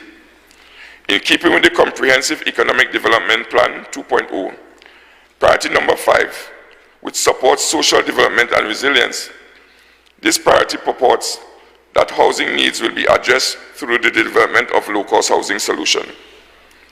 It is recommended that low-cost housing initiative be established for vulnerable groups, low-income groups, single parents, and domestic violence victims. The initiative intends to target persons with a maximum income of $7,500, with housing costs ranging from $300,000 to $450,000. Consideration will be given to persons with their own land, and in cases where the land is jointly owned by families, a majority agreement will be required to construct on the land. This program aims to target persons receiving minimum wage, example, the CPEP and URP workers, single parents. Monthly mortgage payments are estimated to be in the range of $1,800 to $2,700, which gives persons purchasing power and the ability to become homeowners. Grant program. The concept of the grant program is aimed at empowering homeowners to manage the improvement of their living condition as well as the construction of their homes. It is the division's recommendation that for effective and efficient delivery of its program, that a restructuring of units be considered. In keeping with the recommendation made by the Auditor General report dated 2020, the division has reviewed its procedural charts. The division has clearly defined duties for officers, and the division has developed an operational policy for implementation of these all grants program. With the restructuring of the grants program, the division seeks to streamline the process and aims for the process to take 30 days to issue the first tranche payment. Planning for fiscal 2023, last month marked the closing of the financial year 2021 to 2022. The division technocrats and head of departments and units are currently preparing for all the projects and programs to be rolled out in fiscal 2023. We are making a concerted effort to ensure all we plan to deliver are in response to the current needs and demands of our people. Ladies and gentlemen, it is my assurance that as we navigate these unpredictable times, we continue to seek innovative solutions to support our customers. On behalf of Secretary George, the Administrator, and all staff of the Division of Settlement, Public Utilities and Rural Development, I'd like to thank you for your trust. I am pleased and proud to be the Secretary of this organization with a bright future. Thank you.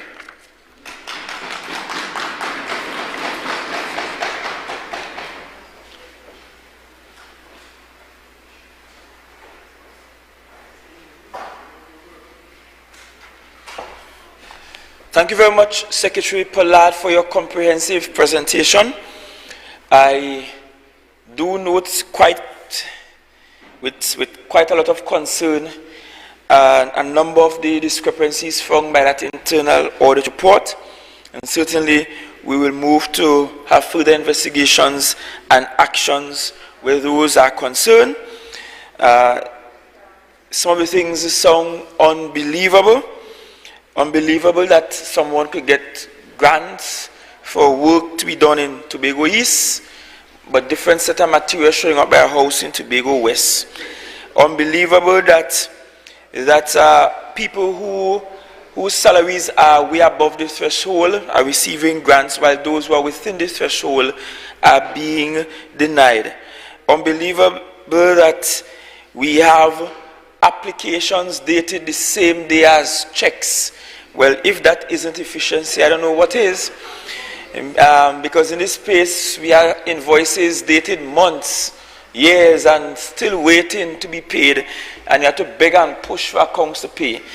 But application and check same day, well, if that isn't speed and efficiency in the same place, and perhaps in the same office, I don't know what is. Unbelievable that people are being coerced and forced into taking the items from a particular hardware that is more expensive than the invoices that the applicants brought in themselves. I thought that with the grants you wanted to service, you wanted the applicants to go to the cheapest hardware so they could stretch the money as far and wide as possible to get more items out of it. Unbelievable that we see collusion with members of staff and applicants. In fact, it's downright fraudulent if folks are trying to change statutory declaration without a commission of affidavit. I don't know. You have commission of affidavits down in settlements with their own stamp. I don't understand how that is going on. Letter of awards coming retroactively. So you're sending, so people who sending them out to do these contracts. So no contract, no letter of award, and you gain the letter of award sometime down the road. And of course your $1,000 mosaic pots that gone missing. Quite interesting.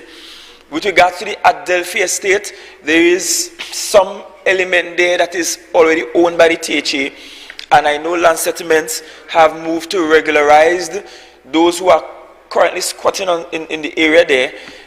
The surveys were done, lease documents given to the residents, and the rest of the land is being prepared for development. I am concerned again about what will happen in terms of the public service surrounding the electrical inspectorate too. That is very, very concerning, and it's something we have to work on post-haste. We continue discussions with PTSC.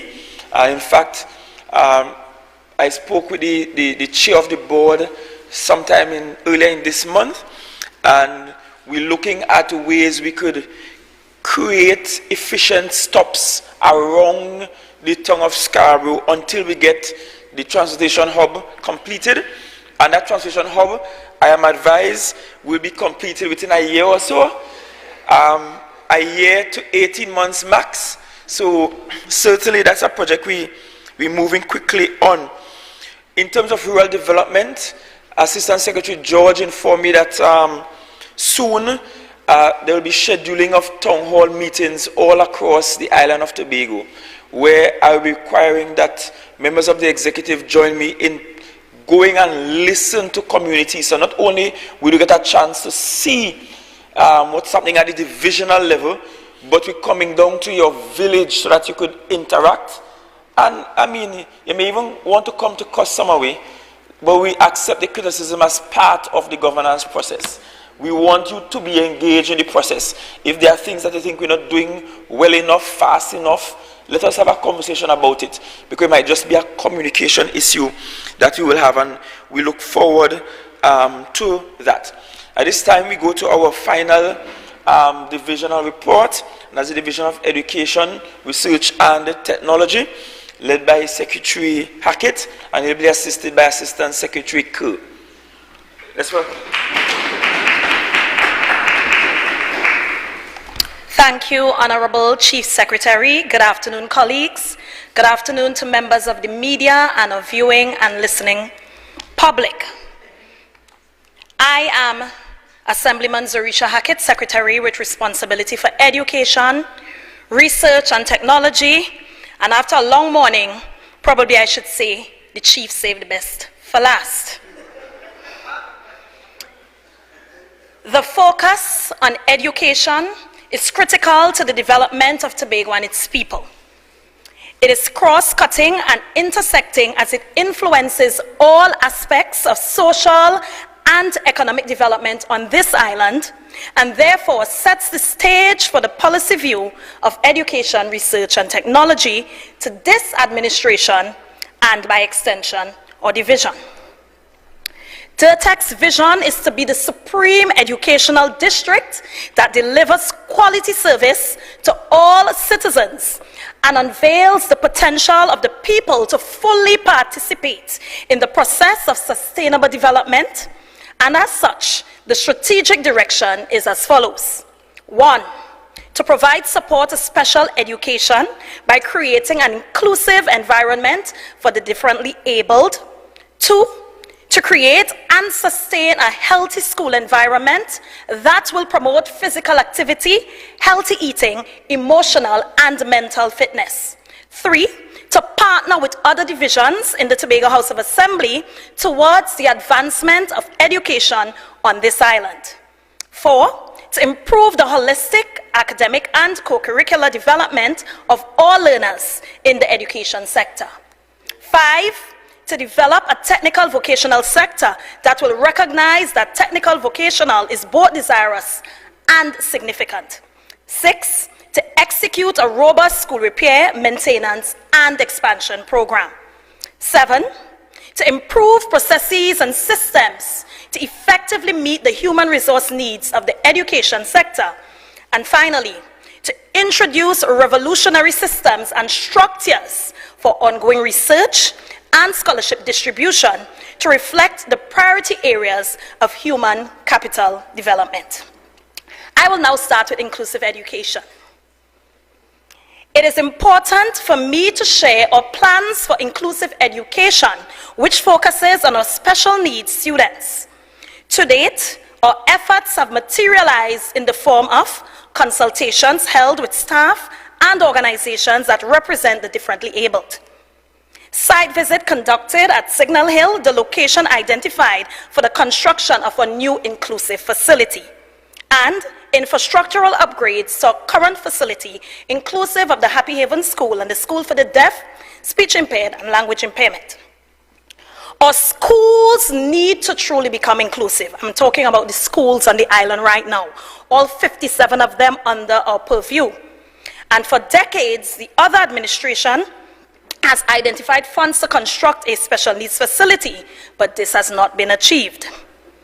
As secretary of this esteemed division I now lead, it is an area of priority to to develop and design a plan for the construction of a new inclusive school that will accommodate our differently abled students. And students, we give our commitment to the beginning of this process to build such a facility. Education will not be an afterthought for students with disabilities, and as such, we remain resolute in piloting inclusive education in 4 schools in the first instance, 2 schools in Tobago East and 2 in West. At these inclusive schools, students can transition into the regular school system thereafter, and we will allow them to do so.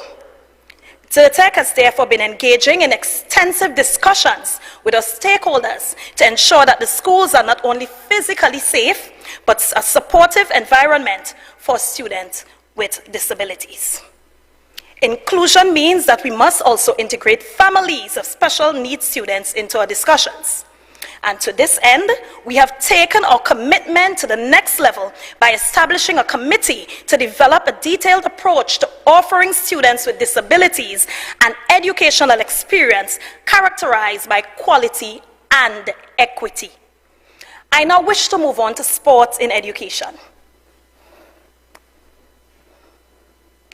Academic study and athletic training are inseparably linked.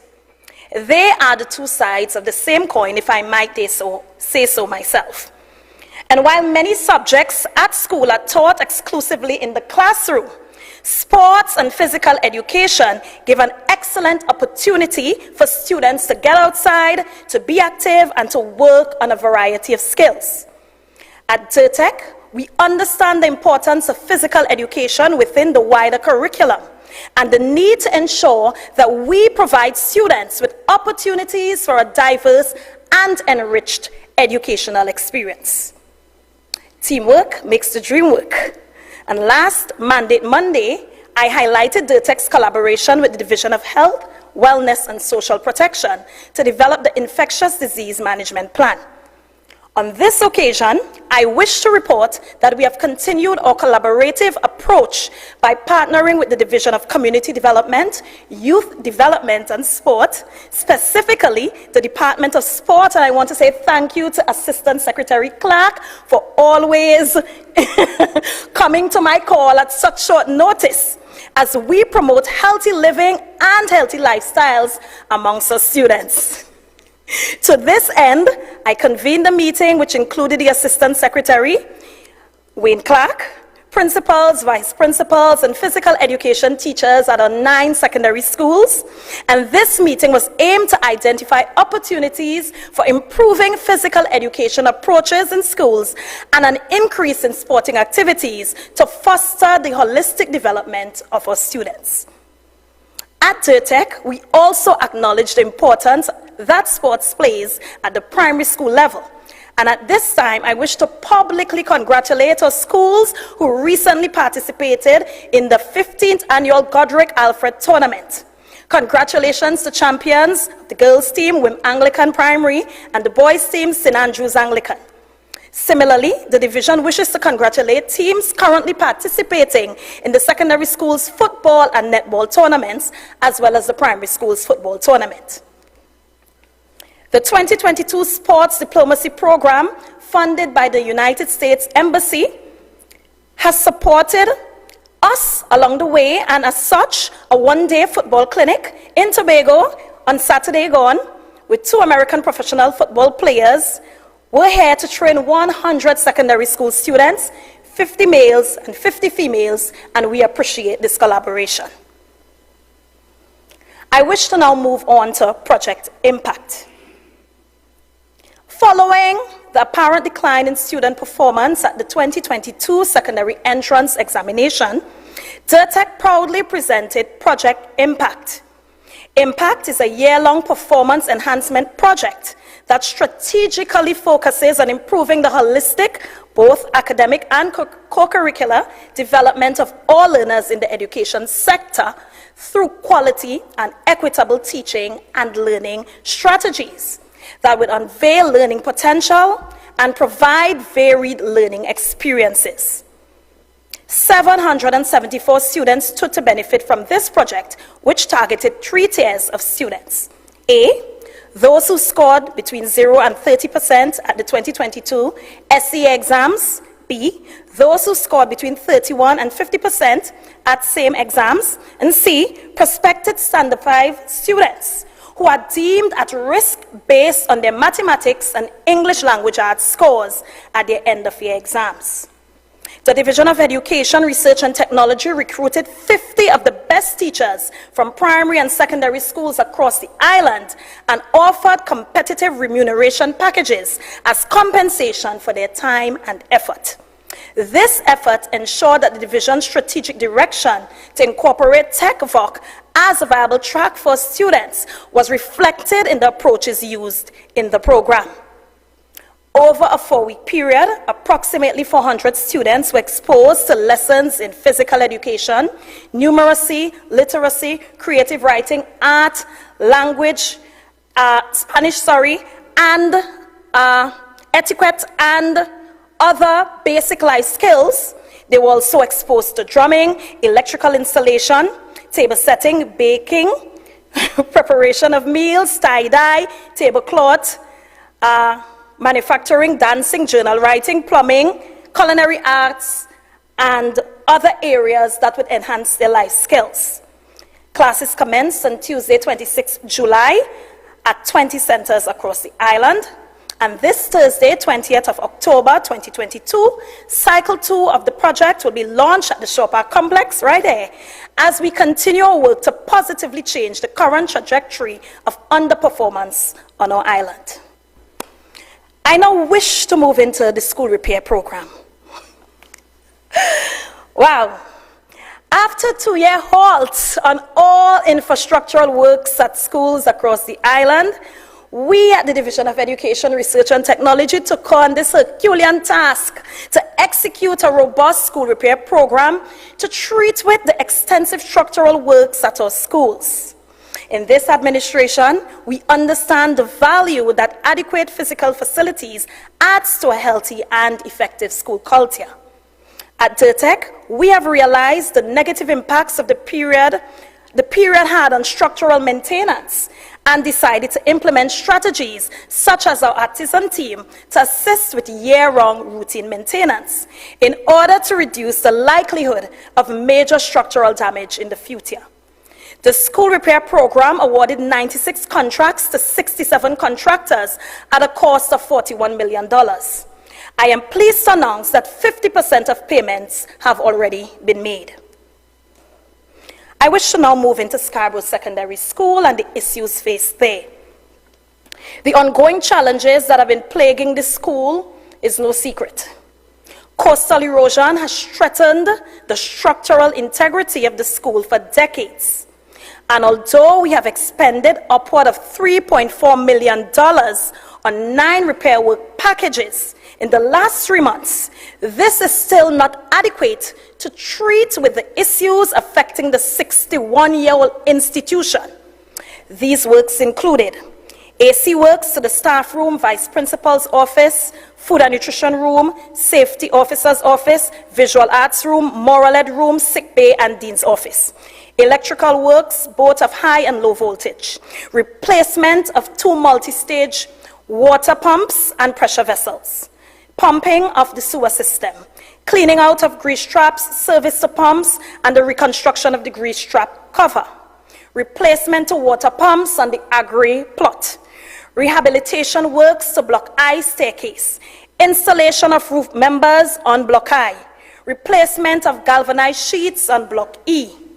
Installation of gypsum ceiling in the IT, food, clothing and textile, metalwork, music room, MTS, guidance counselor, and Block I. Installation of terrazzo floor finish to replace damaged tiles in the IT room. Replacement of roof members and galvanized sheets at the MTS storeroom and the canopy between Block A and B. Conversion of fluorescent lighting fixtures to LED at Block C and F. Relocation of 3 5-ton AC units from the old TechEd block to Block G. Replacement of doors and locks in classrooms of Block A. Replacement of corroded metal posts with new threaded RHS. Installation of plexiglass in classrooms of Block G and C. replacement of ceiling tiles in Block F, G, and the administrative block. All of this, and still, we are faced with many challenges. We must, therefore, Chief Secretary, and I'm calling you out here, construct a new facility for the students and staff at the Scarborough Secondary School, and there is no getting around that. Almost $4 million, and still we have issues. I am going to allow you to give an update on the headway we've made thus far as it relates to securing funding on the construction of this new school, which we hope you and I can turn the sod early next year.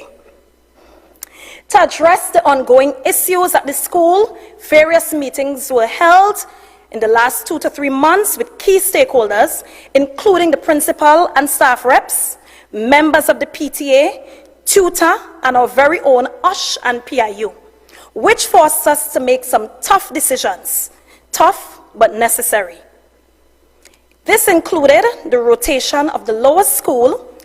However, as I present to you, and after much searching for a suitable location, upgrades are underway at the UWI Open Campus at Signal Hill, which will assist with temporarily housing the sixth formers and would bring an end to the rotation system currently in place. I wish to now publicly thank the hardworking members of the URP team at the Division of Infrastructure, Quarries, and Urban Development as they work fervently to bring this space to a place of readiness to welcome the sixth formers. We asked them to jump on board on Thursday, and right now, I am sure that the compound is ready for us to utilize. Thank you, Secretary James and Assistant Secretary Sampson. Now, I want to spend some time just focusing on the issue we're currently facing, the major issue on the plant right now, and I'm going to ask that we just pull back on screen what is happening on the auditorium of the school. Yes, please. So, in early June, upon removal of the existing rotted roof sheets and purlins, it was discovered that several of the main structural membranes located on the eave were completely corroded and could not be used to receive the new roofing sheets. In some locations, parts of the beams were completely missing, and this not only compromises the integrity of the roofing superstructure, but also poses a safety hazard to the school's population and its visitors. Solution. The auditorium is the largest and most deteriorated structure on the school's compound due to the structure being made up of approximately 70% steel. And these steel members are so corroded and the structural beams so compromised that cleats and purlins need to be replaced urgently. It is at this time unsafe, and we have cordoned off that area because, of course, we can't do better at this time.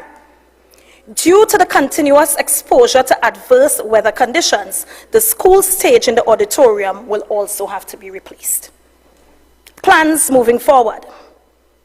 Due to the complexity of the task and the acquisition of a 40-foot long crane, in order to remove the beams, of course, the completion of all works in the auditorium needs to be restored to a safe and working environment, and that estimated duration for completion will be 30 calendar days, since works can only be carried out during weekends and after school periods. This project will incur a high cost due to the rental of the crane to undertake the beams removal and installation works, and therefore we have an estimated cost for this project of $800,000 VAT inclusive.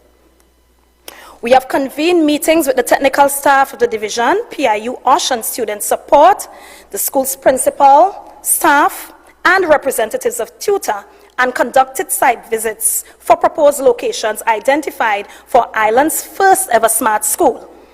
As an administration, every school that we build must reflect our commitment to inclusion and equity. Therefore, the new Scarborough Secondary School will be modern in design and equipped with the appropriate technologies that will accommodate special needs to our staff and our students. I am pleased to inform the people of Tobago that our team at the DIRTEC, headed by or team at the OCS have been working tirelessly to ensure that the dream of a new smart school becomes a reality. Parents and stakeholders, please note that parents and stakeholders, while I'm here, I want you to know, and let me put a plug in, that we are going to discuss present and future plans for Scarborough Secondary School at a town hall meeting to be jointly hosted by Scarborough Secondary School's PTA and the Division of Education, Research and Technology tomorrow from 4:30 p.m. right here at the Shaw Park complex. I urge all stakeholders to make a concerted effort to attend as we work together to ensure that the interests of our staff and students are considered and met. So I hope to see you tomorrow. I now wish to move on to training and professional development. Teachers inspire our children to learn, and in this educational district, we will invest in recruiting and retaining quality teachers at every school in Tobago. Teacher training and professional development are therefore necessary on a continuous basis to ensure that our teachers are fully qualified to use instructional strategies to facilitate active learning. To this end, a 15-week middle management leadership training workshop was held for vice principals, senior teachers, heads of departments of primary school, and deans and heads of departments of secondary schools. The workshop was designed to equip schools' middle management with skills, resources, tools, and dispositions to effectively execute their roles in schools with the ultimate goal of improving learning.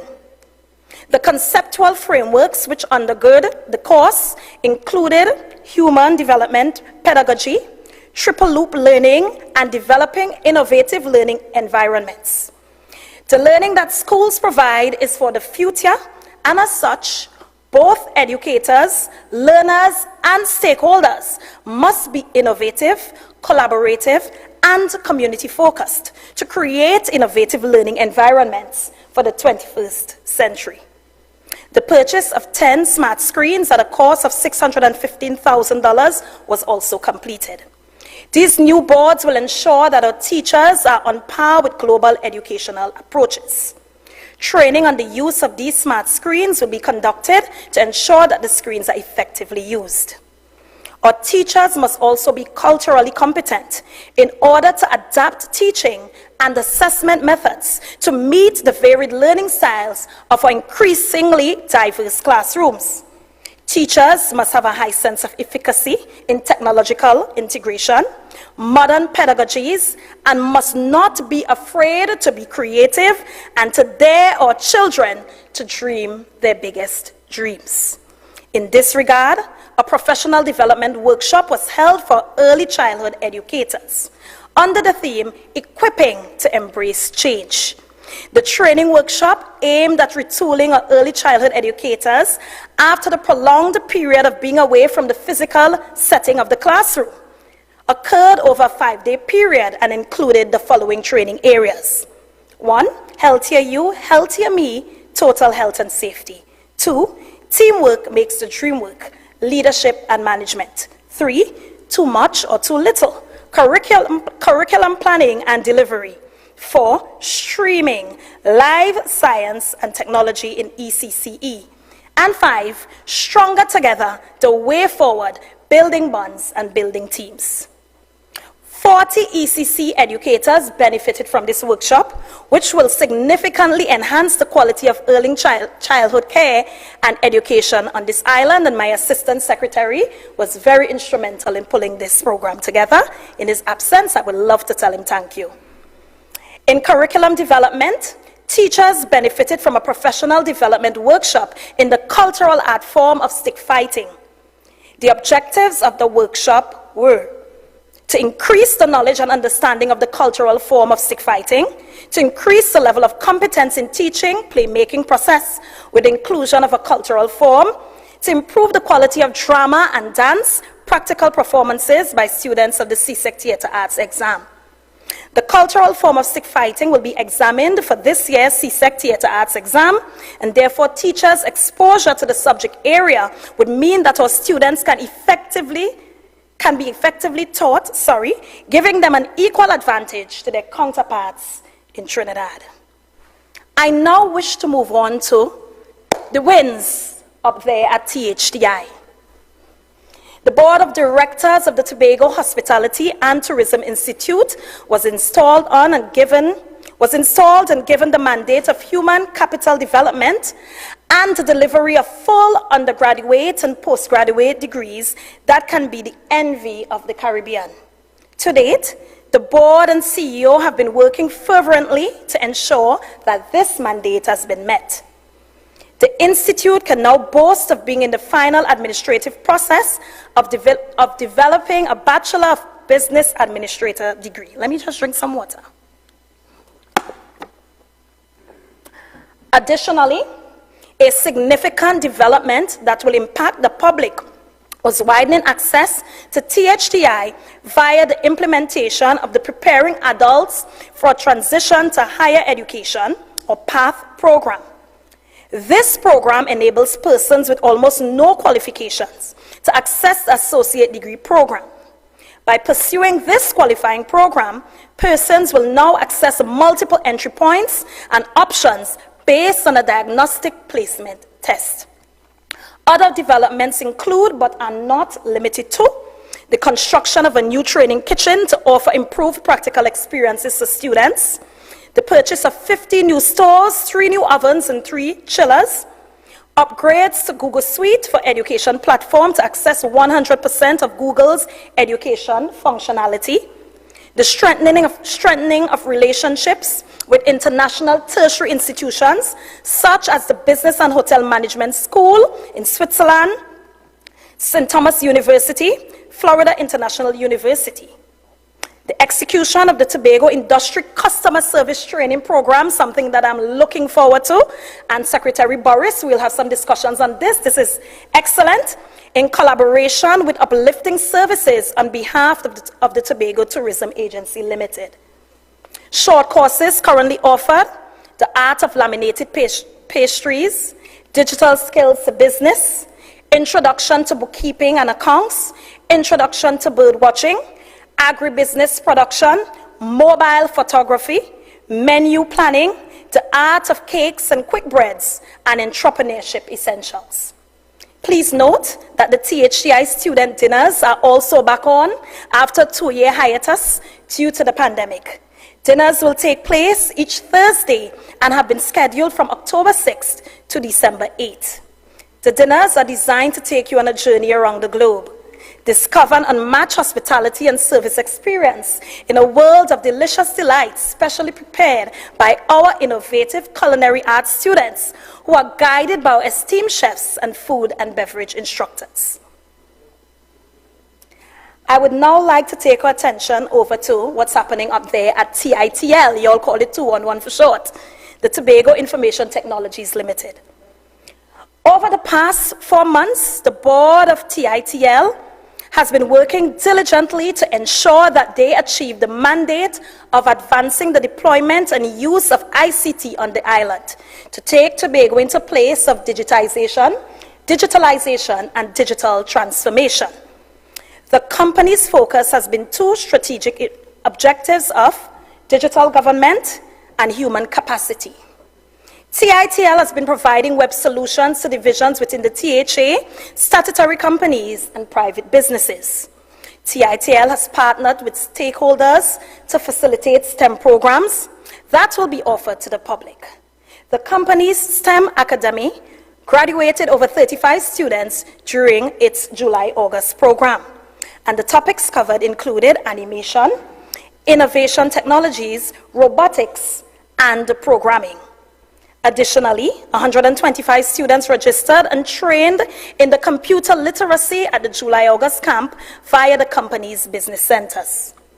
I am pleased to announce, and right now, I want you all to get excited about this, I am pleased to announce the creation of DIRTEX Teachers Portal. So I'm waiting for it to come up on this screen. DIRTEX Teachers Portal. And this is an easy online access portal for members of staff to access HR documents at the division. This initiative was spearheaded and brought to fruition by ICT manager Mr. Ian Williams and yours truly, as I myself experienced these challenges while I was a teacher. So I called Mr. Williams in and we went through every possible document the division had that teachers came in for. We had, a discussion on whether we should have a teacher's help desk, and I was like, listen, this is a division of education, research, and technology, so we are going to utilize the technology. And of course, when I saw Secretary James running away with my TITL, I had to ensure that I remained competitive, and so we sat and we came up with this portal, which eventually is going to be, is going to be in the form of an app. The portal will offer progress tracking of requests for job letters, sick leave, salary inquiries, and other disputes. The school maintenance feature will also offer assistance with maintenance and supplies. And teachers can request regular maintenance and repairs at their schools, emergency maintenance, cleaning, and school supplies, as well as construction requests. Please view this short demo, which gives a walkthrough of the portal. This module allows teachers to request documents from the division without physically visiting the location. They need to fill in the required information, then they state which document they are requesting. In this case, it's a job letter, the institution that they are taking the letter to, as well as the address of that institution. Persons can then select their mode of collection. Is it digital only, or do they want to pick it up at the division? Once the information is submitted, it appears on the internal interface of the staff working within the division. You can see the query with all the summarized information, as well as other queries that were submitted to the division for attention. In addition to this, the interface shows all the steps moving towards completion.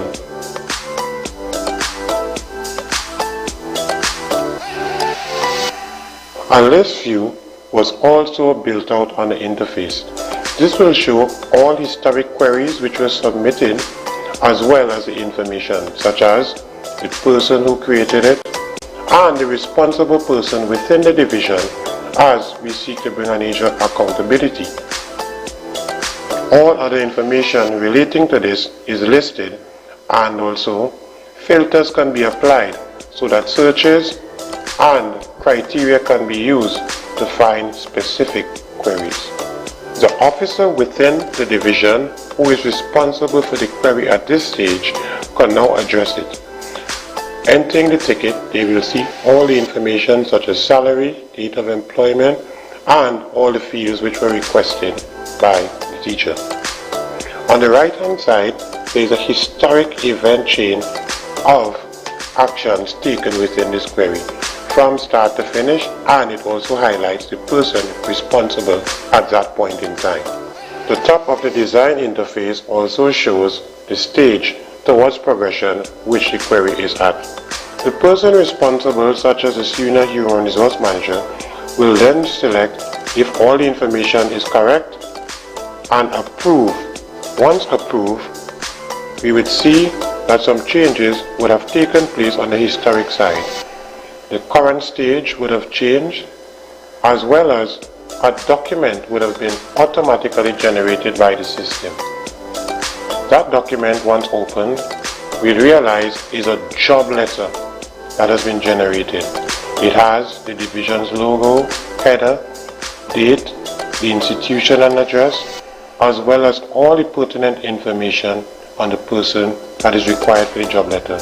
It is also equipped with authentic signatures and stamps to ensure that it is authentic. This can only be done by certified staff that are authorized with that permission on the system.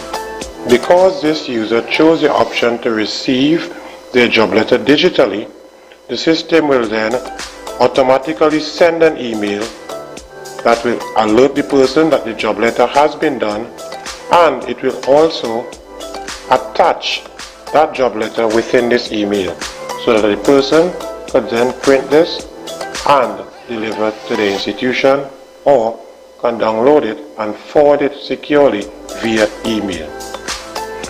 The system also detects read receipts, so once a person would have read the job letter within their email, it then closes the ticket as completed.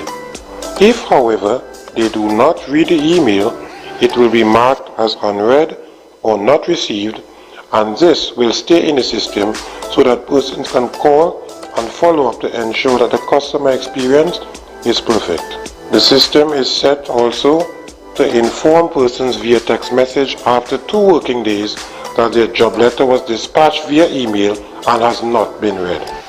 For persons that requested to collect a printed copy at the division, there is an additional workflow.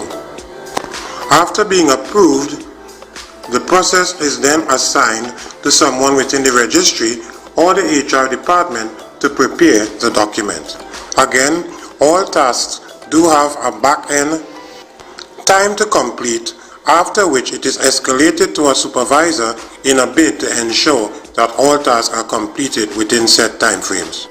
When the officer completes and signals that the document is prepared, an email is dispatched to the person to notify them that the document is ready for pickup at the division. The request then moves to the stage where it is awaiting pickup. Once this pickup is completed and the system is notified, the request moves to a phase of completed.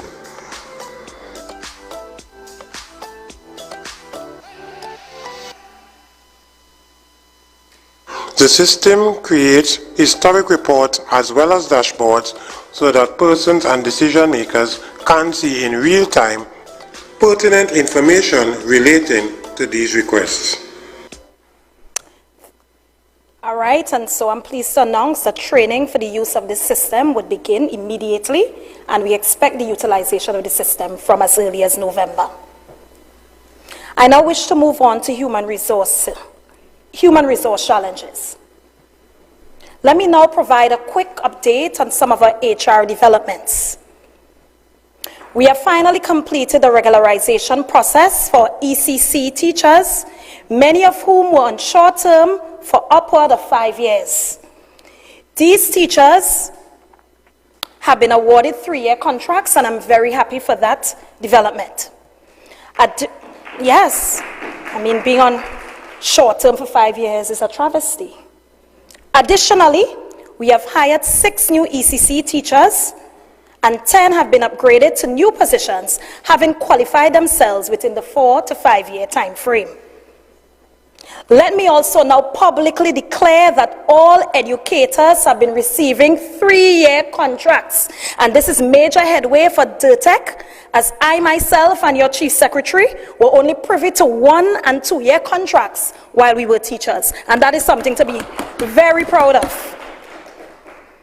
Other HR deficiencies are currently being attended to, as we have already engaged lab assistants, farm attendants, and with our special schools receiving caregivers, bus attendants, and teacher aides. The arduous task of filling the many vacancies at our secondary school continues, and just as recent as last week, DIRTEC engaged the services of 11 educators.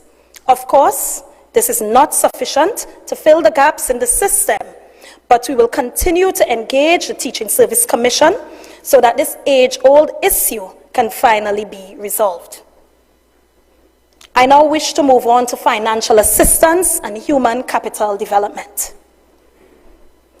Considering the financial hardships experienced by parents and guardians, coupled with an increase in food prices, a decision was taken to ensure that school lunches and breakfasts, where applicable, were provided in the first week of school and continuing as scheduled for the school term. And you would not, believe how grateful parents were for us initiating the school feeding in that first week. Sometimes it's the little things that have a big impact. Further to this, parents were provided with vouchers valued at $500 to assist with the cost of school supplies. The financial assistance to Necessitas Students is a service made available by DIRTEC that seeks to assist needy students. And students are supplied with school-related items which provide students with an opportunity to perform at their maximum potential. This service is offered throughout the year once students are identified and their needs are met. The assessment is completed and then students are given the necessary assistance. A major part of this program is conducted for 4 weeks during the July-August vacation, starting 1 week after school closes. Interviews are conducted in person at the unit. However, during the pandemic, an online application portal was created and virtually completed by staff. This has now created the opportunity to implement a blended format of in-person and virtual interviews. Approximately 485 families, amounting to approximately 1,475 students, were assisted this fiscal to acquire items in preparation for their return to school. This figure also takes into consideration those assisted with glasses and other necessary items. I now wish to move on to the Training Awards Committee. The current Training Awards Committee was appointed on June 13, 2022, and the TSC's first priority included clearing a backlog of applications, some dating back to the last academic year of 2021, while also treating with current applications for the new academic year 2022 and beyond. As of September 30, 2022, the TSC recommended 71 applications for bursaries and grants valued at approximately $6.6 million in disciplines ranging from education to medical sciences to physical education to technical vocational to aviation, culinary arts, natural sciences, sport, tourism and hospitality, food science, and social sciences. At DIRTEC, we value lifelong learning, and as such, we will continue to work with agencies to identify industry deficiencies. While we continue to clearly define the industries suited to economic pursuits, we will continue to fund the education of persons so desirous of making Tobago the greatest little island on the planet. I just wish to end with some quick updates. The Kendall and YMCA pools, although previously announced, would have been completed by this time, because of the extent of work needed to restore these facilities to some semblance of normalcy, has forced us to delay its delivery until later on this year. The division has engaged as well in a recently concluded PAN audit across schools on the island to ascertain the instruments that need to be refurbished or replaced. An update would be given subsequently. And I want to end by saying that it would be remiss of me to end this presentation without thanking the hard-working staff at the Division of Education, Research and Technology. I mean, this year we've taken a lot of licks. And that is what happens when you're in a division where you have that direct involvement with people. And so, I'm standing here, my Assistant Secretary is not here, and I wish to publicly thank him for being the wind beneath my wings, for assisting me in going through the motions of taking up a division. I was on the outside looking in and pointing fingers and saying, hey, I come into Caroline Court.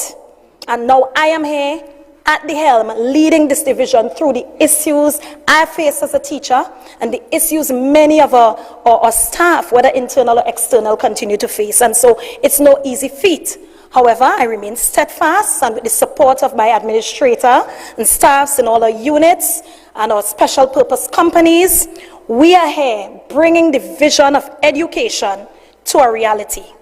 I remain resolute in making significant changes with my team to the education sector, and I remain grateful that staff continue to put their shoulders to the wheel as we work towards making the Division of Education, Research and Technology the greatest division in the Tobago House of Assembly. I thank you.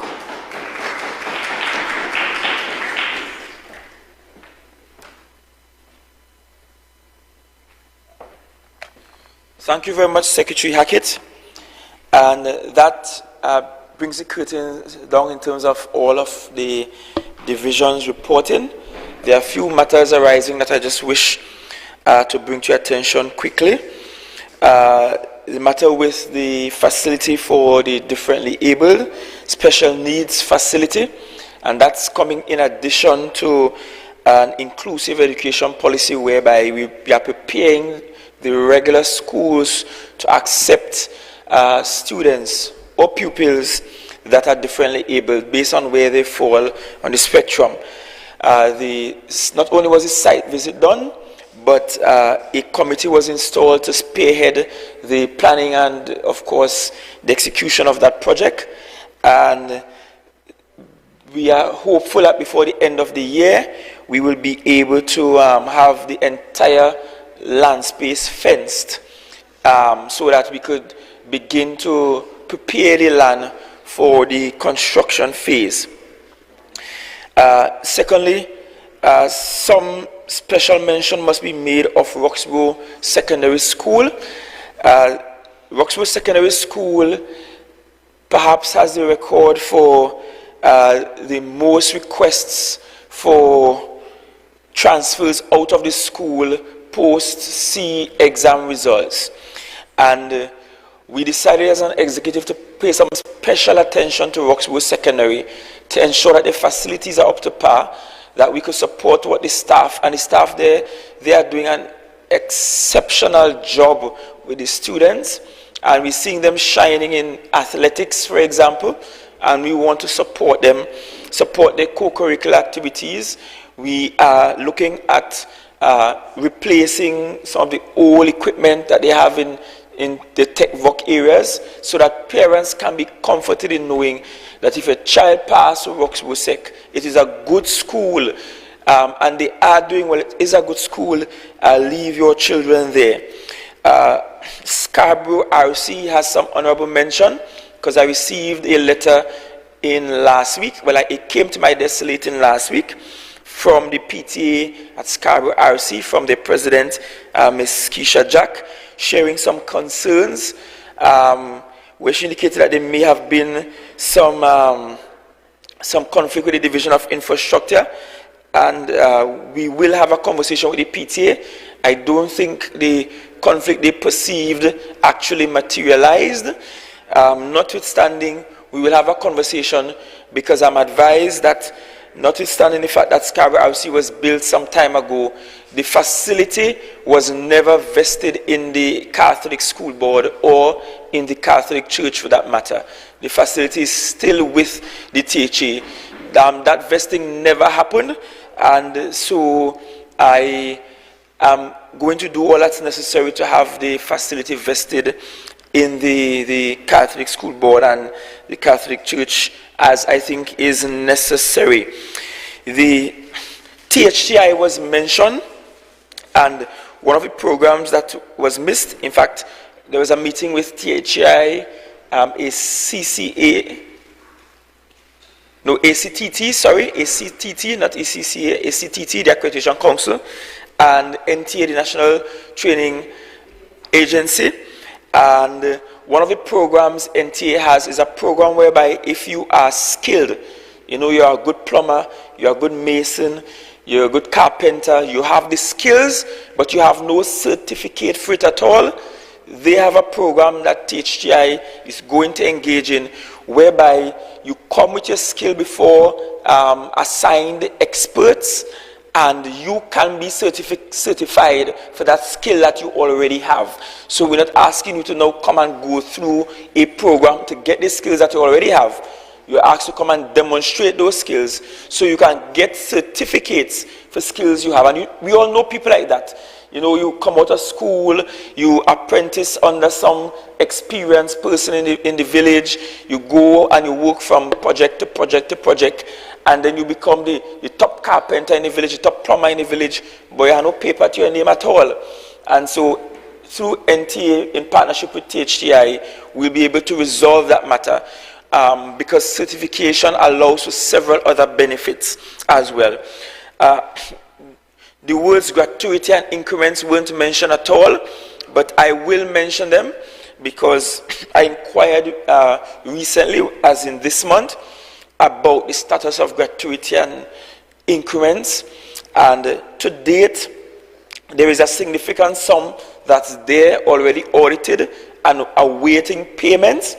I'm told that figure is somewhere in the region of $9 million. That's both increments and gratuity. That's what's already audited and awaiting payments. We ain't talking about the backlog that ain't even got through the process yet to be paid. And one of the things that I asked the administrator and the secretary for us to work on is clearing this $9 million bill in this first quarter of the fiscal year, so that we could bring some relief, especially to our educators, our teachers on the island who have been awaiting increments and gratuity for a while. So if your thing has been audited already, we're working on clearing that, but that's a $9 million bill. The point is, because the THA was not paying it as we go along, the thing keep piling up to a huge sum. And we have to get to the place where we try to action these things as they come along, so that it doesn't give us a headache later on. And finally, Scarborough Secondary School, you should return to some normalcy, as the secretary said, next week. Some normalcy in terms of a scheduling and moving away from the rotation system, as the school decants the sixth form and allows for all the students to be in school at the same time simultaneously.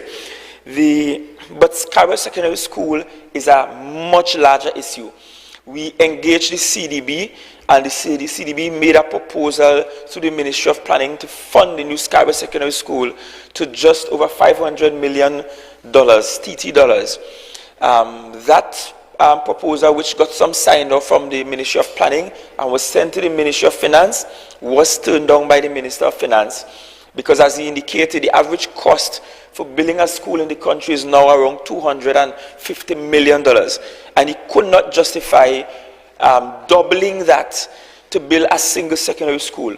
Notwithstanding, he has given the commitment, he has given a firm commitment that once we're ready to start building, the central government knows that they have to fund the building of Scarborough Secondary School outside of the budgetary allocation to Tobago. Because if you look at $250 million, and if you look at how much we were given for capital development for the fiscal year, that's practically the entire budget for one program of work.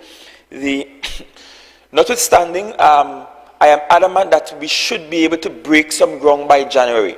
So I have given instructions for the resident architect at the Division of Infrastructure to be charged with the responsibility to lead the design for the new Scarborough Secondary School.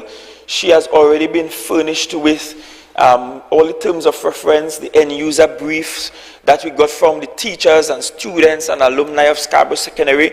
She has all the wishes there to do the build out.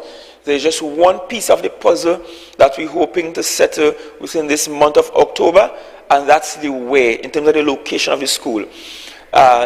We inherited a piece of land that was purchased for somewhat $42 million thereabout. That's 13.5 acres, so about $42 million in Backlet.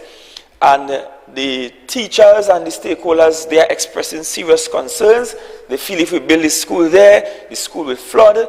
And given what we have seen happening with all the water coming down on the highway from that development at the top of Backlet there are some fears. It does not mean that a school can't be built there. It means that care has to be taken in terms of the kind of drainage infrastructure that will be required. And what does that cost? And how much time will that take while we have the schools still to be built? That's the question that we're currently exploring and looking for the best possible location for the school. Once we get that, designs can be completed and we can move to the stage of building a new secondary school. The construction of a new secondary school will not be completed in 12 months. Let's be real in terms of the magnitude of that plant that will have to be built. But we need to start. It is long, long outstanding, and I give a commitment that we will start in this fiscal year with a new secondary school. I am very fearful of the existing plant And yes, we're spending millions to upkeep it. What if we did not choose to replace the galvanized over the auditorium? Then we could have easily been here today and heard that the entire auditorium fell down on the students during assembly. And that corrosion did not happen over 10 months. That corrosion happened over years. And the thing is, nobody was checking. The upkeep wasn't there. We go through the area there, and I see, and as a school, in fact, I have visited Scarborough Secondary School more times than I've visited even the last secondary school that I just taught at, and that I love dearly. And that's because I'm seriously concerned. I go there and I see a relatively new wing built, by the way, built by a man who is now minister in Trinidad, right? And who was doing a set of contracts in Tobago under all kind of shell company and all kind of side woman name. But the built and cannot be inhabited, cannot be used at all. Brand new, built, broken down, built again, and it's still falling apart. And the engineer saying that was structural deficiencies, poorly built. We have to be taking off brand new ACs that could not be used and have to abandon that. So really and truly, we need to just move from the site post haste and have a new school for our children. We have to get to that place as soon as is possible. We have lots of work to do in education, and the most significant concern, and you've seen some of the corrosion. I mean, look at that. This is over our children's head in several of the rooms. This is why they could not open on time. We could have opened on time and things fall down on the head like what happened in Trinidad. And I didn't hear a sound, a peep from the hypocrites who were loud about not opening on time when things falling down on Pitney Head in Trinidad. We were being far more responsible. And after they sat on their hands for 21 years and lift a nail and give away contract to their friends in Trinidad who couldn't do the work, and gone with the money, don't pay, and the school falling apart. But anyway, I will go down that road in a different forum. We may have some questions. I am aware it's now 3:15, and at 4 p.m. we are across the road from here. So for the opening of the food hub. So it has been very, very extensive. And so if the questions are there, let's take the questions immediately. So Clark, I'll take your hands first. Your hand is up, so let's go. Right, good afternoon, everyone. Well, I think I have to keep my questions short and selective. I can't ask all.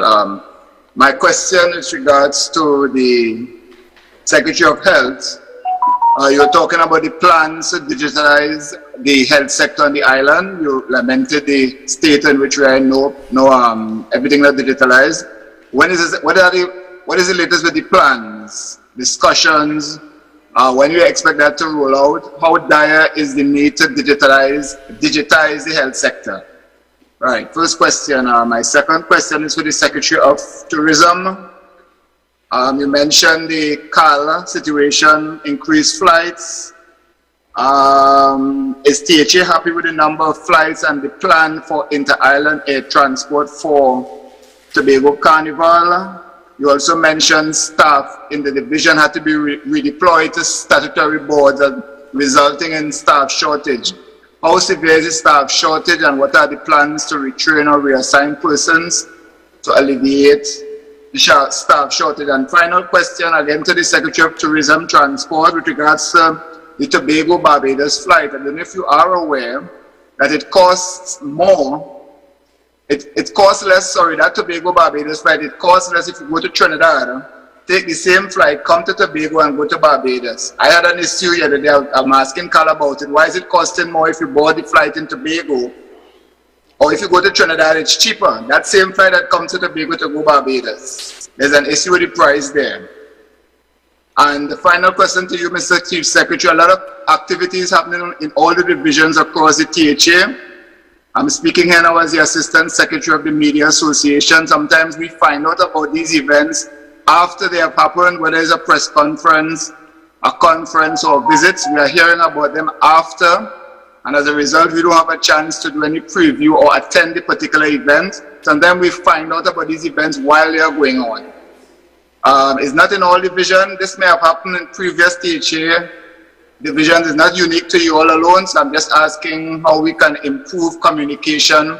We're only hearing about many events after they have happened or while they are going on. Usually we get an invitation to attend, but we're just getting a press release with photos that this happened, this board was installed, this person visit, this happened, and we had no chance to come and do live coverage or attend the event. So that's my concern.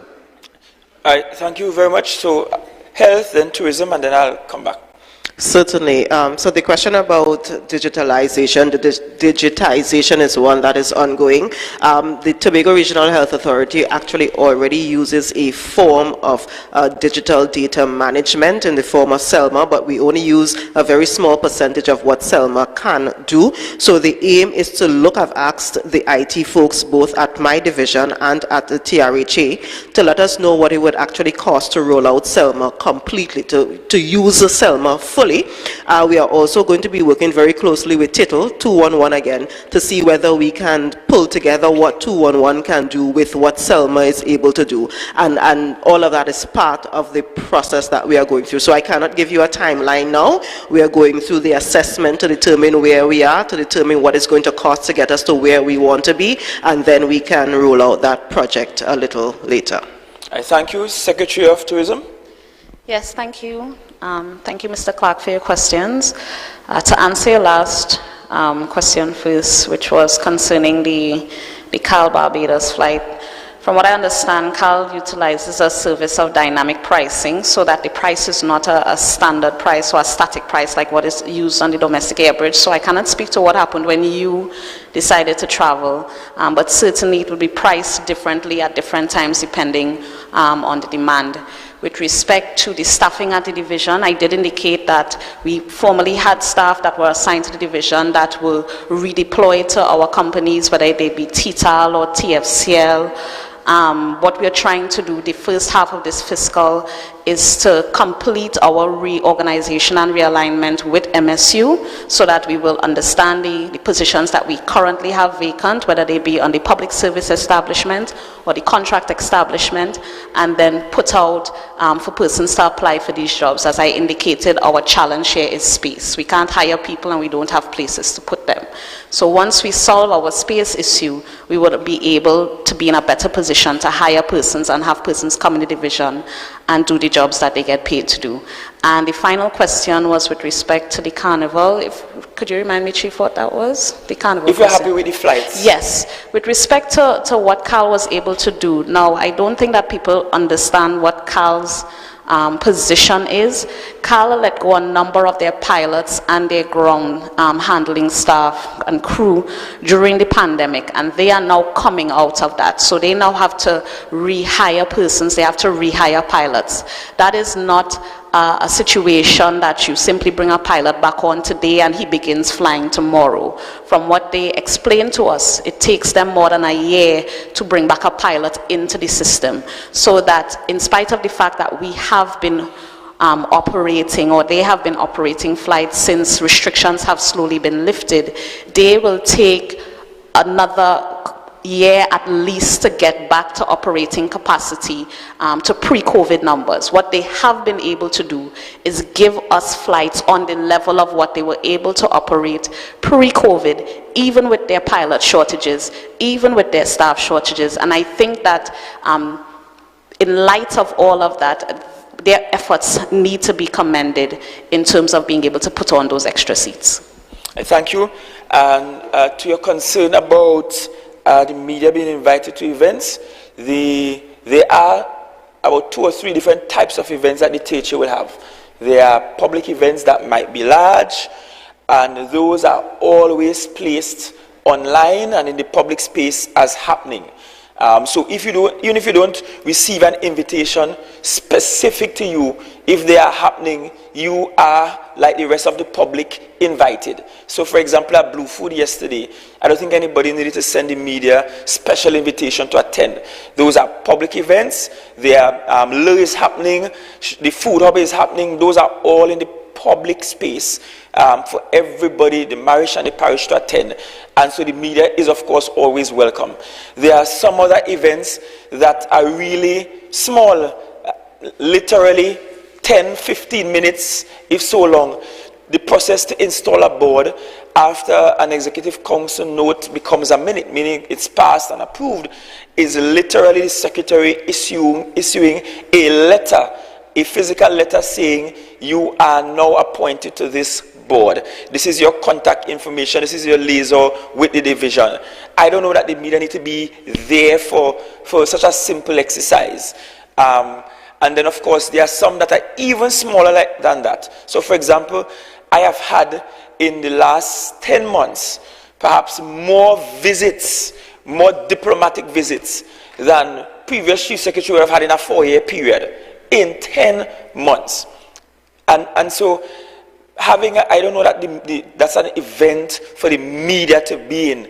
I don't know that every time I bring a board to Tobago like PTSC or UDCOT that I just met with, that the media should be there for that meeting. Because we don't want the communication to the public to also become disruptive to what is and should be ordinary functioning and working inner workings of the THE. But certainly we try to produce releases, produce information, photograph of all the things that has happened, including those innermost activities that we tend to have. All right, so we have 2 more hands up, and we'll take the 2 hands in order of how they went up before we wrap this up. We have Elizabeth Williams of TV6, followed by, and we'll close off with Candice Jackson of Tobago Updates. So, Ms. Williams.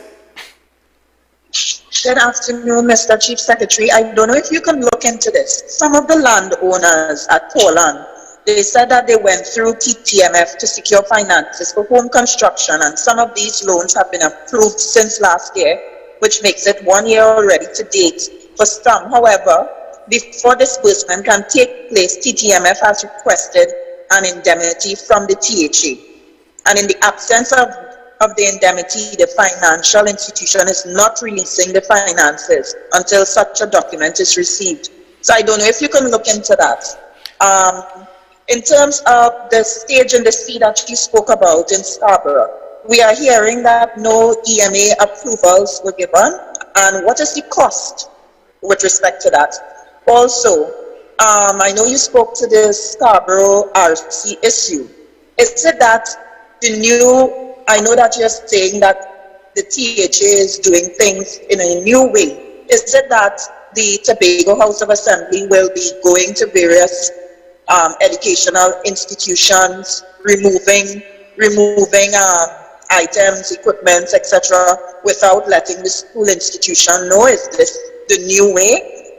Also, what is the cost for that new road? That new road next to the Scarborough RC school coming out there to Dutch Fort. Those are some of my questions. I thank you for your questions. I'll take some and then pass the mic to Secretary James to answer the others. With regards to Scarborough RC, I never said anything about a new way of doing things with regards to Scarborough RC. Let me be clear. Let's not mix contexts here. I said I received a letter from the PTA president of Scarborough RC highlighting what seemed to be troubling communications from the Division of Infrastructure with the school management. I received that letter last week, and I made it clear that I will be meeting with all the principals involved. I think based on the letter I've read, there were concerns that the school's car park and compound will be used during the school week when the teachers and parents will need to use the car park. And from the information I've received, that by Sunday night, all government equipment and so on that was on the school was removed, and there was absolutely no disruption to the school operations. However, if what was stated in that letter to me is in fact truthful, then that's troubling communications between the division, or as the letter actually pointed out, the contractor, not the division, but the contractor and the school, the principals at the school. And I went on to add that I note in doing my research that the Scarborough RC school is yet to be vested in the church and the school board. From my understanding, some of my predecessors, or the predecessor that completed it, felt that the THA spent too much money in that facility to just take it and hand it over to a non-governmental organization, a faith-based organization. That was a position held. I do not hold that position. Because as far as I'm concerned, Catholics are taxpayers too. And if the state built a facility on their behalf, we should vest it in them for their control and management, and that will also help in reducing conflicts going forward. In terms of the land at Corlan with the issue with indemnity, it was brought to my attention when I met with the chief last week, Monday, and I'm a bit embarrassed to say this. We have an issue where we're trying to track down the request for this indemnity, literally track it down. One of those forms we found lodged with the administrator of my division incorrectly, so it ended up on her desk incorrectly so, and that's after I have signed. Because in these lease documents, the chief administrator must sign, the chief secretary as head of the executive must sign, and there is a witness that is usually the senior state counsel. There seemed to be a challenge locating, I think just about three of those files. And we are searching diligently to see where it is. And that's one of the challenges of the office of the chief secretary not being in one place. I have chief ad over in Smithfield, senior state counsel uptown. I am begging lodging somewhere across in finance there. I have MSU uptown. I have staff all over the place. So literally when a file like this that requires signature from multiple office holders, it means one person sign, packaging the document, sending it to our next office, that person signs, packaging it, sending it to another office, and just in that process, documents end up on desks they're not supposed to end up on, and sometimes public officers see a document come to the desk, it doesn't pertain to them, and they just put it on a side. Right? They wouldn't even attempt to say, well, let me locate where this document ought to go. So we're trying to get that rectified in short order so that and that's more than a year, which means these files should have come long before I got here. It should have come before I became chief secretary, more than a year.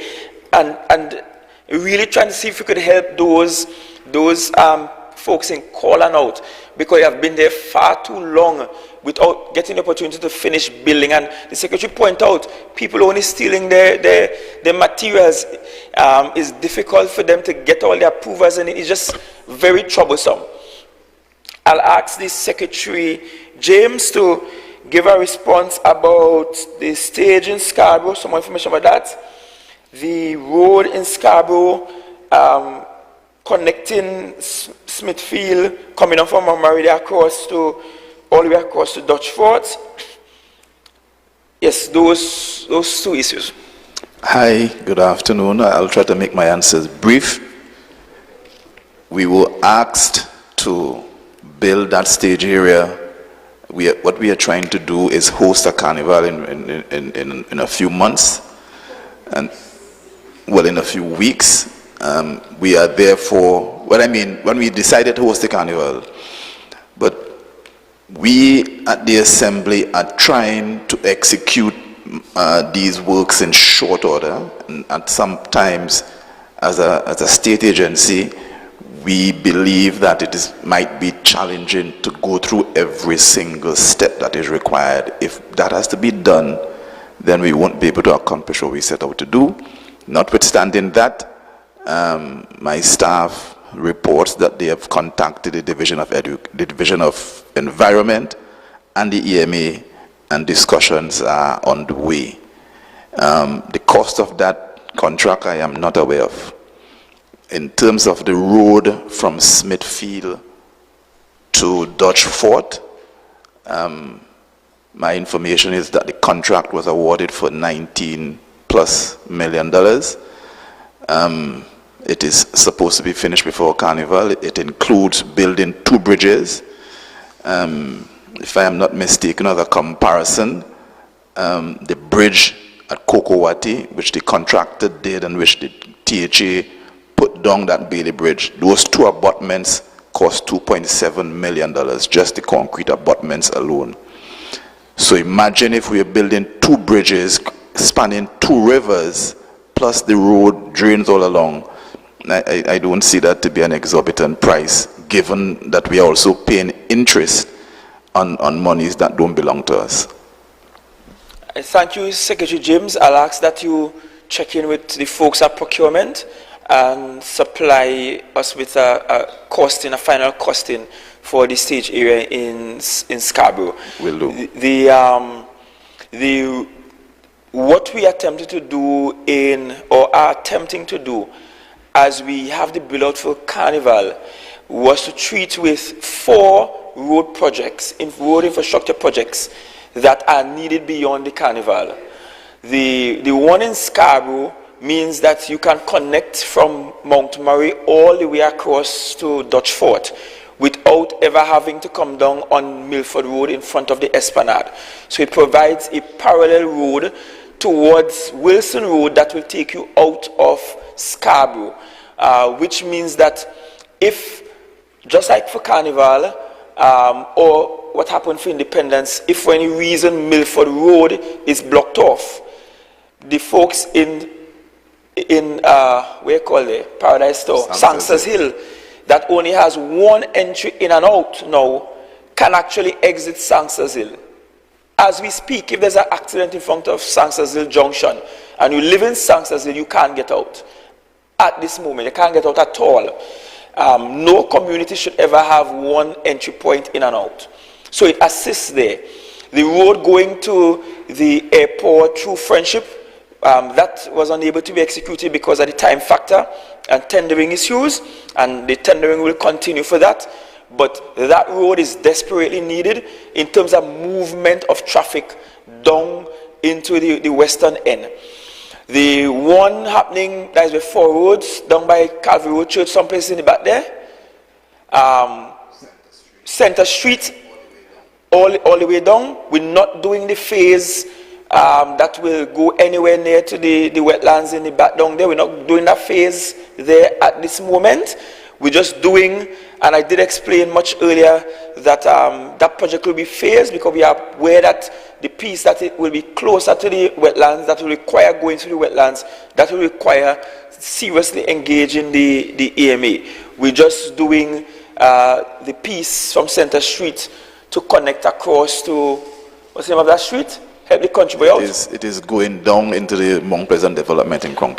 Connecting across to the Mount Pleasant development. So what that and also providing a connection from Milford Court into that street. And so what that does essentially is it means that if you enter through Friendship Extension by the tire shop, or if ever you come through Golden Grove Road in the back there, you can go all the way down on the right hand side without using the center artery.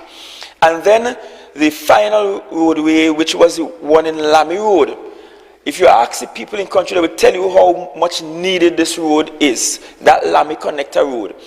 And I explained some time ago that sometime last year there was a major accident by Pablo there. And we spent hours, night coming, can't move in the back by Lamy Road because it's just mud. Trucks got stuck in the road, poor drainage.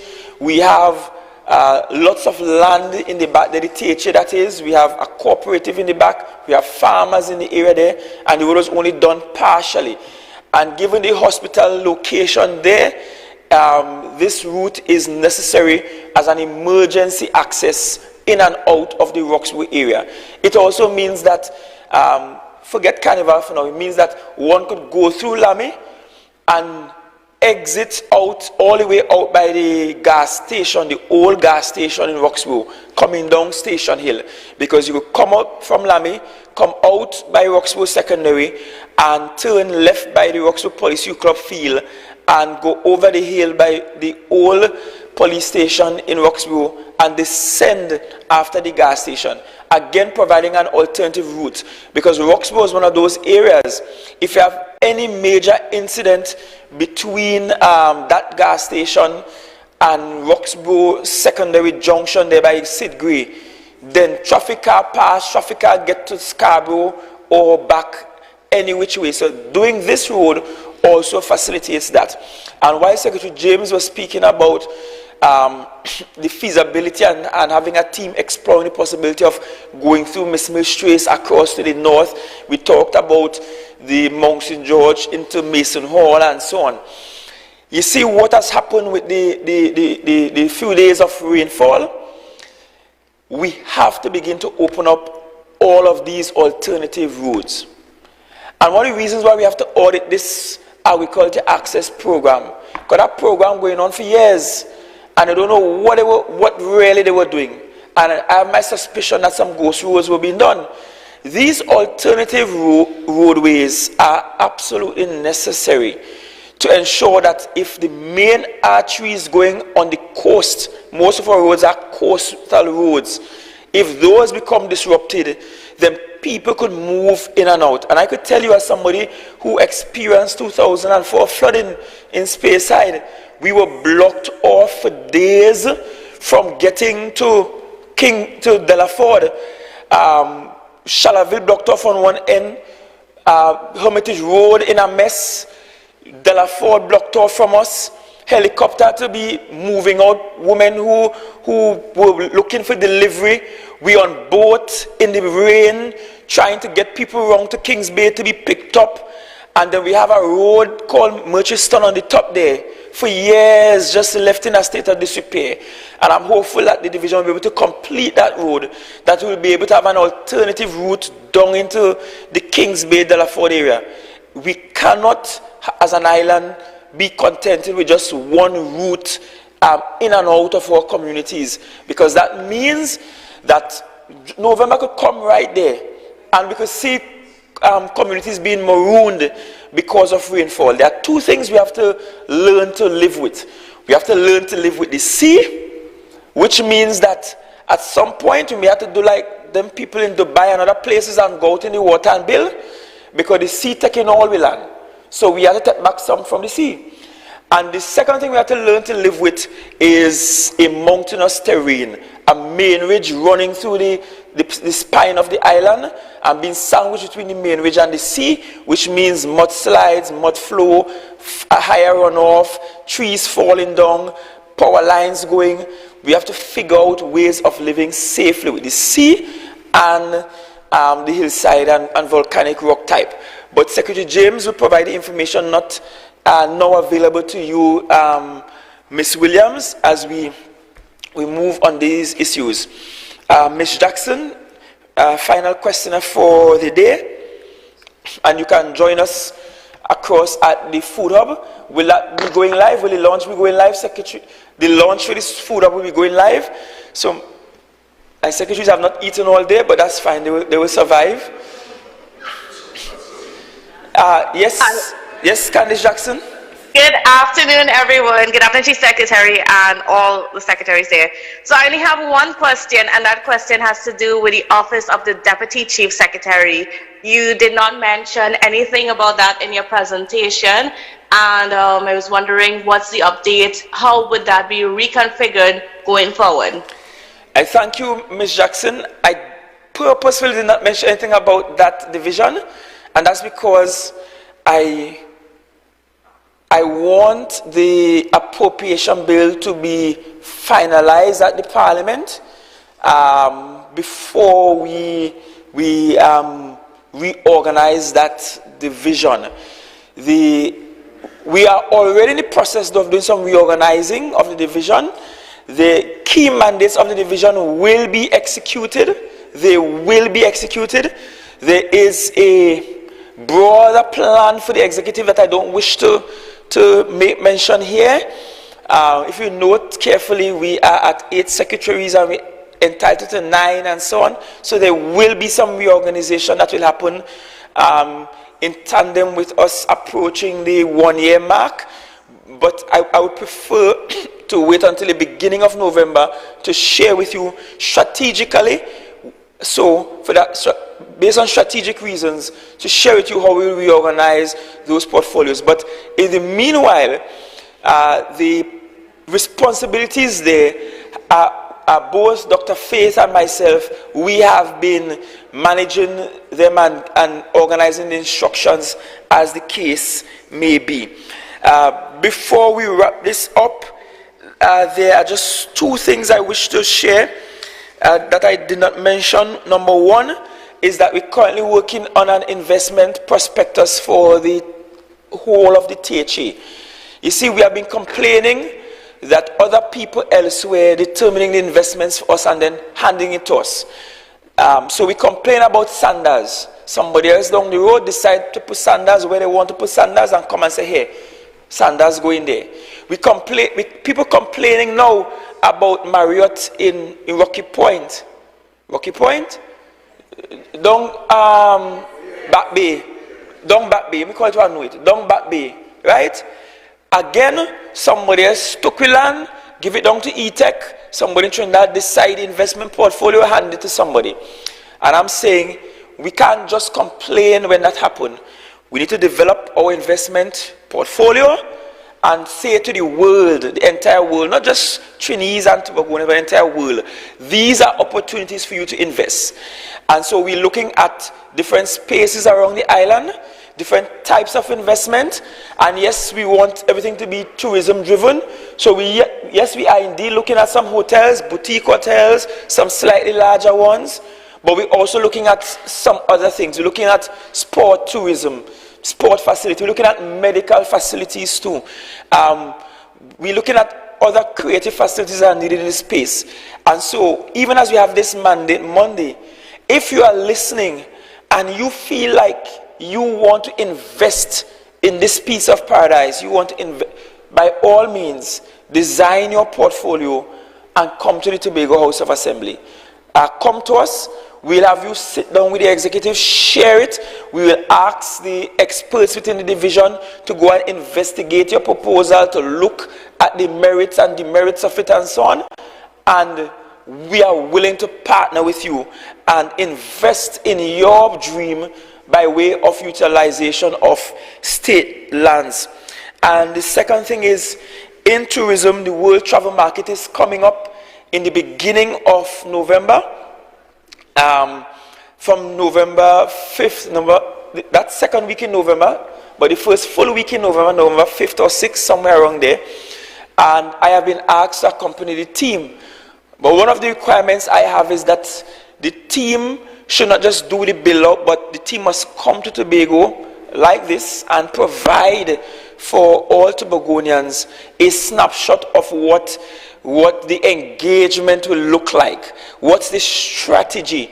We're already seeing some of the strategies yielding fruits. We're seeing Condor returning to the market. We're seeing that we're getting cruise ships looking to overnight in Tobago, making here their home port and all of these things. We see CAL additional flights, CAL coming from new destinations. So we're seeing the strategies unfolding.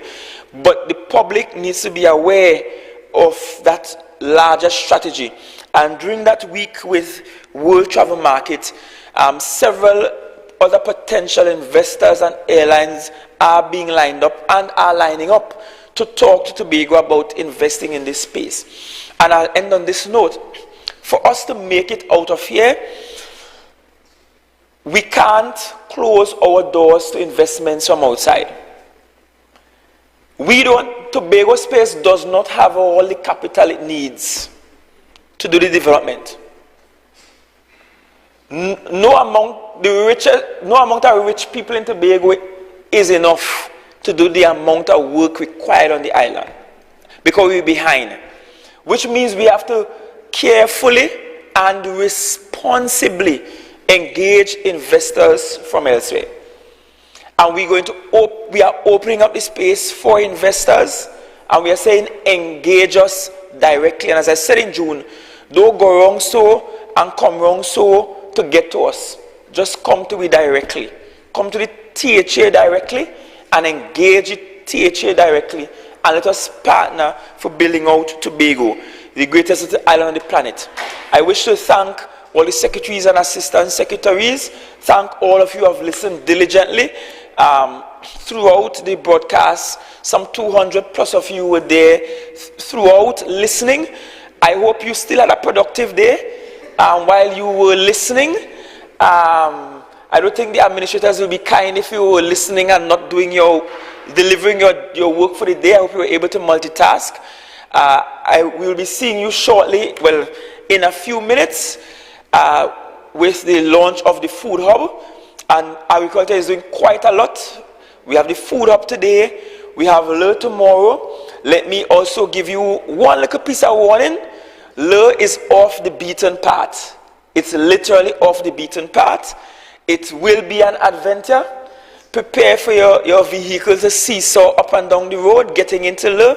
But it's part of the charm of getting into this most rural part of Gosbro, up in the forest, and being able to see how we're building out our cocoa industry for tourism. I am told while there, I will be required to cook while I am there. So I will have to spend some time tonight prepping some seasonings and so on, because I don't know if they're giving me good thing to cook with, right? But please come for the launch of the Lur experience tomorrow morning. And then on Wednesday, the World Food Day it returns to Tobago, and that's a big tradition for Tobago, where you get to see the farmers in all their glory. You get to judge for yourself the quality they produce and so on. So that's also happening in this week. So food security has taken up most of our week. And then Friday, they're launching the moving to supermarket shelves in Trinidad. Our alternative flowers. That's another big achievement in just this week alone. We thank you for engaging. We thank you for your patience. We thank you for your support. We thank you for listening today. And we look forward to a very progressive agenda for the people of Tobago. Thank you and have a good day.